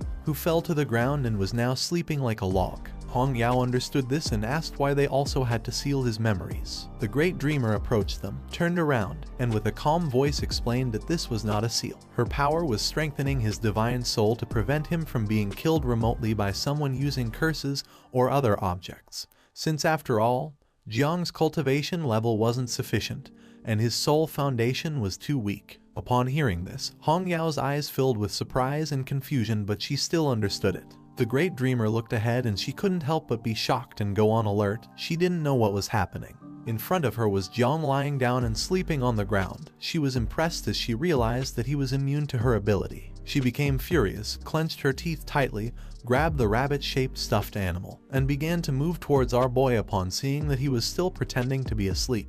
When he felt her approaching, drops of sweat began to appear on Jiang's face. He knew this wasn't good, he got nervous, and within seconds, his face was covered in sweat. A moment ago, there had been an energy fluctuation that made him very sleepy, but the ancestral tree of all things had rejected it. Everyone below the king level had fallen asleep. He was pretending to show a bit of respect to the Great Dreamer since after all, she was Uncle Jai Gang's direct boss. Inside Jiang's consciousness was little Nine, who fell to her knees on the ground and started crying because she had lost many of her beloved insects. Seeing this, Jiang tried to calm her down by saying it was all his fault. Little Nine put one hand on her cheek and started touching her belly with the other. She closed her eyes and began smiling with joy because she wasn't too worried about it. She had reached level 30 and could now raise insects again. This sudden change in emotion even took Jiang by surprise. While Jiang was pretending to be asleep, someone approached him and asked him to stop pretending since they knew he wasn't sleeping. Upon hearing this, Jiang became alert. This was the Great Dreamer. She approached him and with a piercing gaze gave him the order to wake up. Having her so close made Jiang start sweating like crazy. Jiang sat up, and while he had one hand resting on the ground, he put the other behind his head and in a nervous voice began apologizing to her, calling her sister of illusions. The Great Dreamer, who had both hands and knees resting on the ground, was somewhat confused. She put her hand on her cheek, closed her eyes, and couldn't help but feel tenderness and asked if Jiang Xuanji had just heard what Jiang had just said. Jiang Xuanji, who had his arms crossed and was flying in the air, appeared above her, began to observe Jiang, and replied yes. Despite being 800 years old, she still had a soft heart. Even though he wanted to make a joke, he decided not to do it because the old woman could go crazy again. The Great Dreamer grabbed Jiang by the mouth, causing his eyes to fill with confusion since he didn't know what was happening. She approached Jiang, started looking into his eyes, and with a kind smile mentioned that from now on he was her little brother. So from now on she would protect him from all danger in Dazia. If he was ever in trouble, all he had to do was say her name in his dreams. Having her so close made Jiang start sweating like crazy, and his eyes filled with confusion. He tried to move but was unable. The Great Dreamer turned around, tossed a ring into the air, and she noticed that Jiang's soul was strong, so it wasn't necessary for the sister to strengthen it. She explained that this ring could isolate any type of spying, investigation, or measurement related to spirit, soul, or curses. Jiang extended his hands to catch the ring and remained silent. This was a welcome gift from his sister. She turned her head back, started to show a finger, and with a happy smile explained that she was going to sleep and asked him not to forget to come greet her in his dreams. A crack opened, she entered it and disappeared from sight. Jiang began to observe the crack. He couldn't believe that he had just become the younger brother of the Great Dreamer simply by calling her sister once. Hong Yao, who was next to him, was impressed and began wondering if she would become her sister if she called her sister. Jiang Xuanji began to stare at them and called Jiang's attention, mentioning that in 10 days, during the competition of the Celestial Geniuses, if he could obtain first place without using the 9 miasma wings, then it would show that he truly deserved to be cultivated with all of the country's resources. A new era was about to begin. A world of great disputes was approaching and there wasn't much time left. Jiang started looking towards the sky and with a smile thanked him. Jiang Xuanji turned his back on our boy, looked over his shoulder and said there was no need for thanks since he had achieved all this by himself. A portal appeared in front of them and Linkyu, who had his arms behind his back, approached Jiang Xuanji. He had already finished watching this amusing spectacle and thought it was time to go deal with the black dragon from the Yangtze River. Both entered the portal and left. At that moment, Mu Hankyu's grandfather, Liu Sanadao's father, and Tang Ying's uncle approached Jiang from behind. Tang Ying's uncle explained that she was Aunt Tang's niece and suggested to him the idea of marrying her so they could be even closer. Liu Sandao's father told Tang that he had arrived late since his daughter was Jiang's legitimate wife, and the Duobao house was willing to offer 20% of shares as a dowry. Mu Hankyu's grandfather did not fall behind, explaining that his granddaughter was pregnant with Jiang Chen. Upon hearing this, our boy became nervous and his eyes filled with surprise. He didn't know what was happening or how to react to this strange situation. At the same time, Hong Yao asked the master if he believed she still had a chance to win over Jiang. Gu Keishan became furious and with an angry look, he hit Hong Yao on the head, ordering her to stop talking nonsense, causing her to close her eyes and start feeling a bit of pain. After some time, once night had fallen, Jiang went to the house that Gu Keishan had assigned him. He closed the door, leaned his back against it, and sighed in relief as he had finally said goodbye to everyone. Now he could focus on reproducing Little Nine's second swarm. He entered his consciousness where Little Nine was pregnant. He extended his hand towards Little Nine and with a serious expression used the divine evolution ability that accelerated insect reproduction, making her start floating. She placed her hands on her belly and became very happy because she was going to have many babies. The skill succeeded, and the system reported that the reproduction of the second swarm was going to take 1 hour, with a total of 5,009 miasma wings. Jiang began navigating through the system window using his finger and used the second transformation.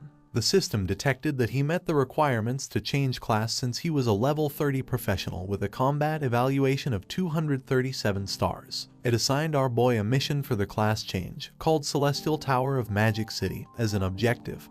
He had to complete the Celestial Tower and defeat the boss on floor 50 and capture its sword. But there was one problem. He was only allowed to enter the tower alone and with a time limit of 1 day. He put his hand under his chin and started thinking, deciding that tonight he would sell off all equipment in hand, valued at several billion, and exchange it all for blood from fierce beasts. With this, it should be enough to raise the second generation. Tomorrow morning, he was going to go to the magical city and challenge the Celestial Tower, since with hundreds of thousands of new insects there wasn't going to be any problem. In front of Jiang stood the ancestral tree of all things. On one of its branches, there was a red fruit. Upon noticing this, Jiang's mind filled with many questions. He was surprised to see that the ancestral tree was bearing fruit again. Jiang extended his hand and the red fruit began falling toward him. It was capable of granting an ability called Void Eye, which could allow him to detect and mark enemies using invisibility, illusions, or abilities. The area covered by this ability depended on the user's divine soul strength. Currently, it had a range of 10 kilometers around him. The only downside to using this ability continuously was that it consumed a lot of energy. For Jiang, this ability wasn't so bad. He turned to the side and decided it was time to test it. In the area where he was, there were several more houses. Outside, Tang Ying was walking around the area, absorbed in her mobile phone. Jiang didn't know why she was outside at that hour. At that moment, a red system window appeared showing her statistics. She had the hidden profession called Nightmare Hunter. She was level 43 with a strength of 149 stars. She was the favored daughter of the assassin system, the precious jewel of the Tang family. She felt shy because of an arranged marriage by her grandfather and didn't know how to approach her target. He looked with a bit of attention and saw that she was writing a letter to Jiang, leaving him somewhat surprised. He turned off the lights in the house since he didn't want her to see him, out of sight, out of mind. Tonight he was going to sleep well so that tomorrow he could go to the Celestial Tower to complete the class change mission. Tang Ying approached the house, and upon seeing that he had turned off the lights, she began blushing and became confused. The next day, Jiang went to the Celestial Tower, which was gigantic. The top wasn't even visible from the ground due to how tall it was. He entered inside where there were a bunch of other professionals. The scoreboard started showing that someone named Jai Xuanyue had reached the 40th floor in just 12 minutes. Everyone gathered around the scoreboard, and for some, it wasn't surprising that Jai Xuanyue was the pride of the city's war zone. Her record from half a year ago still hadn't been broken by anyone, making her a source of pride for the city. Some had just begun their trial in the tower, but no one could keep up with her pace. Among the crowd was Jiang. He began to observe the scoreboard and realized that she was the second genius of Great Xia, her strength even greater than that of Jiang Wuxuang. Having monopolized all the records of the second round in the Celestial Tower, our boy decided to face her when it came time to compete for the genius ranking. It was Jiang's turn to enter, and the system asked if he was ready. Seeing how quickly his turn had come, Jiang was somewhat surprised and without hesitating for a second accepted, causing a magic circle to appear beneath him. Jiang was teleported to the first floor of the Celestial Tower, which was filled with monsters. Upon sensing Jiang's presence, all attention focused on him. The strength of these monsters would automatically update according to the level of whoever entered into this tower. Jiang began to stare at the monsters and decided to explore a bit using the Void Eye ability. The status window of the monsters appeared. They were called Fallen Elf, level 40, with 790,000 health points and a combat power of 42 stars. This was only the first floor, and there were already high-level monsters with enormous combat power. When he reached the 50th floor, there would be level 90 monsters. It wasn't surprising to him that even a genius like Jai Xuanyue had only managed to reach up to the 40th floor. Although it was a complicated task, these monsters were all just food for insects. He extended his hands outwards and began releasing insects along with the insect mother. She started advancing toward the monsters, her mouth watering at seeing so much food. She wanted to eat meat, but Jiang asked her not to worry since this meat wasn't that good. Later on, he would make sure she got something better to eat. In a cave that had a red lake, there was a man with white hair meditating.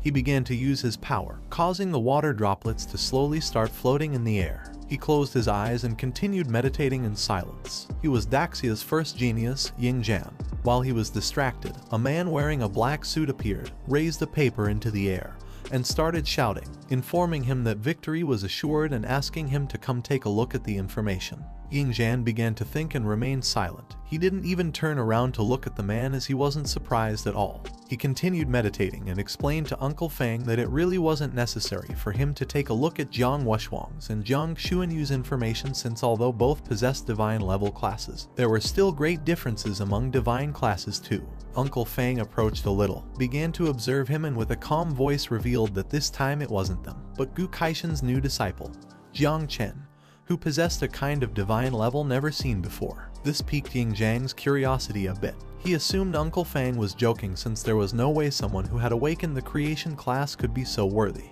Uncle Fang extended his hand, and with a serious expression revealed that Jiang had killed Xiaobei, and had also drawn his sword against the protector of the kingdom without dying in the attempt. Upon knowing this, Ying Jiang slowly began to stand up, causing the water in the cave to start falling into the lake. He took the information sheet that Uncle Fang had brought, started reading its content, and his gaze filled with curiosity upon learning that this was true. In front of him emerged a red dragon which began staring at him intently. He started observing the dragon and began thinking about the 9 miasma wings, the 4 blades of heaven, the 8 transformations to purify the realm, and Jiang Wuxian. According to him, this was very interesting. He began to gaze at the dragon, and his eyes filled with disappointment, as it was a shame that in the competition of celestial prodigies Jiang would not be able to use the 9 miasma wings. If it had been the other way around, this competition would have motivated Ying Jiang a bit more. At the same time, in a training field, some dog-shaped beasts appeared, and someone started fighting against them. This was a sexy woman who wore a blindfold. She was Daxia's second genius, Jiaik Xuanyu. She jumped up, drew her golden bow, and shot an arrow precisely at the beasts. She took another leap, appeared above the beasts, and began to rain arrows down on them. The arrows that were moving at the speed of light started to strike the beasts, making them roar in pain. Not far from the area, on top of a metal platform, there were 2 men carrying 2 spears who were guards. They began to observe the fight, and for one of them, Jiaik Xuanyu was a terrifying person capable of comparing with a great first-level master. But the other guard told Lai that his view was too low, since Jiang Wuxian, as the 3rd celestial genius of Daxia, had already achieved success fighting against 5 transformation masters. Jiaik Xuanyu's attack was so powerful that the beasts couldn't resist and their bodies shattered into pieces. Lai added that she was ranked 1 position above Jiang Wuxian, so at least her power should be equivalent to that of 5 transformation masters. After finishing off the beasts, she began to descend to the ground. She was almost invincible in long-range combat, and seeing that now she was practicing close combat, the guard thought she was preparing to face Jiang Wuxian.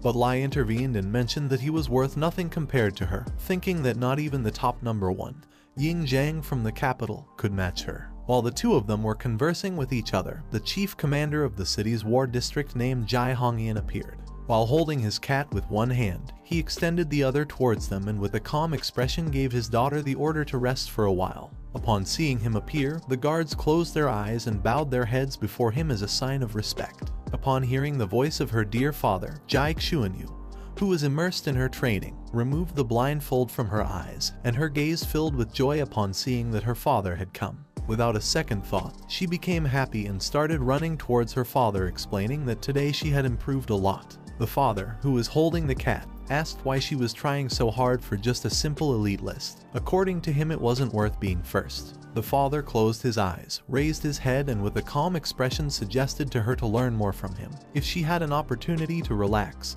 then she should do so without hesitation. This did not please her much. She puffed out her cheeks and with an annoyed gaze explained that her father had relaxed for 30 years and had become the general commander of the Madu War District and the 4th sealed king of Daxia, asking if he had managed to get here by relaxing. The father did not expect a response like this.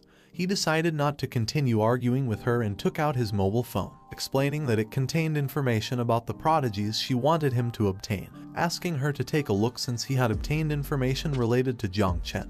Jiaik Xuanyu took the phone and with a look full of curiosity and fear, she began reading the information in silence. With a serious look, the father asked if she had confidence in being able to surpass Jiang Chen.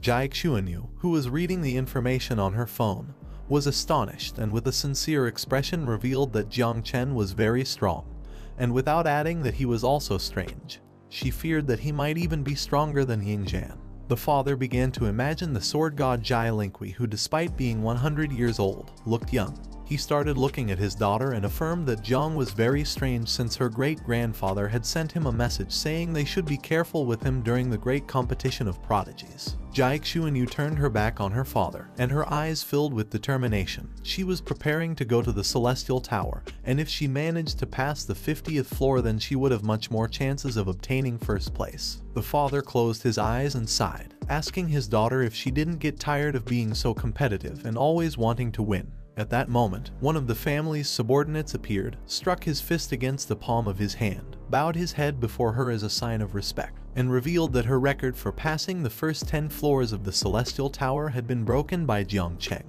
She began to observe the guard and remembered that it had taken her 1 minute and 13 seconds, and thought that Jiang had broken her record by a couple of seconds. The guard opened his eyes, and with a sincere expression revealed that Jiang Cheng had completed the first 10 floors in just 37 seconds. Upon hearing this, her eyes filled with surprise and confusion. For her, this was impossible, since even someone at the same level as her would need at least a minute to pass the first 10 floors of the tower. The guard took out his mobile phone and, after checking the ranking, mentioned that Jiang had just broken her record of surpassing 20 floors. Knowing this, her gaze filled with surprise and confusion, leaving her speechless and in shock. She got angry, turned her back on her father, and started walking towards the door, thinking that Jiang was provoking her on purpose. He had appeared early to break her confidence just to beat her in the great prodigy competition. She clenched her fist and decided to go to the Celestial Tower and fight him until the end. The father began observing her and was somewhat confused. He was someone who took everything calmly, while his daughter was quite the opposite. She was very competitive. At the same time, our boy defeated all of the beasts on the floor, releasing insects that began devouring their corpses. A system window appeared, and since he had broken the record for floor 20, it awarded him some rewards. The first called Spirit Arrow, a book only available for professions starting from level 40, and a second one called Treasure Map Fragment of God Geoli. He needed to gather all 16 fragments to unlock a special item. While the insects were devouring the corpses of the beasts, Jiang put his hands on his waist, and despite the fact that the rewards from the Celestial Tower weren't so bad, most of them were useless. The only good thing he had obtained was a fragment of the treasure map. He hoped to gather the remaining 15 fragments by completing this floor. Another system window appeared, notifying that level 21 was about to begin, asking if he was ready. Jiang started walking, releasing insects with each step, indicating that he was ready. All those awakened who were in the tower gathered to look at the ranking list. Everyone was impressed to see that he had far surpassed the princess of the Jai family by a lot, managing to complete floors in record time. No one knew where this monster had come from, and some remembered that the boss of level 20 was level 50. At the same time, in the Luo family palace, Luo Sandao was sitting on the bed and absorbed in her mobile phone. While she was scrolling, a shocking news story appeared about how a mysterious young man had broken the record of the young goddess of Magic City Jai Xuanyu. Upon seeing this, she was shocked and her eyes filled with fear and confusion. She couldn't believe it and thought that the news was fake.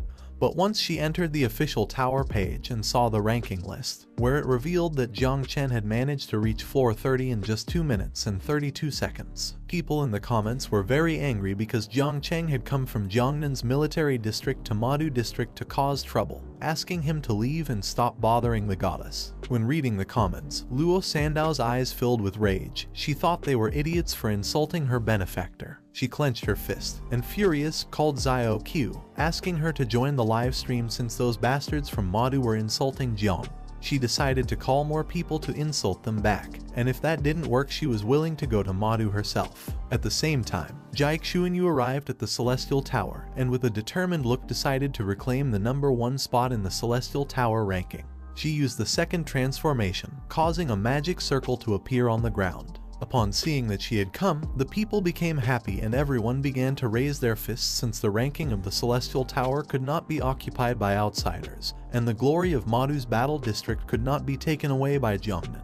Everyone firmly believed that she would be able to defeat Jiang. She was teleported to the first floor of the Celestial Tower, where a horde of monsters surrounded her. She drew her bow and stood firm because last time she had come here, she hadn't undergone her second transformation and didn't have anywhere near the strength she now possessed. The monsters began to approach her. She started releasing energy, and with a determined look thought that now that she'd upgraded all her equipment and skills, reclaiming the #1 spot in the rankings wouldn't be a problem. 2 minutes later, she arrived at the 10th floor, where there was a scorpion corpse. A system window appeared, informing her that she had completed the floor in 59 seconds. She began to observe the corpse, and while panting heavily due to exhaustion, she started wiping her cheek with her hand. She was somewhat disappointed in herself. She had given it her all, but even so, it had taken her a long time to complete this floor. She didn't know how Jiang Chen had managed to do it in just 30 seconds. She extended her hand, causing a magical portal to appear on the ground. According to her, this was a profession issue. She had a divine level profession called Sun Destroyer, but since it was a ranged combat class, she wasn't as good as him in levels with many small monsters like the first 10 floors of the tower. She decided to go directly to the 41st floor, since after that floor, there were only high-ranking bosses, no small monsters, thinking that in this aspect Jiang had no advantage over her. Once she completed level 50 and climbed up the rankings, it wouldn't matter if she wasn't better than him on the earlier floors. 5 minutes later, she was facing a monster with tentacles. She jumped to dodge, but the monster was quick and wrapped its tentacles around her limbs. Her expression filled with concern as she knew better than anyone that this wasn't good. She was facing an octopus-shaped monster. Using all of her strength, she used the skill called Golden Crow's Fire Rain and shot a powerful arrow at the monster, making it hit its head and defeating the boss. A system window appeared. She had completed the floor in 5 minutes and 29 seconds, setting a new record on the 50th floor.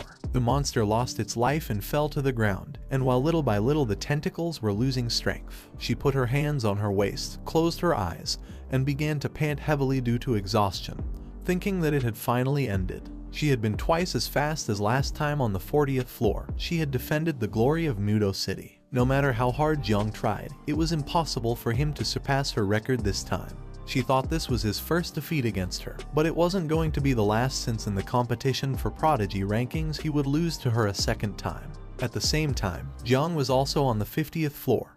He defeated the boss without much effort, and while the insects were devouring the corpse, Jiang began to browse through the system window, and with a serious expression thought that the flesh of fierce beasts at this level was very good, since once the insects finished eating, they would be able to reproduce for 3 more generations, and after passing level 50, he would obtain a sword and complete his second transformation. He was happy because the second insect mother was about to arrive. Little Nine became sad, saying that she also wanted to eat, but our boy asked her to behave and be good. He wanted to let the insects devour this boss and promised that when they returned home and he sold all of this, he would buy her something tastier. Jiang Xuanyu left from floor 50 and returned to Celestial Tower using a magic circle. One of the men was shocked. He turned towards his friend with a look full of terror, revealing that the princess had returned. Upon hearing this, his friend started trembling and asked him to lower his voice. Everyone was very scared, and upon seeing this, she was somewhat confused and with an incredulous expression began to wonder what was happening here, and why everyone had this expression if she had just surpassed the 50th floor and updated the list. A system window appeared, revealing that Jiang had completed the 50th floor in 4 minutes and 9 seconds. She looked at the scoreboard and was surprised to see that Jiang had been a whole minute faster than her. She took out a red pill, clenched her teeth tightly, and her gaze filled with rage. She decided to try again. Even if she had to push herself to the limit, she couldn't let Jiang get away with it. This enhancing medicine could consume some vital essence, but now she didn't have time to worry about that. On the 50th floor, Jiang was there, and in front of him lay the boss's corpse. He began wiping the sweat from his forehead with his hand and felt relieved since the insects had started to reproduce. He had completed the floor but couldn't see the sword anywhere. A system notification informed that the reward for completing the floor was epic equipment. The system could randomly grant either epic armor or an epic saber. After several seconds, the system granted our boy epic armor. While Little Nine was happily flying around thinking about eating, Jiang began observing the system window and felt somewhat angry at it. This way, he would have to go through floors 41 to 50 again to get another reward. Now that the insects had reproduced, he gave Little Nine orders to go out and eat. Jiang Xuanyu reached the 50th floor where the boss with an octopus shape appeared. It prepared to attack, but just at that moment, Jiang Xuanyu jumped and used the burning arrow technique, launching a powerful arrow towards the monster, which struck it right on its forehead. A system window appeared, congratulating her for completing the floor in 3 minutes and 7 seconds, successfully breaking the floor's record. Jiang Xuanyu was somewhat tired. She began wiping her chin with her hand as she looked at the system window. With a gaze full of exhaustion, she felt relieved since she had finally reclaimed first place in the rankings. Jiang had taken 1 minute longer than her to complete this floor, so she firmly believed that no matter what he did, he wouldn't be able to surpass her. At the same time, Jiang also reached the 50th floor again, and the octopus-shaped boss reappeared. Little Nine started flying near the monster, began touching its tentacle with her finger, and couldn't help but start smiling, For her this was very fun since this little creature had many legs. Jiang was somewhat confused and got angry, asking her to stop playing and finish eating quickly so that he could give her a little brother. Upon hearing this, little Nine's eyes filled with tears. She didn't want to be the second daughter, asking Jiang if having just her wasn't enough for him. Jiang got angry, asking where she had learned all of this. He calmed her down by explaining that even if a second child was born, she would still be the eldest. If she didn't get along with her brother, then she could give him a good beating, asking her to think it over since she was born first and was stronger, plus having the help of thousands of insects. Little Nine calmed down and her eyes filled with joy. She started touching her cheek with her finger and couldn't help but smile at the thought that a second child would be born so that she could bully and pinch him. She got excited and without wasting a second, gave the boss a strong bite, devouring most of its body. And while the poisonous mist slowly consumed the boss's body, a system window appeared informing that she had leveled up from level 35 to level 37. At the same time, in the main hall of the Celestial Tower, there was a screen that began to show that Jai Xuanyu had completed the 50th floor in a record time of 3 minutes and 7 seconds. In the room, there was a blonde man named Hua Yunfei, Jai Xuanyu's lapdog. He placed one hand on his chest, extended the other upward, closed his eyes and couldn't help but start smiling as he thought Jiang Chen had lost. He mentioned that now first place belonged to the goddess of the city and told those flies from Jiangmen's battle district to return to their stinking city. Behind him were Mu Hankui and Luo Sandao. Both crossed their arms and couldn't help but get angry. They asked this bastard to shut up since Jiang Chen was only completing missions on his own terms, revealing that he didn't see this as a competition. He was just playing without even trying his hardest. But then, something unexpected happened. The record of the Celestial Tower was updated and revealed that Jiang had completed the 50th floor in a time of 2 minutes and 58 seconds, leaving poor Hua Yunfei in shock. He didn't know how this was possible, while on the other hand, Luo Sandao and Mu Hankyu raised their fists in excitement and couldn't help but feel happy, explaining that this result wasn't even Jiang's limit, and crushing Jai Xuanyu had been a piece of cake. Upon seeing the record, Jai Xuanyu's gaze filled with fear and despair. She collapsed to the ground. She was stunned as she didn't know how Jiang had surpassed her once again. Despair took control of her mind. She pulled out a red pill, began to bring it closer to her mouth, and with a tired yet determined gaze, she decided to try again. But just before she could take the pill, the record updated several times, revealing that Jiang Chen had completed the 50th floor in 2 minutes and 47 seconds. Upon seeing this, Jai Xuanyu's eyes filled with terror. She was shocked as she didn't know how this was possible. Desperation grew. She fell to her knees on the ground, opened her mouth and began to cry like a little girl. A crowd formed around her, everyone somewhat confused by the goddess's behavior. But just then, her father, surrounded by a golden energy, landed from the sky near his daughter, leaving everyone stunned and speechless. The father was furious. With a gaze full of rage, he began asking who had made his little princess cry. Someone in the crowd mentioned that the one responsible was Jiang Chen, while Jai Xuanyu lay on the ground crying. Her father stood up, clenched his fist tightly, and with a vengeful expression told his daughter not to worry because once Jiang Chen came out, he would teach him a good lesson. The father's gaze fixed on the screen, and his expression filled with curiosity. He didn't know if it was necessary to keep climbing in rank to complete the second job transfer mission. At first, he thought Jiang had discovered the secret mission of the Celestial Tower, and had come for Geolai's treasure, but then dismissed this idea since Emperor Geolai's divine treasure consisted of 12 map pieces, each divided into several fragments, making obtaining them an impossible task. The Jai family had been trying for many years and only possessed 4 pieces of the treasure map. Therefore, it was impossible for Jiang to have obtained all of them in such a short time. At the same time, inside the Celestial Tower, Jiang managed to gather the 12 treasure map fragments, took them out, and the system began synthesizing all of the pieces. While the system was synthesizing all of the fragments, Jiang placed his hand under his chin and started observing it. To complete this treasure map, people with obsessive-compulsive disorder had no choice but to repeat the Celestial Tower several times. However, it turned out that in order to gather them all, hidden missions needed to be completed. Depending on who changed class at what level, a time limit was set for completion. The system finally synthesized the treasure map, causing it to start glowing. Jiang began examining it as his eyes filled with surprise. Several system windows appeared. This treasure map was of mythical category. It was said that the Geolai tribe, a powerful group from ancient times, had later split off to form humanity and called themselves the Geolai tribe.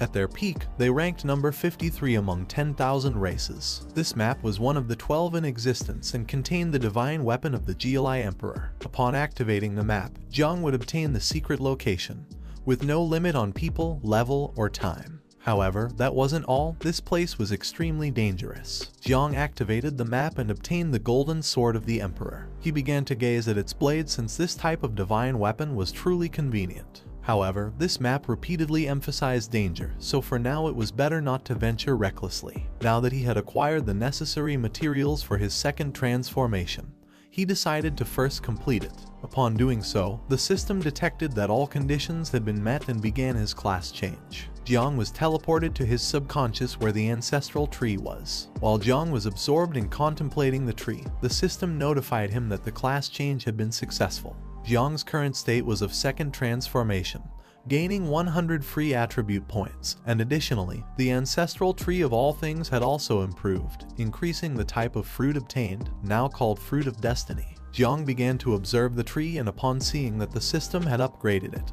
and that it could now grant him the Fruit of Destiny, his mind filled with many questions. But for now, he decided to summon the second insect mother first. A crack appeared in front of him and the system informed him that because he had completed his second transformation, he could obtain a random insect mother. From the crack, a powerful red Calamity level beetle emerged, while its body was surrounded by a powerful red energy. It began to fly. This creature existed in hell and dwelled within the souls of gods and demons, absorbing their energy of resentment, indomitability, and unbreakable memory, nourishing itself. It had been missing for countless eras along with the annihilation of eternal hell. Jiang extended his hand toward the beetle and it started flying towards his hand. Our boy was astonished. The beetle had two characteristics. For every 10 levels that the mother rose, it could generate offspring ranging from 49 to 108. And each time the mother evolved, the host could extract an ability which would evolve every 30 levels. The small but powerful red beetle sat on Jiang's finger. He brought his finger closer to his face and with a curious look began examining it closely, realizing that it seemed to be at Little Nine's level but in terms of size much smaller. Its appearance was more abstract and didn't seem as close to insects as Little Nine did.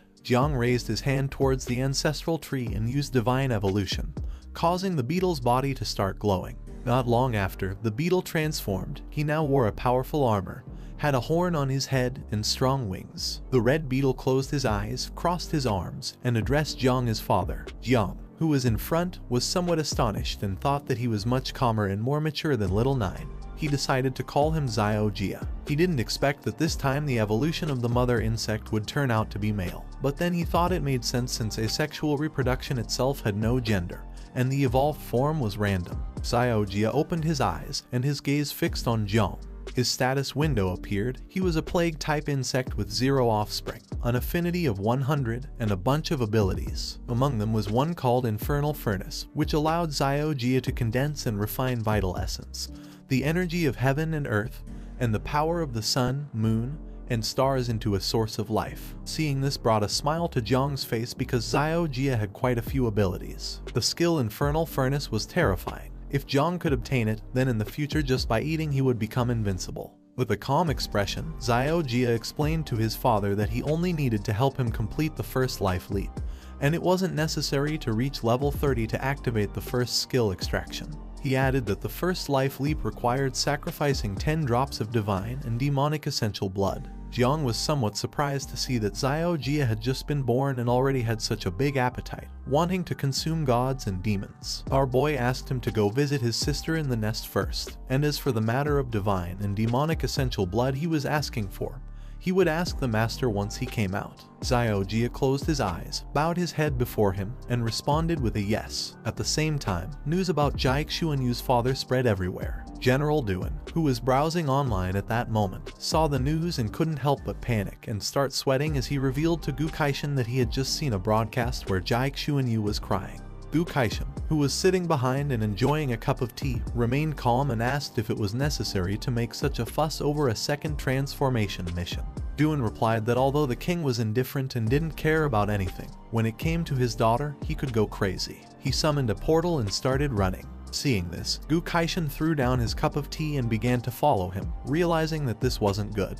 Jiang returned to the main hall of the Celestial Tower, and upon seeing him, everyone was impressed and excited because a good show was about to take place. The king began rolling up his sleeves, staring at him with a furious expression, and decided to give him a good punishment. Jai Xuanyu, who was sitting next to him, panicked and begged her father to stop, but he refused, saying that he knew what he was doing. Jiang started walking, and it didn't take long for him to realize that these guys were staring at him intently. But just before Jiang could take another step, the generals appeared and grabbed him by the arms. Seeing this, Jiang's mind filled with confusion. He didn't know what Commander Duan and the Master were doing, but they advised him to run as they would explain it on the way. But just then, the father leaped forward, extended his hand toward Jiang, and invoked a powerful golden energy. He ordered Duan Xinghai to stop, mentioning that Jiang had made his daughter cry. As punishment, he commanded them to cede territory from Jiangnan. He decided that the 3 great dungeons in Celestial Dragon Canyon would be assigned to Madu.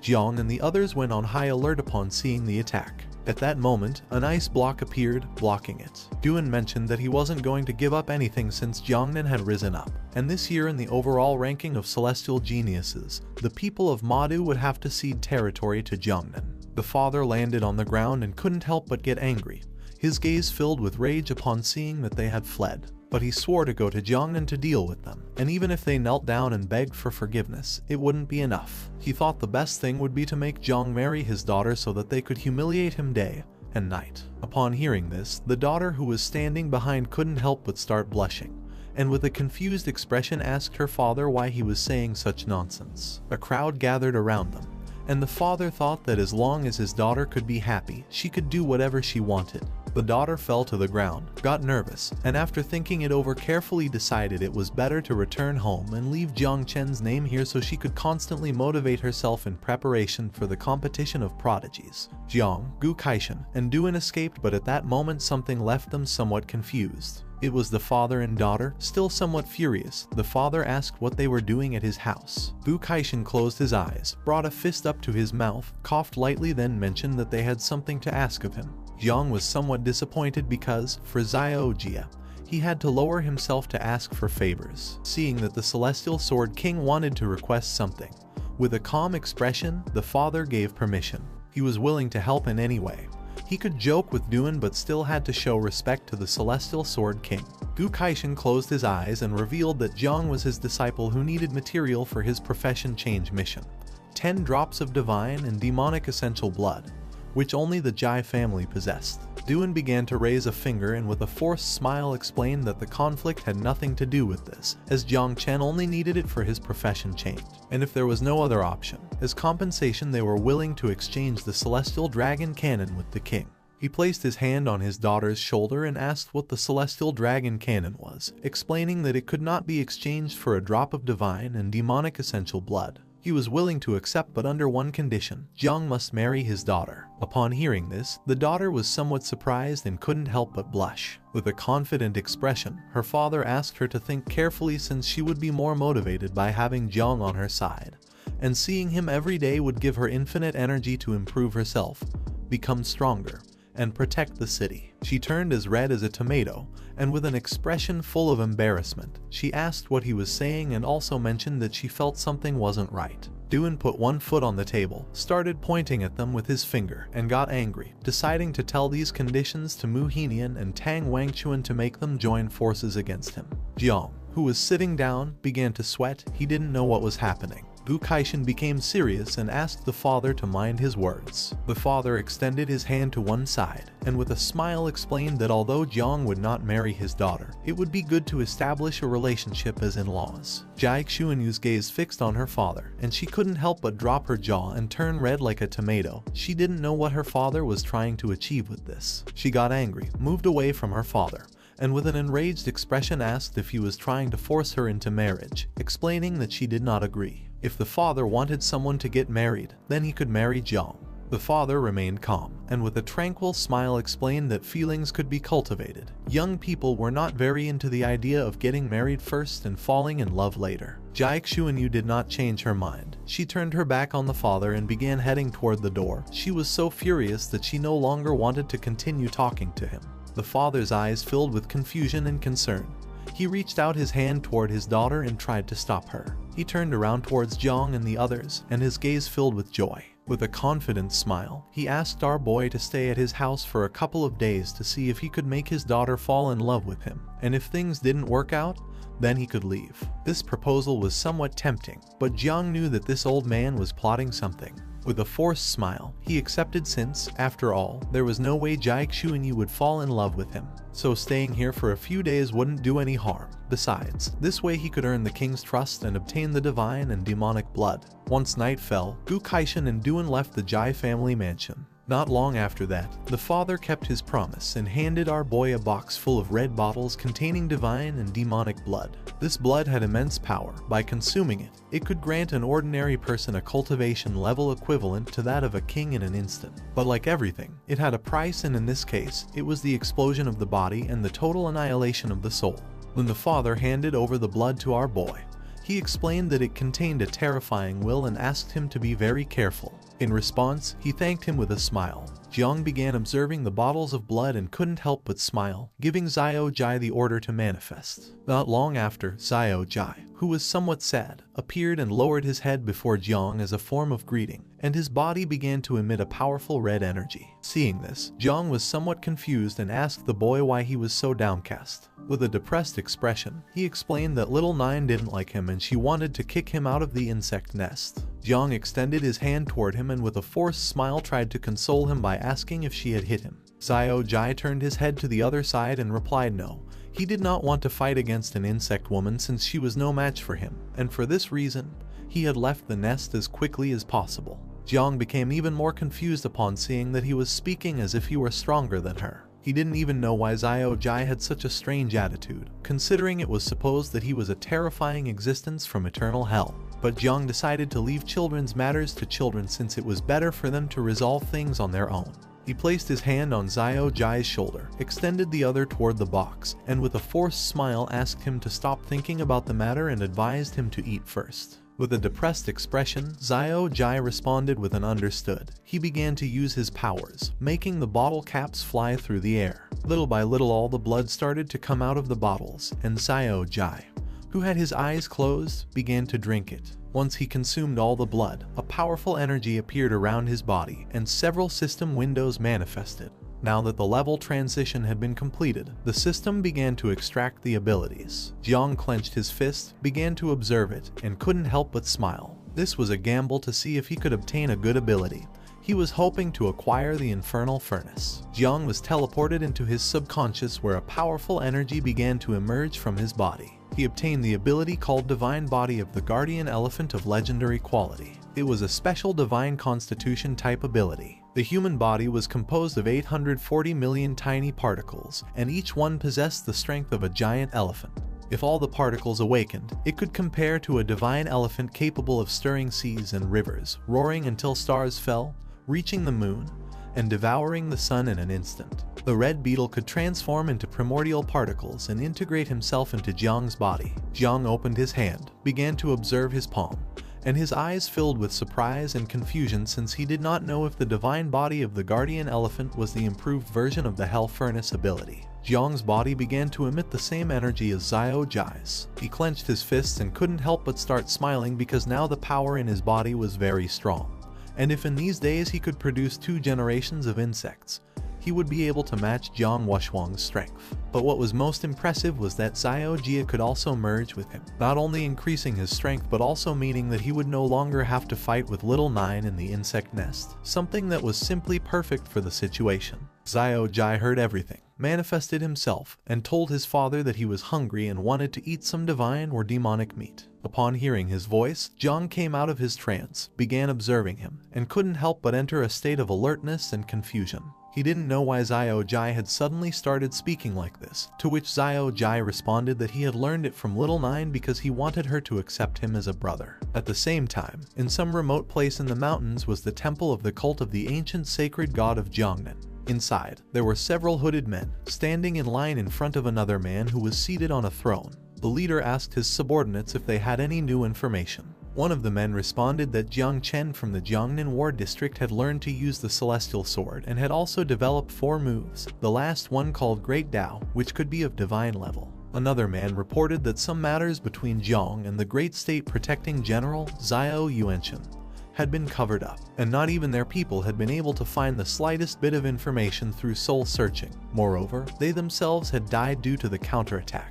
The leader stood up, and with a serious expression came to the conclusion that the great dreamer was the one who had acted, realizing that this type of secret did not need to be investigated. He gave his men the order to adjust the hunting list of Dazia's geniuses, keeping the top 3 unchanged and placing Jiang Cheng in 4th place. The leader stepped down from the throne and began walking toward the shadows, deciding to raise the reward level for the top 4 on the list. Whoever managed to kill any of them would receive purification from the ancient god and ascend directly to a stellar level of 6 transformations. He reminded everyone that members of the church ranks 2nd through 5th had been killed by Jai Linkyu. He decided it was time to rise up and fight since the church of the ancient god had remained silent for too long.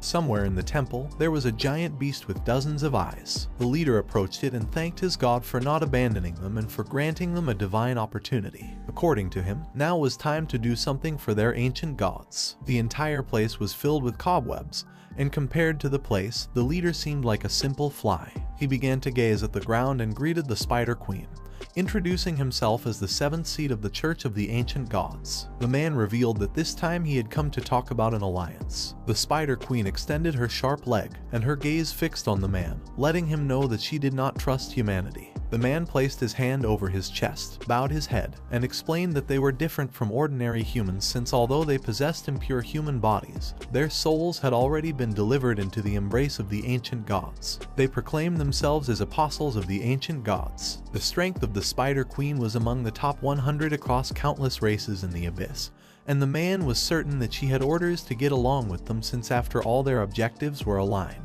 She got tired of the man and asked him to get to the point since she didn't want to listen to nonsense. The man began to show an evil smile, and his eyes filled with excitement, revealing that the south of the river was empty. He wanted to invite the Spider Queen there when the Prodigies competition began, in order to unleash a horde of beasts, and completely devastate Jiangnan City and Chuzhou. The Spider Queen fully emerged. The man extended his hands and mentioned that with this sacrifice, they would summon the arrival of the ancient god, and at that moment, the Spider Queen could make any request she desired. The next day at the Jai mansion, Jai Xuanyu went to Jiang's room and began knocking on the door, asking him to get up. She thought that our boy was still sleeping, but to her surprise, Jiang opened the door and started showing a kind smile. Seeing this, she couldn't help but feel somewhat confused. She began blushing like a tomato and with an angry gaze asked him where he planned to go. Jiang remained calm and with a serene expression asked if she didn't want to go out on a date with him, questioning whether perhaps she wanted to enter his room. Upon hearing this, she got even angrier. She got nervous, turned her back on our boy, and asked him to come with her since her father had something to tell him. Jiang couldn't help but feel somewhat surprised. At the same time, in the training field, the father was lying on a beach lounger, and next to him were several men. Several minutes later, his daughter and Jiang arrived, and upon seeing this, the father became excited. The father was known as the king of lounging around, and Jiang thought that the father truly lived up to his name since he was lying down so early in the morning. The father extended his hand toward some men and explained that they were the prodigies of the city, revealing that in a couple of days they would become his enemies. Upon seeing Jiang, the men couldn't help but feel angry and envious. Jiang began observing the men, and upon noticing their expressions, he couldn't help but feel somewhat confused. The father introduced the first one as Hua Yunfei, someone who possessed the only hidden profession of heroic spirit summoner. And just as he was about to reveal his ability, the daughter approached him and asked him not to reveal everything to their enemies since that was considered betrayal. Hua Yunfei was somewhat confused, and upon seeing that the daughter had intervened, he felt relieved. The father apologized with the excuse that he had just woken up. Jiang began to observe them and noticed that the father did not treat him as a stranger. He still had the Eye of the Void, so there was no need for introductions. The father revealed that there were 8 days left until the Great Summer Ranking competition, and in order for them to reach a higher level, he decided to open a sacred relic of Jilai so they could enter and undergo trials. Upon hearing this, everyone's attention turned to him, and they were all left speechless. The daughter's eyes filled with surprise as she realized that he was going to invest a lot in them. Hua Yunfei's gaze filled with emotion, and he couldn't help but smile since the divine treasure of Jialai was the supreme secret of Daxia. Jiang was somewhat confused upon seeing that the father had summoned him just to tell him this, questioning whether it wasn't planned to use this as bait to make him sell his body. What they were going to explore on this journey was the third divine vault of the Jai, an ancient divine corpse 10,000 jang long.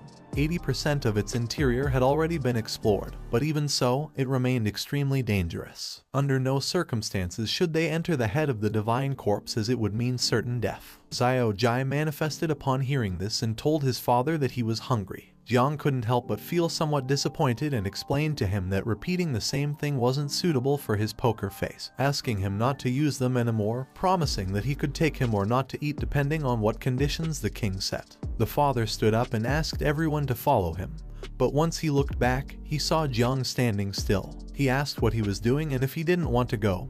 Quickly, Jiang replied that yes, he did want to go. Now that the king hadn't set any conditions, Xiao Jia was going to have food, something that made the little red beetle happy. With a worried expression, Hua Yunfei asked the king why Jiang Chen, an outsider, could also enter the divine treasure. The father, in a calm voice, mentioned that although Jiang was now a stranger, in the future he would be someone very close. He turned around, gave him a thumbs up, winked at our boy, and asked him to protect his daughter in the divine treasure since they both needed to support each other to be a good couple. She began to blush again and said that she did not need him to protect her. Our boy remained silent. While on the other side, Hua Yunfei got angry and started feeling envious of our boy. At the same time, somewhere in the forest where the trees had no leaves, there was a giant coffin, and in front of it stood a man holding a golden staff, who realized that this place was dangerous and asked everyone to move away quickly. Jai Xuanyu's father reached the place where the man was, placed his hand on his chest, began to walk toward him, and introduced himself as the head of the Jai family, Jai Hongyin, explaining that he had come with his apprentices, asking him to please open the door. The man who was holding the staff began pointing at the entrance with the weapon, giving them permission to enter. Jiang and the others started walking toward the entrance, and he began observing them with a serene expression. The Jai family was very powerful, and even so they needed to be cautious when it came to Jialai's divine treasure, which showed that it was not something ordinary. First, he decided to familiarize himself with this place and then investigate using Xiao Jai. The man used his power, causing a portal to begin opening in the giant coffin. He struck the staff forcefully on the ground, making a powerful red energy start emerging from the ground. The father, who had his arms behind his back, remained silent, while on the other side Jiang began observing the energy and couldn't help but go into shock. A strange smell appeared in the air. The father turned around, extended his hand towards them, explaining that the recent power came from the 20% undiscovered of the divine soul of the ancient god's corpse in the Sea of Consciousness. The attention of Jiang and the others was fixed on the father, and they remained silently listening. Everyone took a small flag, and while Jiang was inspecting it, Jai Xuanyu approached him and crossed her arms. The father began to walk towards them, extended his hands to the sides, explaining that it was very likely there would be a mutation in that area, asking them under no circumstances to attempt entering it, and just in case decided to give them a teleportation flag so that in case of danger they could teleport back. Jiang started touching his head, closed his eyes, and with a smile thanked the father. Jai Xuanyu turned her back to them, began saying goodbye to her father using her hand, and asked him to return home. She was eager to go in, so she asked the others to follow her and stay close since she was going to guide them. A while later, they entered the corpse, and Jai Xuanyu was the leader of the group. Along the way, she explained that this was the calf region of the ancient god's corpse. The passage they were now in was its meridian. She had been here many times before, and there was almost no danger. They only needed to be careful with blood beasts because even if they killed them, not only would they gain many experience points but also strengthen their bodies. While everyone was walking, Jiang's attention was fixed on the sky. His eyes filled with amazement as it had a height of dozens of meters and a width of dozens of meters, wondering if this area was really just the meridian of the corpse. His mind was filled with many questions, not knowing how large the corpse of the ancient god was. Xiao Jai appeared on our boy's shoulder.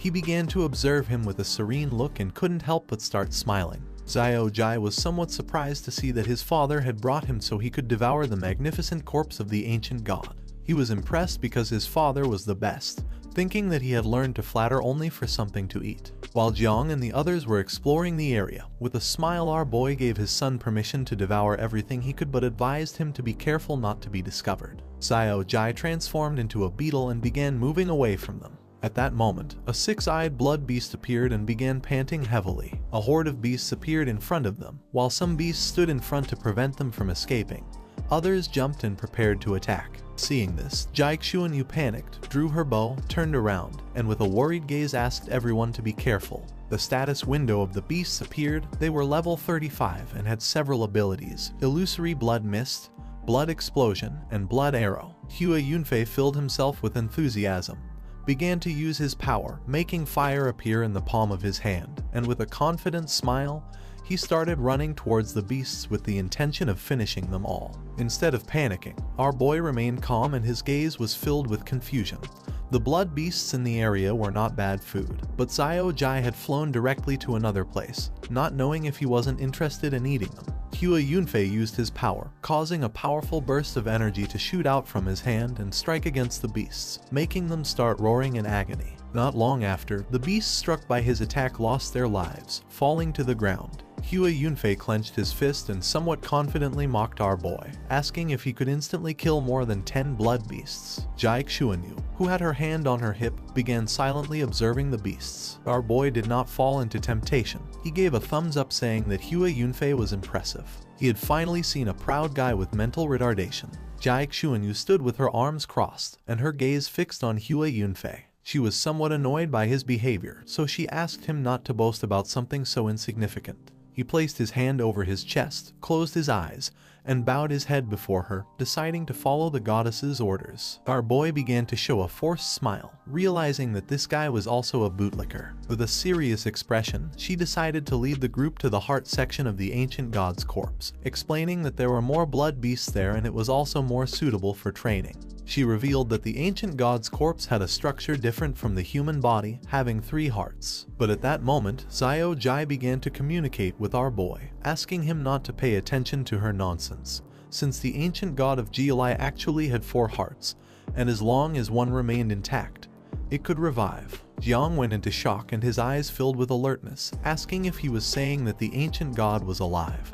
And then Xiao Jai revealed that he had found the hidden 4th heart, which had not yet been destroyed. Xiao Jai, who was in beetle form, reached the 4th heart of the corpse and started flying toward it. Seeing this, Jiang panicked and asked him to come back immediately, but he refused, asking him to wait a moment since he was thinking of some way to eat this heart. In a desperate attempt to stop his son, Jiang promised to take him to eat something more delicious since the heart of the ancient god should not be delicious. Jiang's eyes filled with fear and rage, realizing that this was not good. He approached one of the men, placed his hand on his shoulder, and with a serious expression, asked them not to proceed as there was danger, leaving the man somewhat confused. Hua Yunfei, somewhat confused, turned around asking what he was saying. Our boy asked everyone to use the teleportation flag to get out of here as soon as possible. Upon hearing this, Xuanyu's gaze filled with surprise. She remained silent, and the conceited Hua Yunfei approached Jiang and, with a smile, mocked him by asking if he was talking about the blood beasts from a moment ago.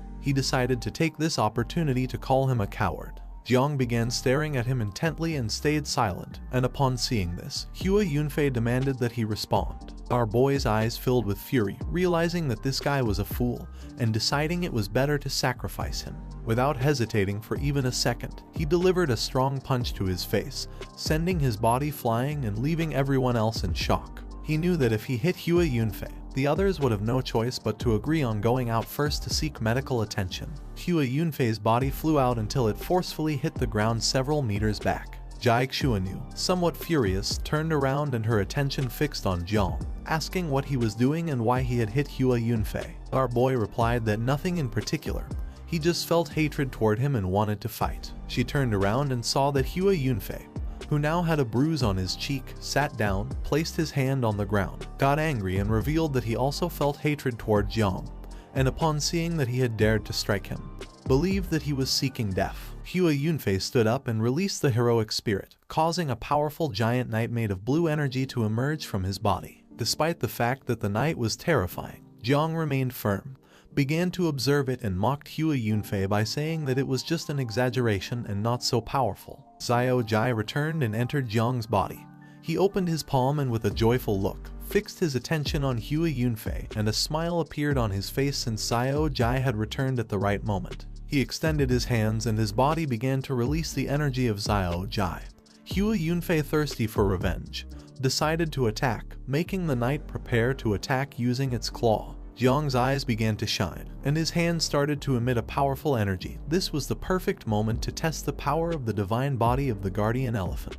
Just before the knight's attack could reach Jiang, he counterattacked, and his strike was so powerful that the spirit of the knight disintegrated into pieces. Jai Xuanyu and the others couldn't help but be left speechless, their eyes filled with surprise, upon seeing that with a simple move Jiang had defeated the knight's spirit. Hua Yunfei was shocked, his eyes full of fear. He didn't know how this was possible. While he was distracted, Jiang leaped, appeared above him, and prepared to attack. Just before he had time to react, Jiang delivered a strong punch, causing his body to crash forcefully against the wall. In a matter of seconds, he lost consciousness. Jai Xuanyu approached Jiang and, somewhat furious, asked why he had done this. The others were shocked to see that he had defeated Hua Yunfei with a single blow without using his sword or the help of the 9 miasma wings. Jiang closed his eyes and began to show a confident smile, explaining that Hua Yunfei's injuries were not serious. However, if not treated soon, there would be lasting effects on his body, and in this way, he would not be able to compete in the genius competition that was going to take place in a couple of days. Jai Xuanyu began to suspect something, and her gaze fixed on our boy. With a surprised expression, she asked if he had injured Hua Yunfei out of fear so as to escape from the corpse. Jiang turned his back on them, closed his eyes, revealing that if they wasted more time, that guy was going to die. The others began to feel fear and took out the teleportation flags, knowing they were not going to be able to fight against him. One of them said he couldn't use the flag, and upon hearing this, Jiang's eyes filled with fear and surprise. He turned around, and some members of the group tried to use the flag but were unable. Jiang's attention fixed on them, and with a serious expression he realized that when Xiao Jai discovered the heart, the corpse also sensed Xiao Jai's presence and immediately made arrangements. He put his hand over his face, and his gaze filled with fear, as his master had said that the power of a true god was level 9. He knew that the enemy they were going to face was level 10 or higher, and if this was the case, they were doomed to die. He decided to calm himself and took out the teleportation flag, realizing that the god was sealing the power of the flags and not directly eliminating it, which meant that it itself was subject to some restriction and unable to act. With a determined gaze, he began to fly alongside Xiao Jai, asking him to guide him to the 4th heart, deciding that it was time to destroy the heart. He must treat the god as if it were alive and had to kill it before it came back to life. Jiang started moving away from them at great speed, and upon seeing this, Jai Xuanyu realized that he had noticed something was wrong all this time, and that's why he wanted them to leave here as soon as possible. One of the men carried Hua Yunfei's body on his back, and they began following Jiang since something bad could happen. Jiang approached the 4th heart, but at that moment he was forced to stop as more blood beasts appeared, which prepared to attack. Jai Xuanyu and the others also reached him, and a horde of blood beasts with a level between 70 and 120 appeared. Now they were surrounded by the beasts, and their level had also doubled compared to before. The others went on alert, realizing that they were finished since there were blood beasts of level 120. Even some of 150. Jiang extended his hand towards the beasts, giving the order to Little Knight and the insects to attack the beasts in front. Little Knight appeared and got happy upon seeing so much food. Our boy gave Jai Xuanyu the order to lead the others to hold back the beasts behind. Jiang, confident, grabbed one of the veins, clenched his fist and with a determined look, decided to open a hole in the vein to enter and solve the problem. Jai Xuanyu unsheathed the bow, turned around and with a surprised expression revealed that it was impossible since the veins of the ancient god could not be broken. But Jiang asked them to hold their position and wait for him to return, as only then would they be able to leave this place alive.